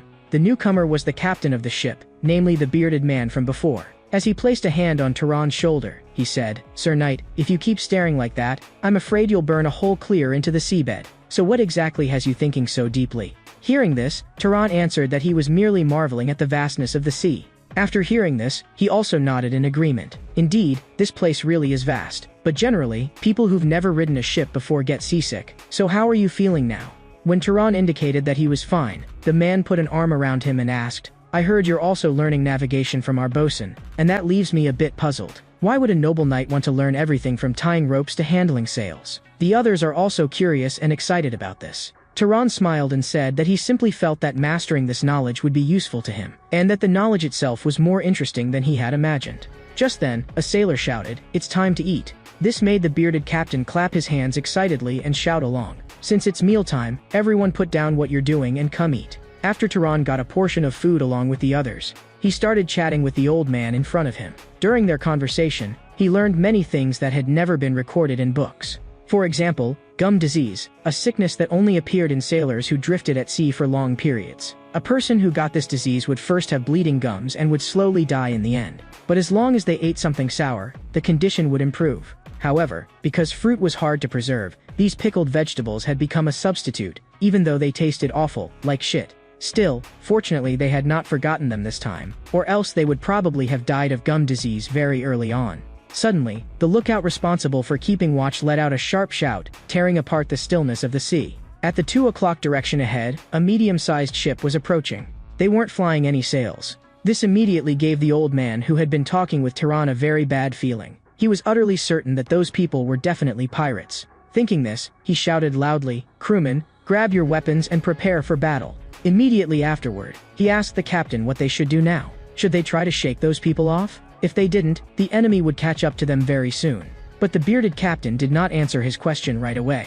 After lowering his spyglass, he turned to look at Turan. "Sir Knight, can you handle them?" Hearing this, Turan said that as long as there were no knights or nobles among them, then there would be no problem at all. The moment those words were spoken, the bearded captain immediately turned and told everyone to change the ship's heading and prepare for boarding combat. Before long, the two ships came alongside each other. And just as the old man had guessed earlier, the people standing on the opposite ship were all pirates. They shouted for everyone to surrender immediately, saying that if they did, their lives would be spared. Turan casually asked the old man beside him whether those people would really spare them if they surrendered. But the old man shook his head and said that if they did that, those bastards would cut off their legs and then throw them into the sea. Hearing this, Turan no longer hesitated. The instant he exerted force through his legs, he jumped directly onto the enemy ship. This left the pirates full of disbelief. They could not understand why Turan possessed such astonishing jumping ability. And on top of that, he actually dared to charge alone onto their ship. But at that moment, for some reason, the seawater around them began to rise. After floating to a certain height, it quickly condensed into icy spikes. In an instant, countless formed ice spikes pierced through the pirates' bodies. And only then did Turan slowly say, "Those who kill will themselves be killed. Since you are like this, there is no need for me to be polite with you." At the same moment his words fell, half the pirates on the ship had already collapsed. This sight threw the surrounding pirates into overwhelming panic. But standing behind them, a man who seemed to be one of their leaders urged them on. "Don't be afraid, you cowards. If we don't kill him today, then in the end we'll be the ones who get killed." After he said this, the other pirates no longer hesitated and all brandished their weapons as they charged at Turan. But Turan merely looked at them calmly, and the seawater on the ocean surged onto the deck like a water serpent. That seawater passed by the pirates one after another, and in Turan's hand it turned into a hard and razor-sharp ice sword. At the moment the ice sword formed, Turan struck decisively and cut down the pirate in front of him who was swinging an axe. Yet fear of death temporarily overcame their fear of the monster before them. However, even though he was outnumbered, Turan did not stop moving. At the instant the ice sword swung again, the sharp iron swords in their hands were knocked several meters away by Turan. Immediately afterward, Turan thrust out two strikes in a single second, directly piercing the throats of the two pirates before him. Then he swung again and killed a pirate wielding a spear. At the moment that man fell, Turan snatched the weapon from his hand. Then, with a violent burst of force from his palm, he drove it through another pirate. But because even two fists cannot defeat four hands, facing the overwhelming wave of enemies surging toward him, Turan had no choice but to strategically retreat a few steps. After steadying himself, he swung his right arm. The ice sword that had originally formed instantly turned into droplets of water. The moment Turan flung them out, they transformed once more into icy spikes, as if he had slashed out sword energy. Every enemy struck by that attack fell to the ground without exception. But what Turan had not expected was that one of them had actually been playing dead. Enduring the intense pain in his chest, he tightly grabbed hold of Turan from behind and then swung the sharp dagger in his hand. In only an instant, that dagger stabbed out countless times. Taking advantage of this moment, two other pirates also swung their sharp weapons and viciously stabbed toward Turan's body. But the scene before their eyes left them utterly shocked, because their attacks could not harm Turan in the slightest. At that moment, Turan's body was like that of someone who had mastered an unmatched divine art, invulnerable to blades and spears. Before they could even react, Turan swung the ice sword in his hand once more. That ice sword not only killed the pirate clinging tightly to his back, but also severed the arms and bodies of the two men before him. Even then, Turan still charged fiercely toward the pirates who remained standing. After only a few seconds of slaughter, the once ferocious pirates no longer had the slightest will to resist. Under Turan's overwhelming power, all they could do was let out one heart-rending scream after another. Before long, Turan stopped moving. But on their ship, corpses already lay everywhere, with no survivors left alive. At this moment, two long ropes hooked onto the side of that ship. When the bearded captain came aboard the pirate ship and saw everything before him, he shouted excitedly, "Sir Knight, this is utterly unbelievable. You really killed every last one of them." These words caused the sailors behind him to praise Turan's strength one after another. They felt no pity for those people Turan had killed, because that bunch of bastards had deserved to die in the first place. Looking at Turan's figure covered all over in blood, the ship's doctor asked whether he needed treatment. With a smile on his face, Turan told him not to worry, he was not injured, and all of it was the pirate's blood. A little later, the bearded captain called Turan into the captain's cabin. He told Turan that he had thoroughly searched that ship from top to bottom. As a result, he discovered that this ship was actually a merchant vessel that had disappeared in Abacha several years ago. It seemed those pirates had hijacked it, repainted it, and claimed it as their own. But then again, such despicable acts were exactly the sort of thing those scum would do. He asked Turan how he wanted to handle the ship, Since I ended the battle alone, then ownership of this vessel should rightfully belong entirely to me." After saying that, he congratulated Turan on becoming the new captain. This made Turan ask him what he should do next, since he had never faced such a situation before. Hearing Turan's question, he then told him several possible methods. The first was that Turan could bring it back to Abacha, return it to its original owner, and then ask that owner for a reward. Of course, doing so would require spending 1 or 2 months. The second was to sell it after arriving at the Emerald Desert. However, the method he recommended more was selling it at the Northern Sea Islands along the way. Because that region was always in urgent need of ships, this vessel could be sold there for a very good price. But if he wanted to move such a large ship, he would need to assign some of his own sailors to it. After all, one person could not sail such a large ship alone. But if he needed manpower, then Turan would have to pay the corresponding cost. Seeing that Turan agreed without the slightest hesitation, he burst into laughter and said, "You really are a man who understands. In that case, as the service fee for the brothers under me, give us 10% of the profit." However, to his surprise, Turan directly proposed giving them 20% commission instead, provided that he would take full responsibility for the sale. Hearing this, he immediately gave Turan his assurance, saying that he knew quite a few people over there, so he would definitely help Turan sell it for a very good price. Just then, a sailor hurriedly pushed open the door and nervously reported to the captain that they had found a mermaid. This made the captain unable to remain seated. He quickly stood up and asked, "How did even a mermaid come to attack us?" But after catching his breath, the sailor told him, "It's not like that. We only just discovered that those pirates had actually imprisoned a mermaid beneath the deck of their ship." After hearing this report, the bearded captain, Turan, and the old man prepared to go receive this important guest. Along the way, the bearded captain told Turan that if it was a beautiful female mermaid, then she could definitely be sold for a very good price, because on land there was a large crowd of wealthy lords who were good for nothing except money and bones, and they were irresistibly fascinated by mysterious things, to the point of near madness. Before long, they arrived at the room where the merfolk was being held. The instant he stepped into the room, Turan saw the emaciated merman before him.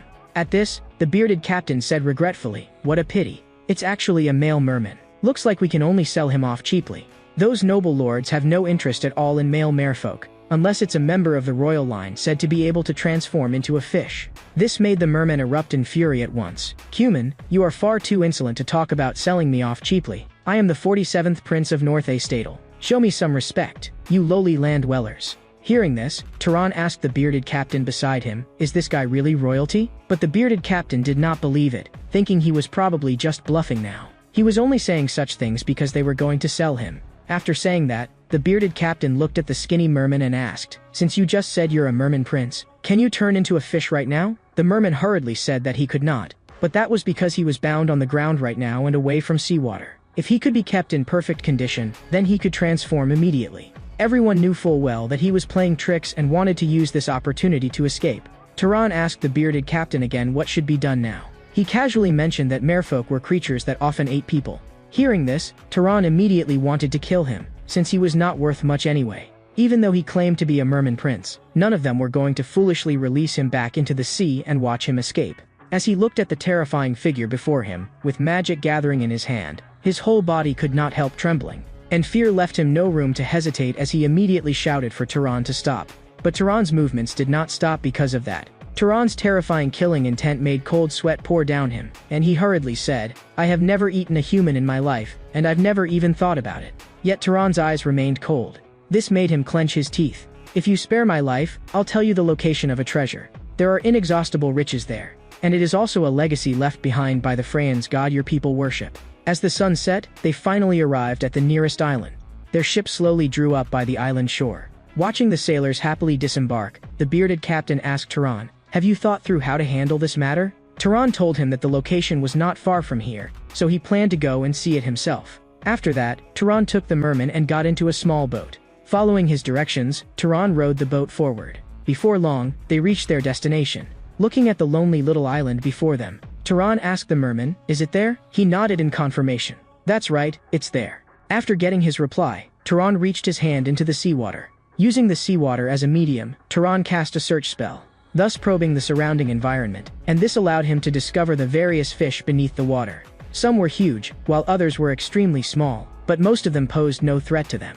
And there were no signs of any merfolk nearby, so it seemed he had not led Turan to a merfolk stronghold. As the seawater rolled gently, their little boat also arrived at the edge of the island. After stepping onto the island, the merman told Turan that he remembered clearly that the thing was nearby. He looked left and right, and after only a moment, he shouted that he had found it, right over here. Turan looked in the direction he indicated, and what came into view was a small lake. After they walked to the lakeside, he finally told Turan that the thing was beneath this lake. Turan said nothing to this and merely glanced at him. Then Turan tied him to a tree. This made him shout, "What are you doing? Let me go at once. Are you really afraid I'll run away? And if you die down there, won't I just starve to death here?" But Turan told him to pray that such a thing would not happen. The bottomless lake before them reflected the figures of Turan and the moon. And at that moment, Turan took a deep breath, then plunged headfirst into the lake. After steadying himself, he held his breath and swam straight downward. When he reached the bottom of the lake, Turan gradually saw everything before him more clearly. However, Turan's gaze did not linger there and simply continued swimming forward. Before long, he reached the depths of the lake, and after swimming for a while longer in the direction the merman had indicated, Turan found the so-called treasure he had spoken of. It was a gigantic serpent, tightly coiled around a stone mountain. Its enormous body seemed to have fallen into some kind of petrified state, and on top of its head, there stood a human figure. This scene left Turan deeply puzzled as to what exactly was going on before his eyes. In order to understand it, he swam toward the serpent's head. But when Turan swam close to the serpent's head, and saw the figure on it clearly, he discovered that the strange figure was actually a man whose chest had been pierced through by fangs, and whose head had not petrified the way his body had. This filled Turan with doubt. Could this really be one of the Fran's gods? Why did his body seem as though it were still alive? Just then, the object hanging at his waist drew Turan's attention. It was a golden dial with two hands set into the middle. At this time, the merman tied to the tree made no movement at all. When he saw Turan emerge from the lake, he immediately shouted and asked Turan, "Did you find it?" Turan did not deny it and directly told him that he had. At this moment, the merman underwent a visible change in Turan's eyes. In his vision, not only was some blue magic gathering in the merman's chest, but corresponding abnormalities also appeared around his ears. This situation made Turan lower his head toward the dial from earlier. So this is what it does? It lets me sense the presence of living things, as well as the flow of energy inside their bodies. Immediately afterward, Turan activated his magic and released the chains binding him. This made him stare at his own hands in utter disbelief. He had never expected that Turan would let him go so easily. He had thought Turan would sell him after obtaining this thing, but Turan told him, "Didn't I already promise before? Since you didn't deceive me, then naturally I will keep my word as well." Somewhat moved, he called Turan a kind demon, and said that if the merfolk and humans ever went to war in the future, he would tell his royal father to spare Turan's life. But Turan told him to stop talking nonsense. Watching him leap from in front of him into the lake, and then, in an instant, transform into a fish, Turan also realized that what he had said before was actually true. So this is the royal line among the merfolk? Time passed to the next morning. At this moment, waves of wailing kept coming from the ship, and the source of those cries was actually some of the sailors, who were in terrible pain and wanted the other men to hurry up and apply medicine for them. But the old man brandished a whip and roared, "Everyone, repeat after me at once. We are never late, and disobedience means death." Turan, who had just come out of his room, was very puzzled by their behavior, and he asked the man beside him what exactly was going on. The old man told Turan that the people being punished were those who had crawled back late last night. Not only had they failed to return to the ship on time, they had also caused trouble in a tavern at the harbor, so the captain had given them some warning. Hearing this, Turan said nothing more and simply watched everything in front of him quietly. At this moment, in Turan's eyes, aside from the blue light on their bodies, there was also a kind of red light appearing. Turan understood inwardly that this was because they were injured now, so he could see with his own eyes that their life force was gradually draining away. After thinking for a while, Turan continued to ask the man beside him, "Where is the captain?" He told Turan that the captain had gone to the island, saying he was looking for someone who could buy the ship. At this moment, the bearded captain was discussing business with the person opposite him. Suddenly, a figure in the distance caught his eye. This made him stand up involuntarily. Looking at Turan, he asked in confusion, "Why are you here, Turan?" "Let me introduce him first. This is Captain Samuel. He wants to buy the ship, and he'll pay 1,000 Zahar gold coins in a single payment." Turan did not refuse, but merely raised one request. Because for Turan, carrying that many gold coins was really inconvenient, so he wanted to ask whether the other party could provide magical tools or holy relics of equivalent value instead. This made the captain opposite him look troubled. "Something that precious can't be found here. Perhaps you could go to Komad. That is the second largest city in Zahar territory, and the rulers rooted there are the Durman family, who belong to the beast tamer bloodline. As long as you have enough money, you can definitely get a decent monster there to keep as a pet beast." These words made Turan involuntarily think of Aziz's horse from before, a beast capable of understanding human speech. It should be quite helpful on a journey, shouldn't it? After that, they set sail once again. Because of the gifts presented by the pirates earlier, the crew had more or less earned quite a few gold coins, so they all felt that this journey had truly been rather fortunate. But suddenly, the lookout urgently reported that dark clouds were gathering ahead. A storm was likely about to arrive. This report alarmed everyone on board. Even the old man from before shouted for them to furl the sails quickly and hurry the cargo into the hold. Under his repeated commands, the sailors moved swiftly, each throwing himself into his own work. But that storm was simply too powerful. It whipped up towering waves and crashed violently against the side of the ship. The tremendous impact threw a sailor who was furling the sails straight off the ship, and just as that sailor was about to fall into the sea, his body suddenly froze in place above the water, leaving him greatly bewildered. However, he was not the only figure suspended in the air, and the reason they were like this was because Turan, standing on the deck, was casting magic. After pulling up the man who had nearly fallen into the sea, Turan told them to get down at once. Then he made a simple gesture with both hands, and the ropes on the ship suddenly tightened. The cargo on the deck also flew into the hold. After doing this, Turan told them to retreat quickly. Once inside the hold, everyone shivered from the cold brought by the storm. Several of those whom Turan had just saved sincerely expressed their gratitude to him, because if not for Turan, they could never possibly still be standing here now. To this, Turan asked whether any of them were injured, and when they said no, he said that was good. At this moment, the bearded captain, who had just come over, also thanked Turan, saying that if not for what he had just done, their ship would have sunk long ago. After hearing Turan ask whether they could survive the storm, he told Turan that right now they could only trust the ship and the helmsman. But more important at the moment was the cold brought by this storm. Hearing this, Turan fell silent for a moment, then told everyone to gather around him and form a circle. This made the bearded captain want to stop Turan. "Are you planning to light a fire in this narrow wooden ship? That's far too dangerous." But Turan told him that he would make sure the fire would not spread. In only an instant, a fireball the size of a human head gathered in Turan's palm. The moment he raised his hand, the fireball scattered outward in all directions. They enveloped various parts of the ship, yet did not ignite a single object. This left everyone in the hold utterly shocked. At that moment, they recalled the glorious history humanity had once possessed. Humans ought to revere wizards, and wizards ought to rule humanity and protect it. The scene shifted, and their ship finally arrived at Comad, the largest city in the northern Enral Desert. As the ship drew near the dock and the sailors unloaded the cargo, the bearded captain gave Turan a large sum of money. It included not only the gold from Turan's earlier sale of the ship and goods, but also an additional portion as payment for his services. This was all because Turan had saved them before, which led every sailor on the ship to chip in a little for him. If Turan refused to accept it, those fellows would surely blame him. Hearing this, Turan did not refuse too much and only told him that if fate allowed, he would definitely treat them to a proper meal someday. Just then, the sailors on the ship shouted loudly, "Sir Knight, we will definitely miss you. Thank you for everything you've done. We will not forget you."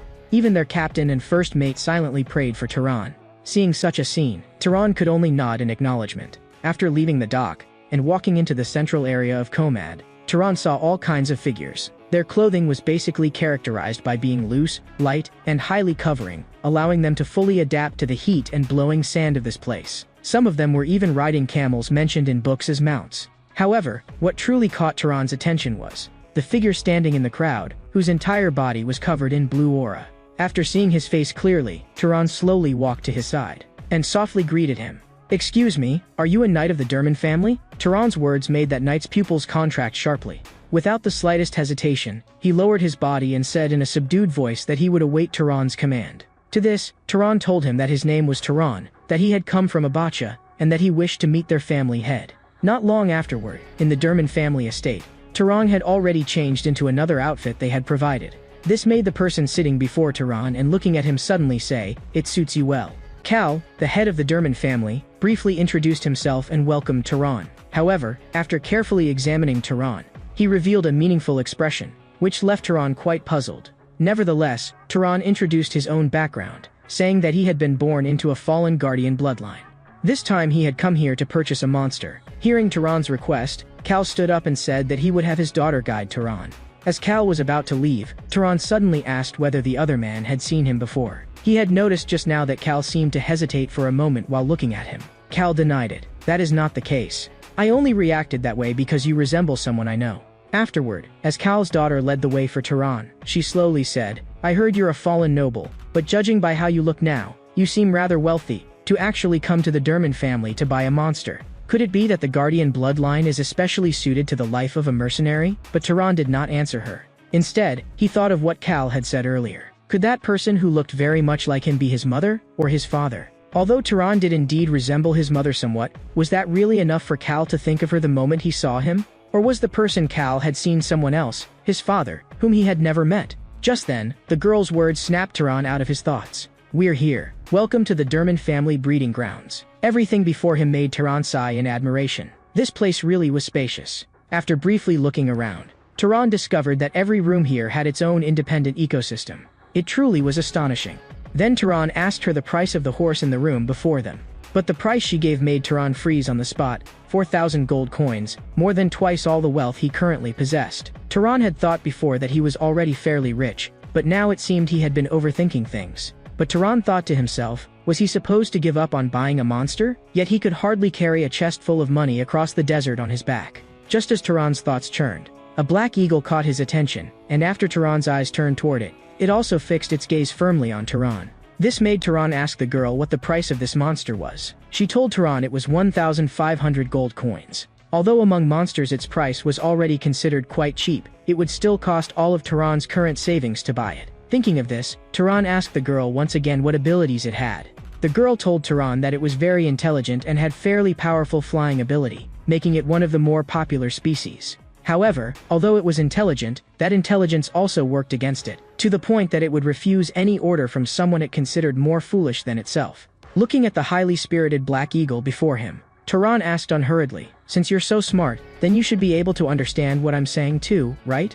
Although its appearance seemed a bit lacking, there was no doubt that it understood. This led the woman beside him to add, yes, I even wanted to teach it to read before, but it didn't seem interested in learning. What a pity. With a body like that, it has considerable strength. If only it were a little more obedient, its value would definitely be even higher. When Tehran asked the black eagle again whether it wanted something, the woman had been about to tell Tehran that asking was useless. But astonishingly, the black eagle actually stretched out its claw as if answering Tehran's question. This left the woman utterly confused for a moment as to why things had suddenly turned out this way. Seeing the black eagle's action, Tehran pointed at himself and asked, do you want to come with me? But I'm not anyone special, so is there some other reason? If I buy you, would you be willing to learn reading and writing with me? The moment these words were spoken, the black eagle immediately nodded. And because of that, under the witness and contract of Cal, head of the Derman family, Tehran formed a bond with this black eagle. Seeing the black eagle submit so readily to Tehran's wishes, Cal was very surprised, but he still told Tehran to take good care of it. He had intended to turn and leave, but suddenly he thought of something. Then he slowly said, I had meant to leave the matter there. But I still can't help asking, what exactly is your connection to Talus? Talus, the name Cal blurted out left Tehran deeply confused. Seeing Tehran's expression, Cal waved his hand. Forget it. Please forget that I asked that just now. But Tehran thought to himself, did Cal think of that person named Talus whenever he saw his face? So Tehran also asked Cal something in return. Lord Family Head, do you happen to know a woman named Vij? After saying this, Tehran took out a portrait, and Vij was precisely his mother. But after seeing the portrait, a puzzled look also appeared on Cal's face. After a long silence, he told Tehran that he did not know her, because if he had really seen such a beauty, he could never possibly have forgotten. Hearing Cal say this, Tehran could only give up helplessly. Right afterward, Tehran raised his right hand, and the black eagle spread its wings. This action confused Cal greatly, and he asked Tehran what he was doing. Tehran turned and told him, since I've already paid and the transaction has been completed. Then checking whether everything is in proper order is only natural, isn't it? No sooner had he finished speaking than Tehran grabbed the black eagle's claws. Just like that, it spread its wings in midair and carried Tehran up into flight. Not long later, Tehran returned once more to the Derman family estate. Upon seeing him, the girl asked, you're back. Did the flight go smoothly? After hearing Tehran's praise, she briefly introduced him to the few people beside her. This is Tehran. He came from Abacha. Upon hearing the word Abacha, one of the burly men questioned, isn't that Albion's borderland? The girl denied his words. Don't lump our guest together with those sparrows. Hearing this, the man introduced himself to Tehran. He said that he had been born into the ancient Marin family, and that his name was Dolph. However, the moment their hands clasped, his grip suddenly tightened with force. This made Tehran think to himself, was the man showing off his strength? Seeing that Tehran did not waver in the slightest, he praised him. As expected of the Guardian line, you really are tough. Just then, the woman standing beside him said boredly, Let your contest of strength end here. Where did that picky black eagle go? I came here this time precisely to see it." Hearing this, Taran told her that it was probably flying nearby, because after practicing reading and writing all morning, it might have become a little restless. If she wanted to see it, Taran could call it over right away. As he spoke, a black eagle appeared above the estate. At Taran's summons, it flew into the drawing room. Seeing such a handsome and spirited eagle, the woman happily reached out to touch it, but the black eagle directly avoided her hand. This made her snap angrily. "You damned bird, what exactly am I lacking that makes you treat me like this? If you followed me, wouldn't that be better than following this fallen noble?" During the dinner afterward, the group talked freely. "The dark elves in the west have really been causing a stir lately. I heard the Albion commander in charge of suppressing them is that frail Misha. I hope she gets assassinated this time. If that woman dies, it might not be such a bad thing. Yes, she's so thin now that she's nothing but skin and bones. She probably won't last much longer. That emaciated appearance of hers is truly too ugly to look at. I really pity the man who will have to be her husband someday. But those Albion people really are lucky. After all, they already have an heir, unlike our side. I really hope Talus can make a wise decision soon." Talus, this name made Taran's heart tremble. This made Taran unable to resist asking the girl, "What kind of person exactly is Talus?" The girl answered Taran, "Talus is the younger brother of the Zahar family head, and also currently the number 2 figure, though in practice he is basically the one leading the family now."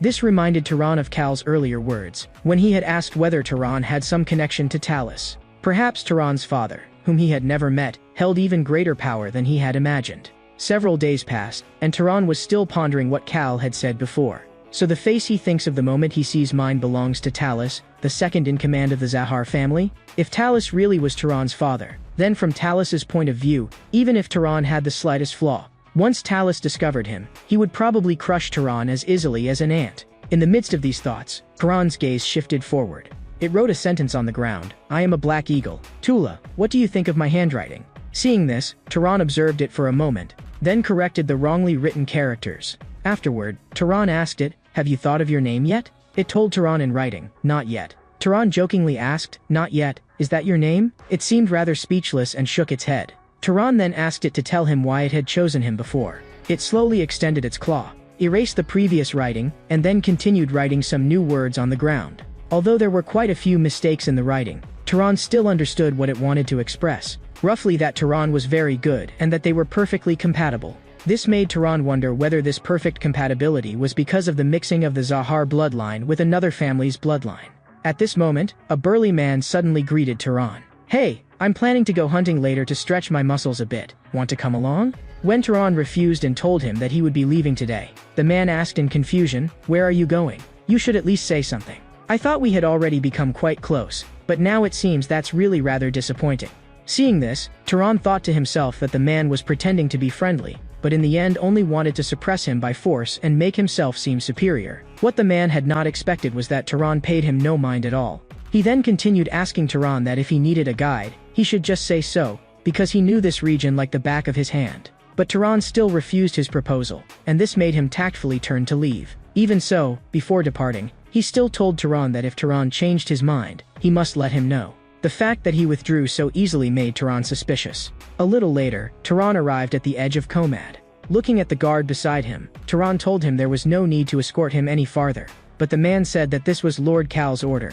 They had to escort Taran all the way to the city wall. Seeing this, Taran did not dwell on it any further. He turned around and bought a copy of Desert Guide and Anarel's religious scriptures from a vendor not far away. After obtaining those 2 books, Taran began reading as he walked toward the city gate. From the Desert Guide in front of him, Taran learned that it had been compiled by a man named Briso Zahar. Although the map in it was incomplete, the information inside should still be quite useful. But suddenly, Taran sharply sensed something.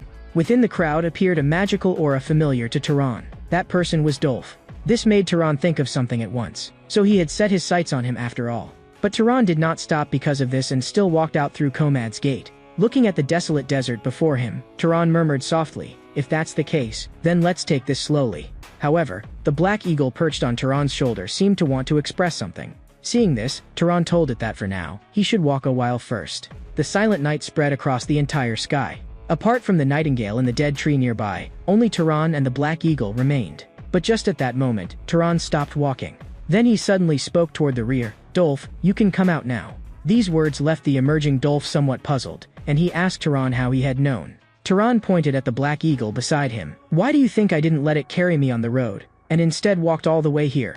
Hearing this, Dolph laughed. "Young man, I simply thought that traveling and journeying alone might be somewhat dangerous for you, so I wanted to help." Before his words had even finished, Turan questioned him. "You're after my magic power, aren't you?" This made him stop short on the spot. After a long while, he revealed the expression of a predator. "Since you already knew that, why did you still choose to face me alone? I don't understand. Is this courage, or simply recklessness?" However, Turan did not answer him, and merely said to himself, "It is precisely because of nobles like you that people come to feel disgust." Hearing this, he suddenly laughed. "The way you look right now is as if you're standing above me and looking down on me. Do you really think you're stronger than I am? Even if your magic power is great, your body is extremely fragile. Perhaps you are the primordial blood of the Guardian line, the kind of new bloodline that retains only defense but has lost the ability to strengthen the body. I don't know how you managed to accumulate so much power, but for an empty shell like you, possessing it is simply a waste, so you should obediently hand it over." Hearing this, Turan replied indifferently, "So this is the reason you took me for prey? Keep flying higher." Turan released the black eagle at his side. "Your idea is not bad, but unfortunately, those who think they are the hunter may well be the true prey themselves." Seeing Turan suddenly cast an invisibility spell, Dolph bared his fangs. He thought to himself that this kind of low-level trick was nothing more than the sort of petty magic knights learned when acting as spies. This made him burst into laughter. "What do you plan to do with such low-grade magic? Run away? But this little trick won't stump me." But after he carefully sensed the surroundings, he was filled with confusion. He could not understand why he could not sense the slightest trace of Turan. Not only was there no sound, there were not even any footprints. This suddenly made him think of something. Could it be that a powerful impact smashed heavily into his back? This left him utterly bewildered. What exactly had struck him? Before he could think further, another stone suddenly hit his waist. Yet this was not the end, as another stone flew in from the side. Immediately afterward, countless stones attacked his body from all directions. This left him no room to hesitate, and he directly cast fire magic to envelop his whole body. He thought that as long as he lit up everything around him, he should be able to break the invisibility spell. As long as he could catch Turan, the outcome of this battle would be obvious. But just at that moment, several small fireballs actually floated above his head. The fireball spun violently and then shot toward him. This made him curse angrily. But his curses were of no use at all. What was coming still came, and the sky full of fireballs continued slamming into his body. Such torment filled him with both fury and alarm. He gathered all the magic power in his body into the soles of his feet. The instant his foot struck the ground, the yellow sand around him seemed to crack apart, revealing spiderweb-like traces. But these attacks still had no effect at all, and seeing this, he could only wave his fists and palms wildly. He shouted furiously for Turan to come out. After a long while, there was still no movement at all around him. This made cold sweat pour down him.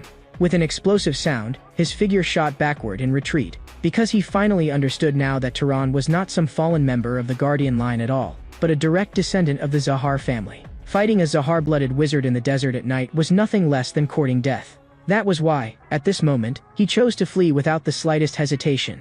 He thought to himself that even if Turan possessed Zahar blood, without a bodily enhancement ability like his, Turan should absolutely be unable to catch up with him. But he had completely forgotten one thing. The Black Eagle that had formed a contract with Turan under Cal's witness. At this moment, high in the sky, Turan, gripping the Black Eagle's claws, looked down at him with an indifferent expression. Under an attack like that, an ordinary noble would already be dead. If you weren't carrying some kind of defensive magic item, then your physique really is quite sturdy, though it is still far inferior to the power of the Guardian bloodline. These words made him tremble in terror as he tried to beg for mercy. Faced with such a scene, Turan did not waver in the slightest, and merely told him coldly, "You should know very well that this is something I cannot do." A powerful burst of flames suddenly erupted from Turan's palm. Under this terrifying force, all he could do was let out unending screams of agony. Looking at Dolph, who had already been burned into blackened charcoal, Turan thought that the man truly was tougher than he had imagined. Could this be power granted by his bloodline? Even the stone-casting spell had failed to break through his defenses. Perhaps Turan really should develop some stronger offensive methods, such as a kind of magic capable of piercing defenses. But for now, the most important thing was to devour his power first. As Turan slowly raised his hand, a huge amount of magic suddenly surged out of Dolph's dried-up body and gathered toward Turan. But at that very moment, the dial hanging at Turan's waist unexpectedly reacted as well. Like Turan, it began absorbing Dolph's power. This miraculous sight immediately caught Turan's attention, so he carefully observed the dial before him for a while. Unexpectedly, it also possessed the function of storing magic power. But how am I supposed to use it? Am I meant to drink it directly? No, this is an item of Freyan's. I have to confirm more about it first. Afterward, with the Black Eagle carrying him, Turan's journey was shortened by a great deal. The wide-open view allowed him to easily spot that place, the tomb where a god was buried. However, Turan did not head there immediately, and instead first went into a tavern. After hearing of Turan's deeds, the woman in front of him asked in confusion, "Traveling alone like this is far too reckless. Didn't you run into any bandits or monsters along the way?" But Turan claimed that he had been lucky and had not encountered any of them. He was only somewhat curious about how one could enter the divine tomb now, since he had read in a book before that one only needed to pay to get in. Hearing Turan say this, the first thing that came to her mind was that Turan could actually read. "You really do seem like some rich young master, but you can't go in now. Because about a week ago, several important figures came here, and ever since then the divine tomb has been completely sealed off. Now even merchant caravans can only look at it from afar before turning back." When Turan asked in confusion who these important figures were, she pointed upward and said that those important figures were from the Zahar family. Meanwhile, inside the divine tomb, a man with several scars carved across his forehead was anxiously shouting, "Where's Purga? Where did Purga go?" Hearing this, Purga viciously told him to stop shouting. "Damn it, I'm right here. If you keep yelling like that, those things will hear your voice." To this, the man replied nervously, "It's all your fault, Purga. If you hadn't suggested that we come here, we wouldn't have ended up like this." Purga merely glanced at him and told him, "Don't blame me. You insisted on following along yourself. But the most important thing for you right now is to shut up. Once I become family head, I'll definitely arrange a position for you." As he cursed inwardly, he recalled something from the past. His grandfather had once told him that beneath the tomb of the gods there was a hidden underground space. If he could unlock the secret there, then he could become the next family head. But he had never imagined that the underground space his grandfather spoke of would actually be an inescapable labyrinth. Because he had come here every year to search frantically and had always found nothing, he had long thought it was only a legend. But now, he had personally confirmed the truth of that legend. He thought that as long as he uncovered the secret here, becoming family head would be as easy as turning over one's hand. Perhaps the god of Zahar was ultimately still on his side. However, the monsters before him left him somewhat at a loss. But at this critical moment, a strange voice suddenly rang out. The voice made his pupils contract sharply, because although he had never heard this language before, he could clearly understand its meaning. This made him involuntarily repeat the sentence, "The night hunter has returned to the desert." Elsewhere at that same time, Turan, walking through the marketplace, was feeling troubled, because those people had sealed off the divine tomb, and he could not just wander around here freely. If he ran into someone like Cal, someone familiar with Talus, then he would be in trouble. Just as he was thinking about whether he should hide for a while first, his gaze was caught by something not far away. He asked the owner what it was, and the man told Turan that it was called saltpeter. It was said to come only from the islands of the southern seas, and if ground into powder and eaten, it could prolong one's life. Saltpeter, that familiar name made Turan feel that he had heard it somewhere before. A moment later, he remembered. It had been mentioned in the book dropped by the corpse burner. Since he had lacked materials last time, he had given up on making it. But since even that man had been able to use this power, then it was worth trying himself. Thinking of this, Turan asked the merchant in front of him whether he knew of something called sulfur. But the man said it was the first time he had heard that name. After that, Turan asked several more merchants in succession. They told him that sulfur was something found only in volcanic regions, that people mostly used it for disinfection, and that not many sought it out. In a desolate desert like this, it was even harder to find. This made Turan touch the back of his head. If he had known, he should have searched properly in Komad. After refusing the goods the merchant was trying to sell him, Turan left the town as well. On the road, he grabbed some sand, wanting to do a simple test of its power. Looking at the stone that Turan had shattered, he thought to himself that using readily available sand pellets in place of rocks worked quite well. Not only could he change their shape during flight to increase piercing and spreading effects, but he could also save his limited ammunition. At present, Turan only had 5 or 6 specially processed stone bullets left, so he had to use them sparingly. In the midst of these thoughts, Turan looked once more at the divine pit not far away. He could not understand what exactly those nobles were doing inside. Several days had already passed. Should I give up on this place now and head for another city instead? Or maybe I should just go take a look. As long as I sneak in and observe for a bit. If I'm discovered, I'll just run. But at that very moment, 2 voices sounded nearby. Damn it, why is he being so noisy? Can't we make him quiet down a bit? As long as we don't kill him, it should be fine, right? After saying that, the man kicked the sack. Watching them drag the sack into the entrance of the tomb, Turan wondered what exactly was going on. Why would they kidnap an ordinary person? But after Turan followed them into the interior of the tomb, he was astonished to discover That inside the tomb there was a pitch-black vortex, and 3 other people were standing beside it. As for the ordinary man who had been tied up in the sack, once he was untied, he asked in confusion what this thing was. But the person standing before him did not answer his question and merely told him to shut up. Looking at those 3 strange men, Turan was deeply puzzled. They were clearly the kidnappers, so why did they look frightened instead? The bearded man among them gave him an order, telling him to hurry up and carry the goods inside. The order instantly clouded the man's eyes. Without the slightest hesitation, he took the things with him and stepped into the vortex. And Turan, who was hidden not far away, understood very clearly that this should be a control spell cast by that bearded man just now. As he was thinking, their voices sounded again. From what they were saying, Turan learned that what they were doing now was continuously sending water and food to Purga.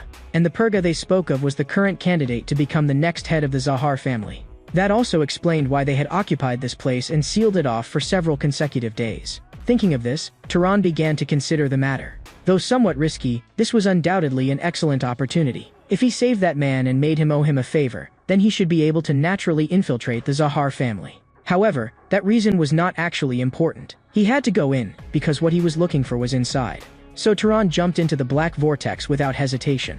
However, once Turan's body truly entered it, his mind suddenly cleared. He did not understand what exactly had bewitched him just now to make him think of saving Purga and even jumping in here. After passing through the darkness and falling into the underground space, he saw everything before him. At this moment, Purga said in relief, "Another one finally got in. Looks like those people are still sending people in from outside. But this guy is really a bit noisy. Someone deal with him. We need to save food anyway." The moment his words fell, a foot came straight down onto the man's head. Looking at the figure before him, Turan thought to himself, so this was Purga Zahar. Why had he previously thought of saving him? He did not look like the kind of person who would repay a favor. But at that very moment, a strange voice rang out. "No, you are not the Night Hunter." In the distant past, the fertile plains of Enroll had once been ruled by giants. With their enormous bodies, they devoured everything along their path and ultimately turned this land into a wasteland. But the giants needed to consume vast amounts of water every day. So after the plains became a desert, they could not endure the thirst. They enslaved humans and drained human blood to drink, slaughtering thousands every day.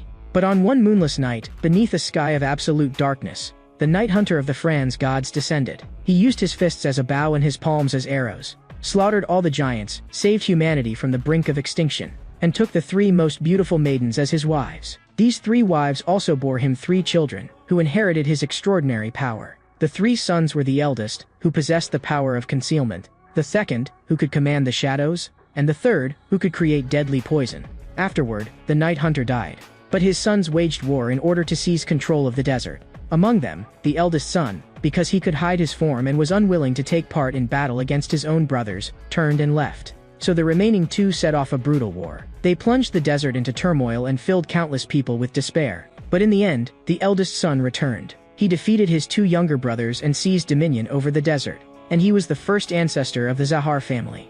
"No, you are not the Night Hunter," the strange voice echoed in Turan's ears. This made Turan recall the contents of the religious book he had bought in Komad. Why is the name of that god suddenly being mentioned? Could it have something to do with the Zahar nobles who have already entered this place? Strictly speaking, I could also be considered a distant descendant of the Night Hunter, but considering that other bloodlines are mixed into me, I should hardly be regarded as a pure Zahar. But suddenly, a sound came from the distance. The noise made Turan spin around abruptly and stare straight in one direction.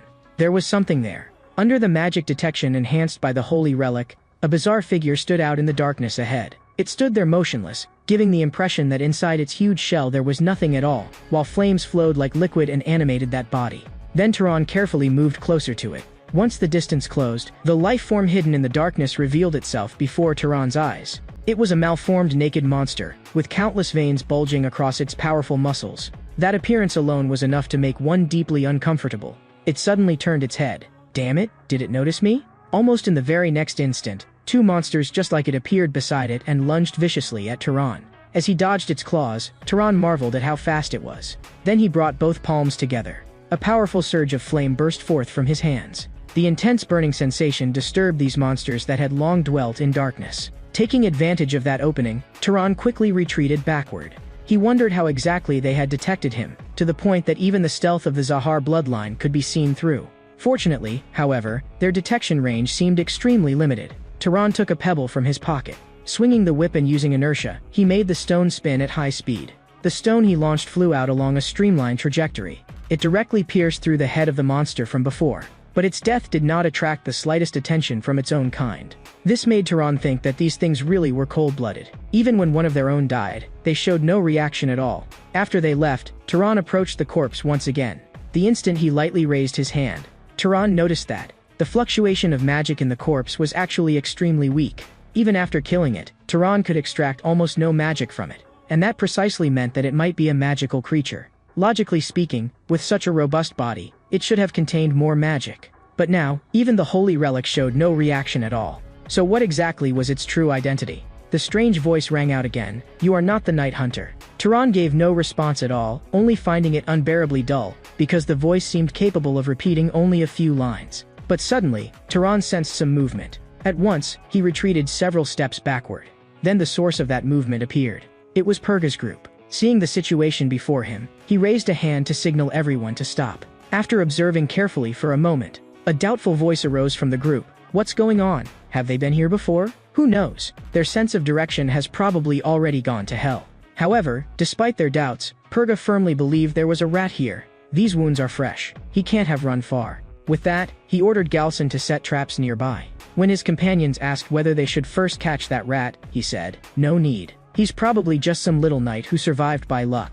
Let him run around for a while first. He'll make a perfect lure to draw out those monsters." What they utterly failed to realize was that every one of those words had fallen into Tehran's ears. 3 days later, both Tehran and Purga's team had discovered the peculiar nature of this separate space. Although Purga's team set traps from the barrier bloodline wherever they went, with the guide's assistance those traps were perfectly clear in Tehran's eyes and posed no threat at all. Instead, it was Purga's team that often suffered from the surrounding darkness and ended up triggering their own companions' traps. Unlike them, who could not even find their bearings in the dark, Tehran used the power of the Holy Relic to establish several strongholds as bases, gradually expanding his search range from there. At times, certain passages would pour forth overwhelming numbers of strange creatures, and unless they were cleared out one by one, there was simply no way through. So whenever that happened, Tehran chose to borrow the strength of Purga's team. That also meant he gave up the chance to absorb the magic of those monsters. But he did not care, because those bizarre things provided far too little magic to be worth the effort. However, even if several people in the team were killed or wounded, Purga and the others did not care at all, because those who died were not their core members. They only found it somewhat regrettable that no one was left to serve them, which made them feel quite uncomfortable. This behavior filled Tehran with contempt. Then, the disturbance coming from the surroundings alarmed them. "Damn it, those things are here again. Hurry and dim the lights a little."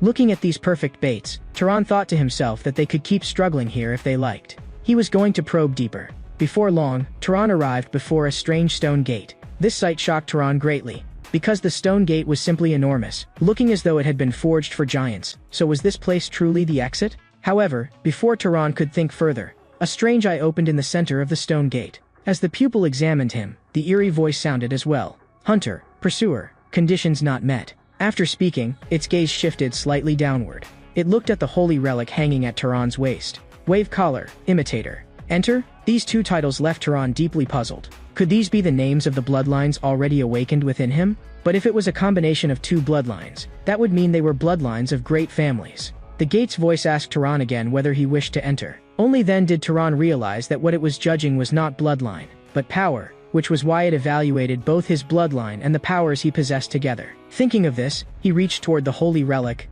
then asked it, "What exactly are Wave Collar and Imitator? Tell me about them." Its voice rang out in response. Wave Collar, primary types, underwater breathing, underwater physical enhancement, fluid manipulation. Imitator, primary types, flow detection, absorption, and replication. Upon hearing this, Tehran immediately judged the nature of the gate. It would not respond to those who lacked 4 kinds of power. But ever since obtaining the holy relic, he had never gained abilities like underwater breathing or fluid manipulation. So could it be that this dial served only as a means of identity verification and could not reproduce the original powers? After that, Tehran asked again, "Who are you?" It told Tehran that it was a gate spirit. That term immediately reminded Tehran of the librarian from before. Could it be a similar existence? Yet no matter how he looked at it, this one seemed even less human. As Tehran thought this over, he spoke again. "What exactly is this maze? Why was it built? How do I leave here?" At once, it answered Tehran's questions. "The Night Hunter's Maze. One who possesses 4 correct marks and defeats the Maze Lord shall become the Night Hunter, and the escape route shall be opened." Its answer completely exceeded Tehran's expectations. To become the Night Hunter? Wasn't that the title of a god? At that very moment, the pupil on the gate suddenly began rotating rapidly. Error. The deep, resonant voice grew more and more twisted and eerie. Error. Hunter, pursuer, wave caller, imitator. 2 types incorrect. Shadow, alchemist, missing. 4 types required. Error. Does not match Night Hunter type. Maze activated incorrectly. Error. Cannot close. Internal personnel still remain. Unauthorized personnel entered. Consult creator. Error. Creator unavailable. Initiating autonomous judgment. Issuing deployment order for Maze Lord. Eliminate remaining internal personnel. As the voice fell, several cracks suddenly split open across the iris of that eye. The gate opened automatically, and through the holy relic sensing ability, Tehran detected that something inside was trying to come out. The next moment, a being similar to the earlier monsters, yet far larger, slowly emerged from the darkness beyond the gate. This sight immediately filled Tehran's eyes with shock, because unlike the other monsters, its powerful presence could be felt with the naked eye alone. It seemed to be more than 10 times stronger than its kind. Then the massive figure suddenly spoke in a woman's voice. You are not the Night Hunter. The imposter must die. The instant Tehran confirmed it was an enemy, he immediately threw the stone he had prepared in advance, spun it several times, infused it with ample magic, and shot it straight at its head. Afterward, he spread his hands and released a fireball from one and a bolt of lightning from the other. But these attacks caused no effective damage to the monster at all. It strode up to Tehran and let out a clicking laugh. So itchy. This made Tehran immediately understand that, like those smaller creatures from before, the thing before him possessed a bodily strength even greater than its magic. The instant he realized this, Tehran turned and fled to the rear at once. Seeing Tehran's movement, the huge monster immediately chased after him, its heavy footsteps and deafening roar sounding together. Stop, imposter. For a moment, all the monsters wandering through the maze turned toward the source of the sound. Following the direction from which it came, they came charging madly. Faced with so many monsters, although Tehran quickly dodged their claws with several sharp-angled evasive movements, he knew very well that trying to avoid these monsters while also being chased by that giant thing was absolutely impossible. At that moment, one monster charged at Tehran, swinging 5 hooked claws. Seeing this, Tehran raised one hand in defense, pushing the power of his magical tool to the limit. With a tearing sound, the creature's hooked claws actually broke through Tehran's defense. This made Tehran quickly reach toward his waist, and with the sharp dagger given to him by Laham, he instantly cut through its neck. Looking at the twitching monster before him, Tehran moved again, running through the pit-black maze. This was actually a place that could make one into a god. Who had created such a rebellious and grotesque place? The moment the lame goddess flashed through Tehran's mind, that massive monster caught up to him again.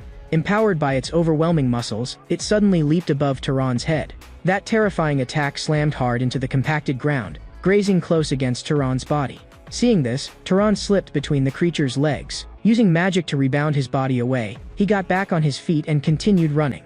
A situation like this left Tehran no room to think. But the only thing certain was that everything would end only if that creature was killed. Yet from that brief clash just now, he already understood one thing.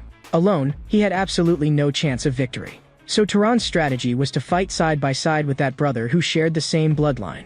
Meanwhile, Purga and his group were in the middle of a fierce battle. The monster before him was cut cleanly in two by the ring blade in his hand. After the battle, Purga asked how everyone was doing and whether anyone was injured. In response, the noble with the berserker bloodline said he was fine, except that there were simply too many monsters around them. It was practically endless. But no sooner had he finished speaking than they heard a strange sound. This caused everyone to turn and look behind them. Very soon, the source of that sound appeared before them, and with it came some incomprehensible words. Yet for some reason, Purga and the others understood the meaning of that sentence directly. Night Hunter, Silver Sun, Wrath of Frost, half-finished ones, enemies of the children, all must die. They could not understand why the huge monster before them dared to speak the names of the Franz gods so directly, and with such intense hatred. But those were not the matters they should be worrying about most right now. Purga immediately decided that everyone should run at once and not stay where they were. Before his words had even finished, the claws on the monster's right hand pierced through the chests of 2 men. They had never expected that this huge thing not only had an enormous body, but arms whose length exceeded all reason by more than twice. Seeing this, Purga shouted anxiously, Yubo, Garten. Watching their clansmen be destroyed so cruelly, they made an immediate decision and launched a counterattack. Not one of those with Zahar blood wanted to retreat. The man in the lead thrust out with his sword, driving it straight into the monster's body. But before he could react, a fist smashed heavily into the side of his face. With a heavy thud, half the man's face vanished outright. This sight filled the mage not far away with fury. Condensing scorching flames in his palm, he roared, "You damned monster, D!" But the terrifying creature used only 1 foot to crush him into a mass of flesh, then swung out its left hand, its immense force gravely injuring 2 more people. Yet this was not the end. The monster swung the claws of its other hand again, killing 2 more on the spot. Under its overwhelming power, the other monsters also seized the opportunity. This made Purga's face grow extremely grim. Why have even these little things come too? If this keeps up, all of us will be wiped out by it. At that moment, the noble with the berserker bloodline charged over with a roar, swinging his massive axe and hacking viciously at the monster's shin. Although the monster was injured by this, the noble did not retreat, because in order to gain this brief burst of strength, he had already lost his reason. Seeing one of the monster's knees bend, the man could not help throwing back his head in laughter. "I did it. I smashed its knee." But before he could finish rejoicing, with a bang, the berserker noble's body was kicked flying several meters away. He slammed heavily into the stone pillar behind Purga. This made Purga's expression turn even darker. The corpses scattered across the ground made him realize what the final outcome would be.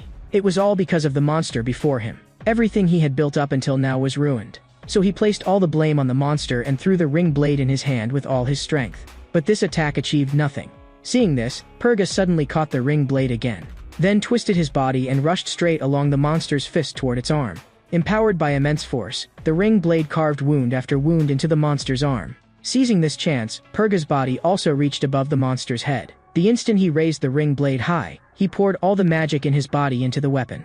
He hurled the weapon in his hand toward the monster's head. This strike, containing all of Purga's power, seemed as though it would completely destroy the creature. It actually severed one of the monster's hands and left a mark across its chest. Just then, the monster turned its terrifying eyes toward Purga.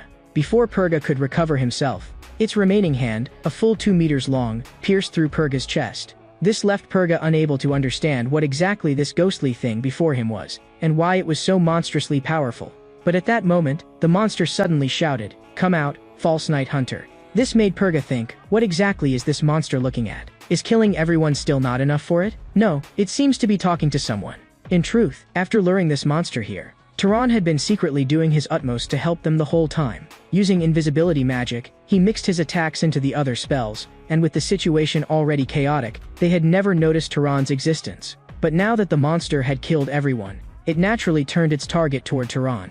However, Turan did not sit and wait for death. He swung the heavy battle axe left behind by the berserker with both hands, and hacked straight toward the monster's head. This scene made the monster's pupils suddenly contract. "I found you, false night hunter." Before it could even react, the axe in Turan's hands had already struck its neck. With a heavy thud, accompanied by the solid impact transmitted into his palms, the giant axe sank more than halfway into the monster's neck, yet it did not suffer a fatal wound, and instead only roared furiously, "You false night hunter." Seeing this, Turan could not help sighing. Still not enough for a killing blow? The maze lord suddenly swung its severed right arm and smashed it straight at Turan. In an instant, Turan's body was sent flying several meters, crashing into a wall on one side of the maze. Although the attack left Turan aching all over, unlike the times he had been rammed by magical beasts in the past, this level was still something he could endure. Of course, that was due not only to the power of the Guardian magical tool, but also to the improvement in physical ability brought by the strongman bloodline. Even so, if what had struck Turan just now had not been a severed arm, but those claws, then it definitely would not have been so simple. Seeing Turan stand up unharmed, the monster charged toward him at once. "Imposter, die." Seeing this, Turan immediately used the secret technique he had learned earlier from Misha, accelerated thinking, and then employed the short-step combat method taught by Laham.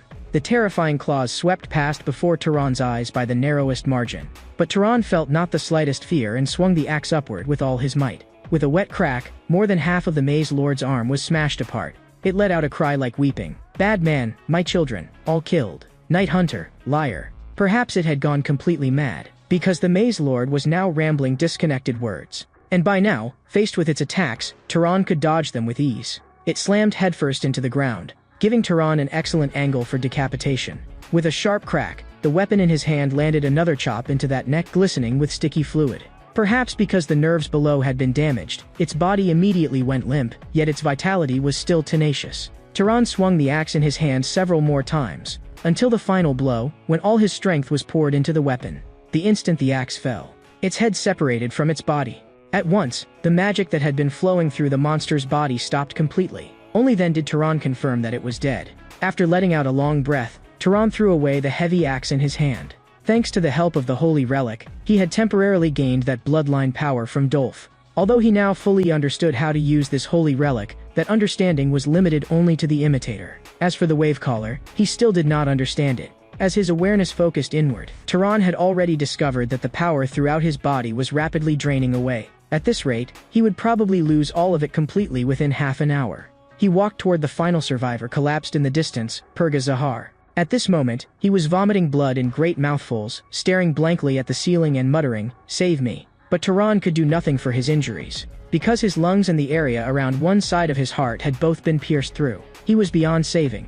Seeing this, Tehran could only say he was sorry. This was beyond the limits of his ability. Through the Holy Relic senses, he could clearly perceive that the life force remaining in the other man's body was slowly dissipating and gathering. Then he lifted his eyes and swept his gaze over the surroundings. More than 100 dead small monsters, over a dozen nobles, and one powerful maze lord. Leaving aside personal gain, if he did not want all these corpses to revive as undead, then Tehran had to absorb their magic. However, for a wizard, the stronger one's own power became, the less meaningful it was to absorb the magic of the weak. And the most effective method was to absorb from weakest to strongest in sequence. Once these powers had all been absorbed, the Holy Relic also stored several traces of bloodline power. Looking at the clearly layered dial before him, he thought to himself, what would happen if he used multiple bloodlines at the same time? Although he was somewhat curious, that matter could be left for later. Now, Tehran's strength was at least twice what it had been when he entered the maze. A level of power like this was something an ordinary noble would need at least 100 years to accumulate. Although it was a pity to abandon the magical tools before him, if he wanted to avoid pursuit by the Zahar family, he had to do it. And on top of that, he also used a tracking spell to find every trace he had left behind, and clean them all away completely. Afterward, Tehran once again walked up to the door with the eyeball on it. "I've killed the Lord of the Maze." The eyeball gave no response at all to his words. This made Tehran wonder whether, now that the gate stood open, its function had completely ceased as well. As these thoughts passed through his mind, he pushed open the stone door before him. As his gaze swept across the space, a vast hall appeared before him, and at the very center of it was a pitch-black vortex exactly like the one he had entered through. That should be the exit, but he did not leave immediately, and instead decided to look around first. Yet after scanning the place, he found that most of it consisted of useless ornaments, and only beside the throne-like chair at the very top was there a book. On the cover of that book, written in rough, bold lettering, was a striking title, Recreation Experiment of the Night Hunter's Advancement Process. Advancement? Tehran kept turning over this word, one he had never heard in his life before. Only when he opened to the title page did he see, Night Hunter equals Hunter plus Pursuer plus Shadow plus Alchemist. And the next page was filled with chaotic notes, seemingly for organizing thoughts, advancement conditions, break through the evil maze. Must it be cleared solo, or can it be done in a group? If the forms of the dungeon and monsters are simulated to the utmost, will that also be regarded as meeting the conditions? Add a temptation function. After thinking it over carefully, Tehran understood the meaning of what was written there. It probably meant that there were 4 bloodlines passed down to the descendants of the Night Hunter. Although he still did not fully understand the word advancement, perhaps it could be called a process of becoming a Night Hunter. As for the temptation function, that was probably the source of the inexplicable urge that had lured him into this place. No wonder he had felt such a strong desire to enter here at that time. After swallowing, he continued turning the pages behind it. Monsters, rotten angler catfish. Materials used, giant blood and flesh. Dungeon boss, giant angler catfish. Material used, queen giant. Powered by magic. Lifespan problem handled through hibernation. Method of reproducing acidic blood and fire-breathing skills compared to actual dungeon is too low level. Method for raising upper limit. These words were hard for Tehran to fully understand, but based on the content, he roughly inferred that these were records left behind after previous failed experiments. Though much of it was difficult to grasp, one thing could be determined without question. The fundamental goal of the maze's creator was to create a Freya god, or rather, a Night Hunter. Because of the Holy Relic, the gate earlier had mistaken him for a candidate possessing all 4 of those bloodlines. But in reality, the Shadow and Alchemist bloodlines had long since gone extinct. Judging from the legends passed down in the Emerald Desert, perhaps they had been completely eradicated by the Zahar family long ago. While sorting through his thoughts, Tehran suddenly remembered the arsonist from before. Could it be that the method of artificially obtaining bloodlines was also real? After struggling with the thought for quite some time, he finally let out a sigh, then slowly stepped into the vortex. After passing through it, Tehran found that he had appeared outside the Tomb of the Gods. Next, he moved to a place of higher elevation and summoned the Black Eagle through their soul bond. The little fellow had only just appeared when it began writing on the ground. Your delay scared me badly." In response, Turan could only apologize. After erasing the traces around him as well, he simply tidied himself up a little. Then he reached out and grabbed the Black Eagle's claws, and under its lead, flew straight up into the sky. Turan understood very clearly that a Zahar family heir candidate, along with the more than 10 nobles he had led, had all been killed. This would absolutely throw the entire desert into turmoil until the culprit was found. Although he had left no trace, he had still prepared for the worst. Once matters here calmed down, he would return to continue investigating clues about his parents. At this moment, the Black Eagle looked down at him as if wondering where they should head now. So Karan pointed into the distance. "Let's go in that direction." After a day and a half of flying, they left the edge of the desert region and arrived at a range of undulating white rocky mountains. This was the so-called Gray Zone, and also the former battleground between Albion and Zahar. Not far ahead, a strange procession suddenly appeared. Every one of them wore exhausted expressions, as if they did not even have the strength to speak, and only moved slowly toward the southeast. Even when Turan stood near them, they showed no intention of paying him any attention. Following the direction they had come from, he arrived at an enormous city. Perhaps because it lay deep within the mountains, the entire city was backed against a huge cliff, and its walls stood in a half-dome shape. Seeing Turan, the guard outside the gate tilted his head in confusion.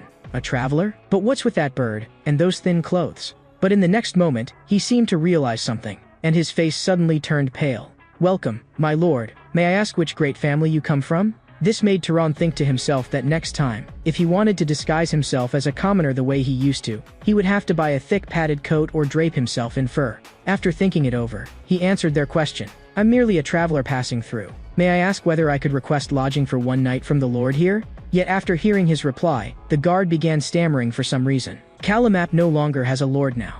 He recently died in a dark elf attack in the west, so at present the city has no noble or knight ruling it." Hearing this, Turan thought, this is troublesome.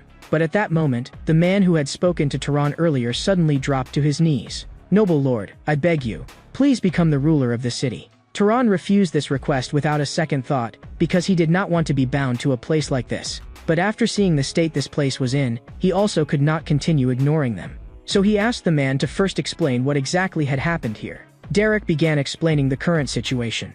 About 3 weeks ago, the corpses of several magical beast hunters appeared at the road in the west of the city. Not only had they died horribly, even their steel weapons had been cleanly severed. Because it was clearly the trace of a very powerful magical beast, the head of the family ruling the city sent out his younger brother and son, leading 10 knights to subjugate it, but not a single one of those lords returned. Unable to bear it, the family head abandoned the defense of the city and led the remaining knights westward himself. But a few days later, only one knight returned alive, covered in wounds. Not long afterward, that knight also died, but before his death he uttered the word, undead.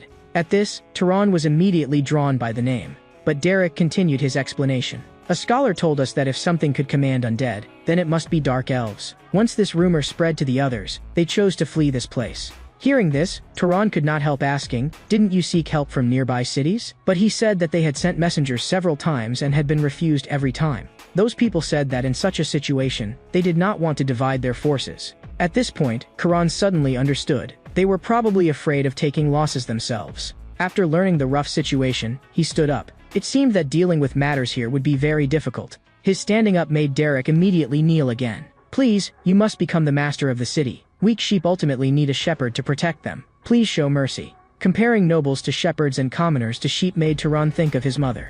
So he calmly asked, "Is this metaphor a common saying here?" Hearing this, Derek said sincerely, "This saying has always been passed down in this gray zone. Nobles are shepherds, knights are sheepdogs, and commoners are the flock. Sheep must follow the sheepdogs, and sheepdogs, while protecting the flock, must also obey the shepherd's rules." These words made Turan quite certain that his mother had either been born in this place, or had stayed here for a period of time, because he had never heard such a saying in other regions before. Then he took out the portrait of his mother that he carried with him and asked, "Have you seen this person before?" Around 20 years ago, she should have been about 20 years old. After observing it carefully, Derek shook his head. "My deepest apologies, but if you wish, I can distribute identical copies of this portrait throughout the city to confirm it." As he spoke, the corners of his eyes suddenly grew moist, and he looked straight at Turan. Seeing those resolute eyes, Turan understood very clearly what they meant. If he wanted to find his mother, then he had to stop this city from falling first. After sighing, he said, "As I said before, I cannot become the master of the city, but being its protector is still barely possible." This caused the hope to rekindle in Derek's previously dejected expression. My lord, by protector, do you mean? Turan finished the sentence for him. That's right, I mean I will stay here temporarily to protect this city until the threat in the west is removed, or until this city has a suitable lord. Not long afterward, Derek gathered together the few people remaining in the city. At the hastily arranged welcoming ceremony, a guard announced to the crowd, "A savior has descended upon our city. He is a noble descendant of the gods and stands with us, so none of you need fear anymore." However, once the citizens saw Turan's face clearly, they began whispering among themselves, "Is that really the Lord?" But no matter how you look at him, he doesn't seem any different from an ordinary person. Even when the soldiers stepped in to stop them, the mocking voices did not cease. Seeing this, Turan suddenly recalled the scene in which the head of Albion had displayed a thunderstorm. At the time, he had only thought it was a meaningless show of vanity, but now it seemed that such behavior truly was necessary. To reassure the flock, he had to display his strength. So he decided to try it. In any case, there was not a single wizard here. As flames rose in his palm, the crowd around the square fell instantly silent. However, his display had only just begun. He compressed the flames as much as possible, then lowered their temperature little by little. At last, he sent the fire shooting straight into the sky, piercing through the blizzard above the crowd's heads. Several hundred meters above the square, a crimson light exploded with a roar. The scene looked as though blazing fire had devoured the bitter cold frost. The people of Calamap were utterly shaken by the powerful aftershock. They stared upward in complete disbelief. They simply could not believe that the sky, once covered in cold, was now burning. That sight alone gave them an unprecedented sense of security. They also came to fully believe that Turan was their savior. But what happened afterward put him in rather a bad mood. Sitting before Turan now were several of the upper figures directing the city's operations. Some argued that materials should come first, and that wood and house repairs had to be dealt with before anything else, lest people freeze to death. Others believed food was more important, because supplies were already desperately scarce. As he listened quietly to them argue, Turan suddenly voiced his own view. He would deal with the food problem himself. The moment he said this, the noisy hall fell utterly silent. Then an older merchant cautiously asked, "Then, Lord Protector, what method do you intend to use to solve the food problem?" Turan said that he would go around the nearby area and drive whatever animals he saw back to Calamap, first meeting the citizens' needs, and then salting or smoking the rest, which should be enough to get them through the winter. Everyone's eyes widened. "Lord Protector, we absolutely do not mean to doubt you. But is it really acceptable to use power granted by the gods on such lowly work?" As soon as the words were spoken, Turan dispelled their unease. On the northern docking plains, the nobles there strike the land with lightning after the harvest, because that makes the soil more fertile the following year. There is no difference between that and what I am about to do now. After the meeting ended, he flew a great circle around Calamap. He expanded the holy relic's perception to its maximum in order to catch the presence of animals hiding among the gray rocky mountains. Then he cast a control spell and made them all head toward the city. With a low command from Turan, the animals began moving one after another, whether goats, rabbits, wolves, or leopards. Although the scene was extremely shocking, it did not consume much of his magic, because for Turan, who had controlled flocks since childhood as naturally as breathing, this was hardly different from throwing stones. Meanwhile, the people who had long been waiting at the city gate were already staring in complete shock. If they had not seen it with their own eyes, they could never have believed such a thing truly existed. This made them even more certain that their Lord Protector was far stronger than the previous Lord had ever been. After that, everyone began separating hide from flesh. With all the guards mobilized and the citizens newly inspired, things progressed very smoothly. After solving the food issue, Turan prepared to open the estate in the city center that had originally belonged to the ruling family. The guards were puzzled by this order. "Then what about you, Lord Protector? Where do you plan to stay?" To this, Turan said that the lodging conditions in City Hall were already sufficient, and that the bed there felt quite comfortable. Thus, this order, carrying almost the authority of divine decree, was immediately carried out. The citizens, who would never in their lives have had the chance to enter the Lord's estate, were deeply moved by what they saw. The shepherd was not butchering the flock, but cutting off his own flesh to feed it, and they did not know how they could ever repay such kindness. But Turan did not care about such praise. He only wanted to restore the city as quickly as possible so that he could search for clues about his mother. Within a few days, several cities around Calamap also noticed the changes there. Baijin was a city more than 3 days' journey from Calamap. After hearing the news, its lord exclaimed, "Protector of the city? That is quite an interesting title. Then how old is he?" Meanwhile, in Balan Castle, one subordinate reported to his master, "The magic that Protector used can cover the sky above the entire city." After hearing this, the Lord of Balan thought to himself that for someone so young to possess such power, he was either a fortunate child who had happened to accumulate a certain amount of strength, or a genius deliberately cultivated by some great family. Heron Castle was different. What puzzled them was why, of all times, Tehran had appeared beside Albion's territory, and had even taken possession of an empty shell of a city. So they began speculating about his name. After thinking of several names, he felt that Tehran Zahar had the best ring to it and sounded the smoothest. Yet at this very moment, Tehran was busy guiding everyone through the next stage of work. He had no idea that, in all his confusion, he had already been tacitly recognized by the rulers of the Grey Zone as Calamap's protector. Once the city had regained a certain degree of order, he had Derek make multiple copies of the portrait of his mother and distribute them throughout the city. In this matter, Tehran did not hold much hope. Although the Grey Zone was not densely populated, it still contained 8 cities and more than 100 villages of all sizes, so the chance of finding a clue remained extremely slim. Looking at the guard standing before him, he asked, "Another report has come in?" "Yes, Lord Protector. Although over the past week I have brought you nothing but disappointment, this time the situation seems a little different. There is a man named Igan. He once ran an inn, but it later collapsed because of gambling. However, about 18 or 19 years ago, he saw a woman whose appearance was extremely similar to the one in the portrait. Until now, Tehran had already heard 1 or 2 similar leads, but this time the feeling was clearly different, because the man had not stiffly said 20 years ago, but had vaguely referred to 18 or 19 years ago instead. Not long later, a slovenly man walked into City Hall, but the moment he entered, he dropped to the ground and shouted, "Oh great protector of the city, what an honor it is to meet you. If not for your charity this time, I'd probably already have died in the street like a dog. The matter you asked about happened before I lost everything, when I was still properly running my inn. That was 18 years ago, a point in time now somewhat blurred. At that time, Calamap was in chaos because of the war between Albion and Zahar. Though it was not as hopeless as it is now, everyone feared choosing the wrong side, feared that the army of the opposing family would sack the whole city. It was under those circumstances that a young woman came to the inn I was running. She looked to be around 20 years old. And of course, the reason I remember so clearly is that it was rare enough for a single woman to travel alone. And on top of that, she had with her a rather tall and strong fine horse, which naturally left a deep impression. And her anxious, uneasy manner, as if she were hiding everywhere she went, made me even more curious just what kind of bastard could abandon such a beauty. This made Tehran ask on the spot, "Why did you think she had been abandoned?" But Igan answered that it was because while eating, she would always stroke her belly and mutter to herself, "My child, you must never become like your father."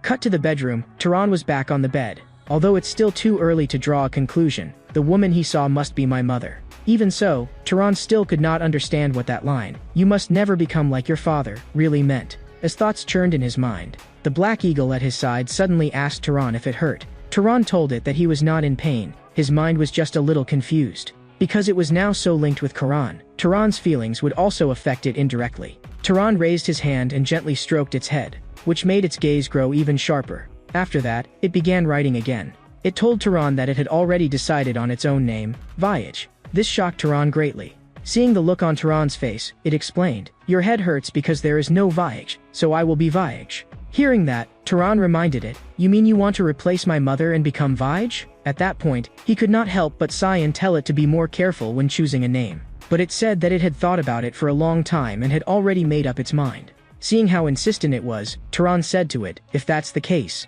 then from now on, your name will be Voyage. I'm looking forward to traveling with you from now on. We've rested enough by now, haven't we, Voyage? Do you want to go out and scout?" The Black Eagle did not refuse Tehran's suggestion. After they flew out through the window, the others outside saw the scene and cried out one after another, "Look, it's the Black Eagle, and Lord Protector of Calamap. Honored sir, please protect this city forever." Hearing these words in the air, Tehran could not help thinking to himself, forever? But he had always intended to leave this city one day, so now this was troublesome. Perhaps that was also the reason Tehran never wanted to stop in any one place. Afterward, under Voyage's lead, Tehran shot rapidly into the sky. With the help of detection magic and the power of the Holy Relic, Tehran scanned all the surrounding mountains, yet still found no trace of any dark elves. Could it be that they had all moved away? This question left Tehran deeply puzzled, because visible enemies were not truly frightening. The real trouble was the enemies who fled for now and would later come back again. Just then, Tehran vaguely sensed something. It was an extremely powerful fluctuation of magic. It did not seem to be a ghost, but a wizard, and the other party's power was more than twice Tehran's. But what surprised Tehran was that in the next second, that power came straight toward him. Did it find me? From this far away, just as Tehran was about to have Voyage keep flying south, the source of that power drew his attention, because that way of flying felt very familiar to him. Wind? In only a moment, she had already arrived in front of Tehran. Looking at Tehran's face, she slowly spoke and called his name. Long time no see. When Tehran recognized that it was Misha, he descended from the sky and began talking with her. Misha said that the last time she had seen Tehran was only 3 or 4 months ago. But why had Tehran changed so much in just a few short months? As if he had suddenly grown into an adult? Just then, Vij lightly pecked at the corner of Tehran's clothing a few times. It asked Tehran who the woman in front of them was. Seeing this, Tehran explained Misha's identity to it, and at the same time mentioned the Black Eagle to Misha as well. When Misha learned that the Black Eagle could write, she immediately praised it and said it was amazing. Hearing that, the Black Eagle proudly puffed out its chest. Seeing it like that, Misha also smiled and said that she was truly envious and wanted a companion like that too. But speaking of which, how did you end up here? This isn't really a place suited for traveling, is it? Hearing this, Tehran explained the whole course of events to her. That made her seem to understand at once. I see. Perhaps this matter is connected to us as well. Because when Albion's army destroyed the underground kingdom earlier, a ghost wizard really did escape. He is most likely the culprit. Because he must have fled east in order to replenish his ghost army. He is very likely hiding in the mountains, among the settlements of the blind dwarves. At the words dwarves, Karan immediately looked toward the mountains beside them. Could the blind dwarfs you're talking about be those ones from the legends? Misha answered firmly. According to the tales, those dwarf settlements in the mountains are bottomless, and even the gods were unable to completely conquer them. Fortunately, he did not continue farther east, and for certain reasons, it is also difficult for us to enter the gray zone. At this, Tehran asked her, is it because of Zahar? She did not deny it, only nodded. Yes. But I should be leaving now, because I was away for too long just now. If there's another chance next time, tell me more about your travels. After saying that, her figure instantly shot up into the sky. After Misha left, Tehran turned to look at the Black Eagle, but he found that it had already written some words on the ground, roughly meaning that Misha's soul matched well with it too. This made Tehran unable to resist asking, if you had met Misha first instead of me, would you have chosen her too? The Black Eagle did not hesitate in the slightest. It told Tehran that it had already chosen Tehran, so Misha would have no chance. Hearing that, although Tehran was very pleased, he also realized that he really did need to think seriously about this matter. Why would it say that among everyone, only Misha and Tehran were people who could match it perfectly? A few days later, while Tehran was working hard at practicing magic, a guard from City Hall came to report to him that several distinguished guests had arrived. And these so-called distinguished guests were in fact a joint delegation formed by the surrounding cities. No sooner had they stepped into City Hall than they took the initiative to explain who they were. Seeing this, Tehran got straight to the point and asked them exactly why they had come to see him. The leader spoke directly. Then, honored sir, allow me to briefly explain the situation as this delegation's representative. In fact, we have come only to form a marriage alliance with your 7 great families. We will offer the most beautiful sons and daughters of our families as your concubines, and they will certainly help your household prosper. The moment he heard this, Tehran immediately understood that they must have learned that the Western danger had already been eliminated, so they wanted to seize the initiative early and gain control of Kalamap. While Tehran was thinking this, another person in the delegation offered his own suggestion as well. Indeed, Lord Protector, ruling a territory requires knights to command it. If you ally with us through marriage, would that not also be the best way to strengthen friendship? Although the suggestion sounded reasonable, Tehran still rejected it directly, and instead put forward his own conditions to them. I need you to investigate the whereabouts of a woman who traveled through the gray zone around 20 years ago. Whichever family can bring me the most valuable information, I will hand over the right to rule this place to them. At these words, everyone showed stunned expressions, unable to understand why Tehran would choose to hand over an entire city for the sake of learning one woman's whereabouts. But before they had even recovered, he proposed a second condition. Whoever took over the city must swear in the name of the god Franz that they would protect the citizens here, and if they broke that oath, their right to rule would be stripped away. This made one of them unable to resist asking, "Forgive my boldness, Lord Protector, but why would you do this? As far as the common people here are concerned, I believe you have already done more than enough." Hearing this, Tehran merely gave a faint laugh and did not answer, because even he himself could not clearly explain why he wanted to do it. Perhaps it was because he wanted to fulfill a shepherd's duty. In this cruel world, was it not exactly a shepherd's role to protect the sheepdogs and the flock, and keep them from being torn apart by evil wolves? At that moment, Tehran suddenly sensed something. That was a knight, and a knight with an extremely powerful presence at that. He was somewhat puzzled. Who exactly was this person, to charge all the way into City Hall without even being announced? Seeing this, Tehran suddenly flipped down from the rooftop, and rushed straight towards City Hall not far away. However, when Tehran arrived at that place, he discovered that the person who had come was Cain, who had once taught him.